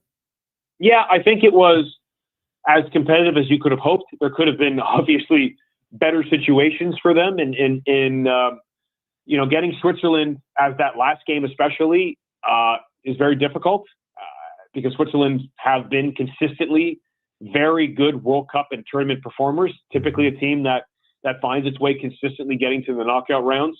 Not going to overwhelm you with the star power, but they do have guys like Granit Xhaka, who is the former Arsenal and Bayer Leverkusen player who now plays for Sunderland in the EPL. He's their captain. They no longer have Jan Sommer as their goalkeeper, who was one of the best shot stoppers at the last World Cup. But Switzerland is still a team that will try to break you down, that will try to grind you out. And that being Canada's last group game makes it very, very, very important for them to get a result. You look at Qatar in that second game. Qatar is 50th in the world. If there was one team that finished worse than Canada at the 2022 World Cup, it was the host nation. Many of their players, all of their players, still play in Qatar. They have an experienced coach in Julian Lopetegui, who won a European trophy with Sevilla some years ago. But Canada should be looking to win that game, and they're going to need goals out of it because to qualify, if it doesn't go their way in the first game and the second game, to qualify as one of the top 8 teams or top third place teams, is going to need goals, and they're going to need results. The expectations are going to be high for Canada. But as you say, Kevin, they could have faced Morocco. They could have been up against teams like even the Ivory Coast. They could have been up against teams like Ghana. They could have been up against a lot of European-based teams like Austria, who are also ultra-competitive. Croatia, they could have seen again. But this group, I think, suits Canada competitively. And as Jesse Marsh, when I asked him, I said, "What do you think?" And he just looked at me and shrugged and said, "It's fine. We're fine." And that wasn't him being dismissive. He was like, "Okay, this is competitive. This is what you should expect at a World Cup." And especially as a host nation, I think Canada, they could have had it easier, but they could have had a heck of a lot harder. Yeah, same thing. Would you say too, Matthew? Like for Qatar, you could have had Norway. Even Egypt. And those are teams that Jesse Marsh did not want to face because those teams especially when you look at the first game of a group. And I know everyone is still going to be looking at Italy and thinking, my God, I got to face Italy. This Italian national team is not like Belgium, is not like Portugal, is not like Norway, is not like France. This is not the same Italian team that are the stuff of nightmares for a lot of previous generations in World Cups. But this is still a very competitive Italian team. Yeah. And if they make it through, it will be a transformative task for Canada, because getting a result against Italy on that stage of a World Cup will not just make believers out of those Italian Canadians who still dismiss the Canadian men's national team, and it makes me roll my eyes and shrug my shoulders even as an Italian Canadian. But it will make the entire country believe how competitive this team is. That's why getting a result in that first game, whether it's Italy or not, but especially if it is Italy, it makes it all the more important. Yeah, you and Gene Principe, Matthew. You and Gene Principe. Yeah. Well, you know what? There's a lot of Italian Canadians. I mean, I was looking at it. There's something like 1.5, 1.6 million Italian Canadians, not just in Toronto, not just in Montreal, not just in Vancouver. Uh-huh. You know, my colleague Marissa Roberto and Julia Teixeira have told me about big Italian Canadian communities in Thunder Bay and Saskatoon. You know, it's going to be an interesting moment, because we oftentimes, when it comes to soccer, talk about our level of pride. We certainly have a level of pride in our Canadian women's national team and all of their accomplishments as Olympic champions and getting to knockout rounds of the World Cup, which is, you know, we have an established presence on the international stage. But when it comes to the men's game, much of the country still doesn't know what to make of our men's national team. And certainly that's understandable, because you don't see them as often enough. You don't see them regularly. But remember this is the team that, without a lot of expectation, in a tournament that is one of the oldest and most competitive in the world, went to the semifinals with a brand new head coach. And they spent over a month together. And I was with them every single day, and I saw them grow into the competitive team they are now. When you look throughout the Canadian lineup, there is talent everywhere. There is talent playing in Europe's top leagues. There is depth all over the place. They are a team that will be reckoned with. They are a team that will absolutely be competitive. And certainly, speaking to the Swiss head coach Murat Yakin after Friday's draw, he wasn't dismissing Canada at all. He understands what he's going up against. And, you know, I think that's the one thing I understood that was different from Qatar. In 2022, it felt like, oh, look, Canada's here. Canada's back. Isn't that nice? Canada's a pot 4 team. We're really not going to expect much out of them. When Canada almost got a result against Belgium, you know, certainly that missed penalty that Alphonso Davies took, you could see outside of Canada's locker room. And I was there after the game. Many of the Belgian players, not being disingenuous, but kind of patting the Canadians on the head going, tough luck for you. You deserve more than that. That was them being nice. It's no longer about being nice. Canada is coming here with the expectation of getting to the knockout round. Jesse Marsh doesn't have a prediction. He has a dream. And that dream is getting to the semifinals of the World Cup. He's talked about it openly. He's compared it to what South Korea did in 2002. South Korea went to 5 World Cups before they hosted it, didn't win a game, and then had one of the most incredible runs in World Cup history to the semifinals. And I know many still have their opinions about how much help, quote unquote, they might have gotten from refs along the way. But that was a transformative moment for the Korean people, the South Korean people. It could be the same thing for Canada. I mean, we're getting ready, and it's 6.5 months from now, and we're going to be talking about every permutation, every single way that we can look at this group and Canada's competitive chances. But I guarantee you this, it will be a transformative moment for not just the sport, but for how Canada looks at itself on one of the biggest stages in the world. One last one for you, Matthew. Is there a player that maybe, as we see in the next 5 months, that maybe plays his way onto the roster, and maybe a player that might play his way off the roster as they solidify things here? Absolutely. I will go quickly through every single position group. Sure. Kyle Larin is the second leading goal scorer in all time in the Canadian men's program. He was one of the reasons they got to Qatar. He may not be on this team. He has not played nearly well enough for Jesse Marsh in the last few years, moved to one of the bigger clubs in the Netherlands, hasn't played much. If you're looking for a name that could explode onto the scene, look at someone like Promise David, who plays for Union Saint-Germain. Follow him on social media. The kid scores goals. He has a big personality, and I guarantee he's going to be a star in this tournament. Nico Segur came out of nowhere a few years ago. He played for Croatia. He was angling to play in the Croatian development system, had thoughts maybe he'd play for the Croatian men's national team. He chose Canada when Jesse Marsh came on board. Mm-hmm. He made his commitment. He's shown with Alistair Johnston injured with his hamstring injury that he is not only talented, but he can play multiple positions in the center of midfield or at right back. Ali Ahmed just scored the game-tying goal in MLS Cup, was on the verge of making a move to Germany, will likely make a move in the offseason, and he could be a transformative player for Canada on the left side that's very competitive, not only with Richie Larea on the left side of defense, but we're also not talking yet about Alphonso Davies and where he fits in this team when he comes back from his knee injury. I also talk about Moise Babito. Moise Babito, when he is healthy again, will remind everyone of who he is. He is kind of a whisper in the wind now after being injured as often as he has over the last few months. Certainly played very well during Copa America, became a star in that tournament. He could do the same thing and have a huge impact come the tournament. And the final thing I'll say is this. We still don't know who Canada's starting goalkeeper will be. And I know that's always a huge topic of conversation when we talk about hockey in this country. It should be as equally big when we talk about who's going to be the goalkeeper for the men's national team at a World Cup. And both guys right now are out of contract. Dane St. Clair, who was just voted the MLS goalkeeper of the year, is looking for a new deal with Minnesota United or somewhere else.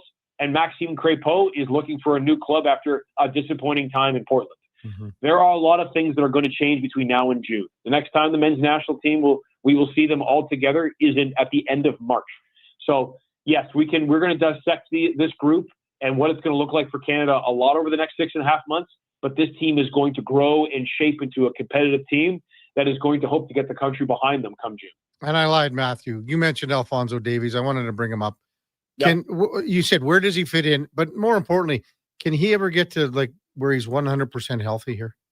Yes, it is going to be the biggest question. Alphonso Davies has had, and as much as you've seen recently, the head coach of Bayern Munich, Vincent Kompany, and also Jesse Marsh, I have to say that Alphonso Davies is an incredible athlete, and he is. I have watched him over the last 6 years. I have watched Alphonso Davies grow from a teenager into not only a man in terms of just how his body operates as an athlete, but he is one still of the best players in his position.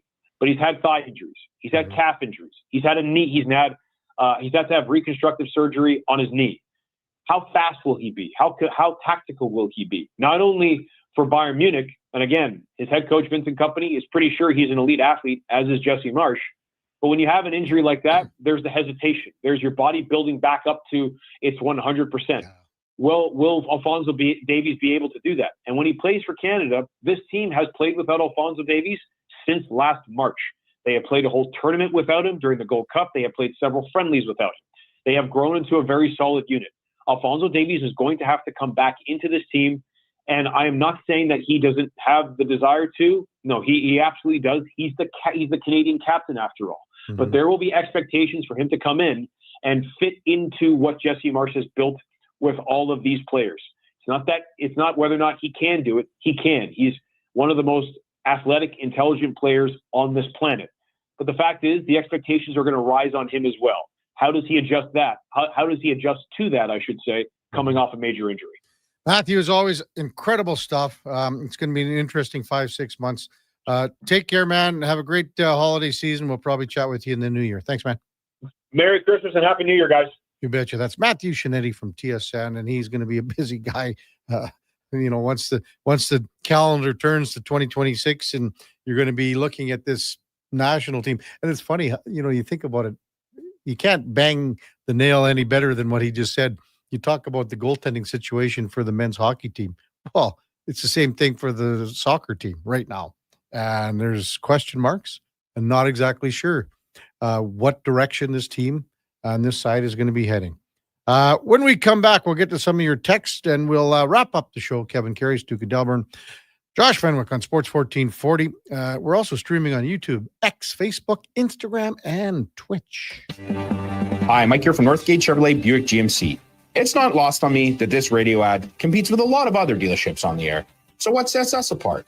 Honesty. At Northgate, we believe in giving you the very best price we can with the most value possible. We aren't giving away free trips or paying off your credit cards, but it is my promise you will get exactly what you paid for every time. Stop in and see us today, 13215 97th Street, or visit us online at northgategm.com. More Edmonton families than ever are struggling as food prices skyrocket. The Holiday Hamper Foundation provides festive meals for 2,000 homes in need. Your donation ensures a turkey is on the table for every family. Donate today at holidayhamper.ca. I'm Gene Principe, bringing season's heatings from Legacy Heating and Cooling. For Yuletide comfort you'll love this Christmas. You should. Call Legacy. Call Legacy. There's no better way to fix your furnace. You just Call Legacy.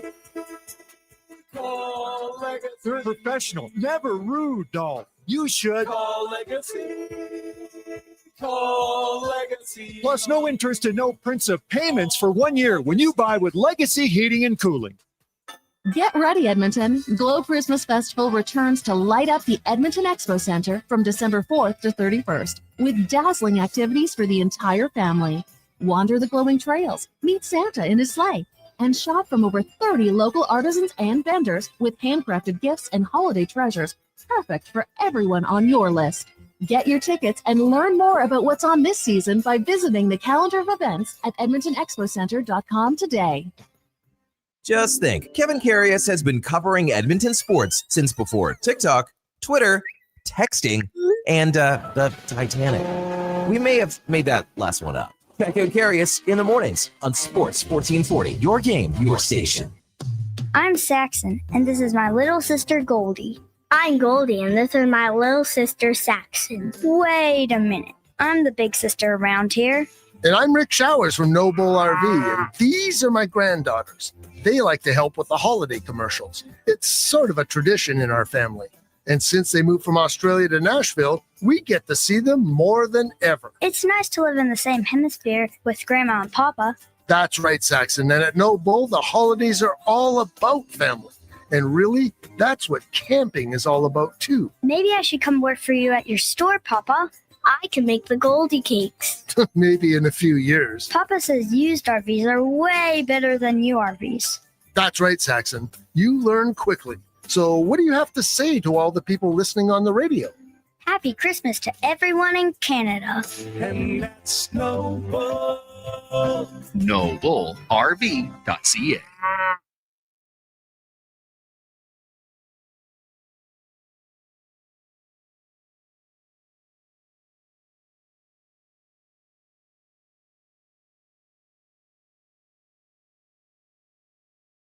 Have your sports curiosity cured with the Kevin Karius Show. This is Sports 1440.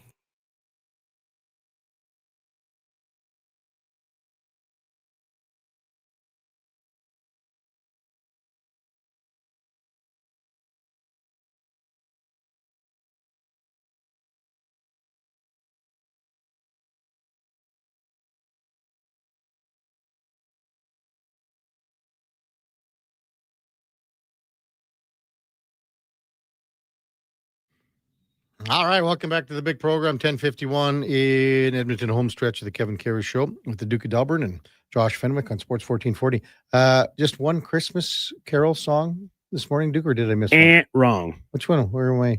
Played Wasn't Elvira. Kenny and Dolly for LT. Oh, you know what? I kind of had the headset turned down for that. You and Eddie are too busy gabbing all the time in the commercial breaks. You're not paying attention like a couple schoolgirls. Come on now.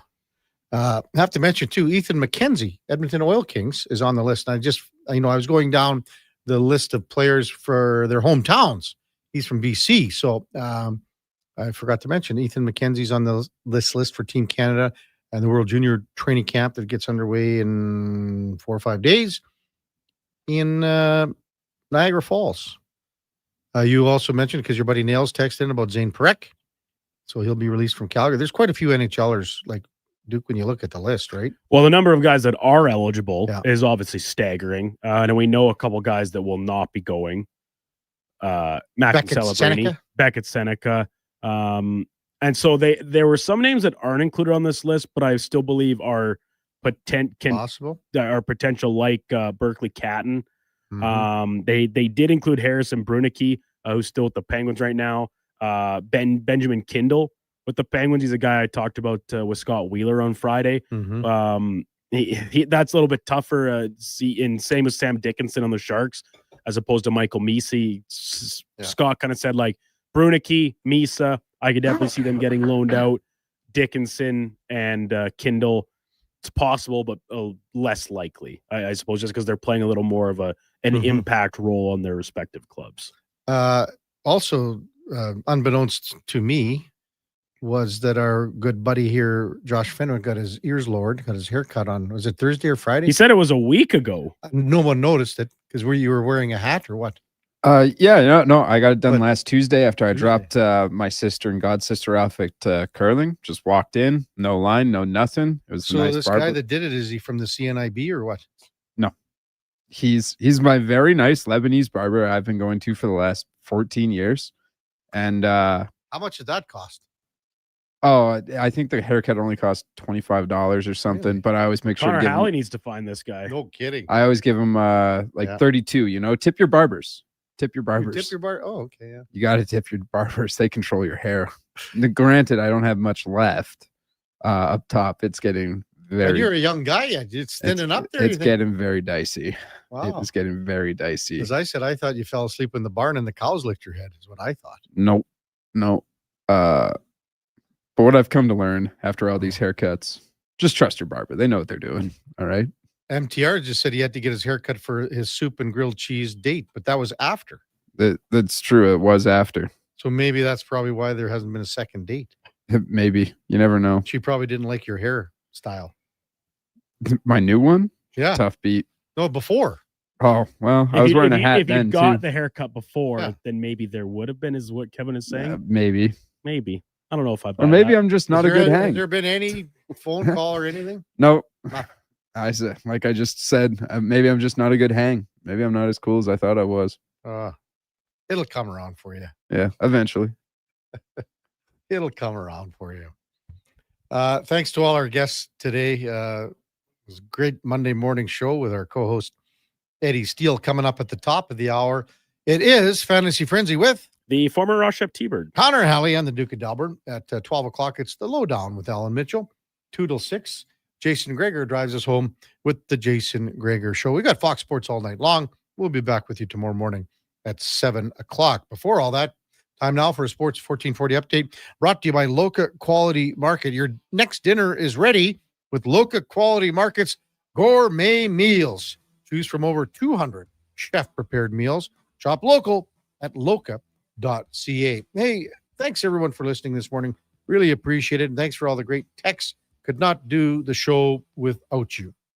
We are back with you tomorrow morning at 7 o'clock. Until then, have a wonderful rest of your Monday. And here is the Duke.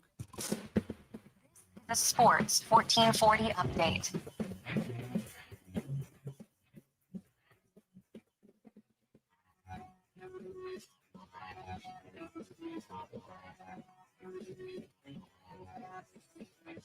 Handful of games in the NHL tonight, including Monday Night Hockey on Prime with the Maple Leafs hosting the Tampa Bay Lightning. Nightcaps elsewhere with the Mammoth taking on the Kings. Sabres down the highway in Calgary. Red Wings playing the Canucks, and the Wild visit the Kraken in Seattle. Hockey Canada announced its preliminary roster for the upcoming World Junior Championships in Minnesota.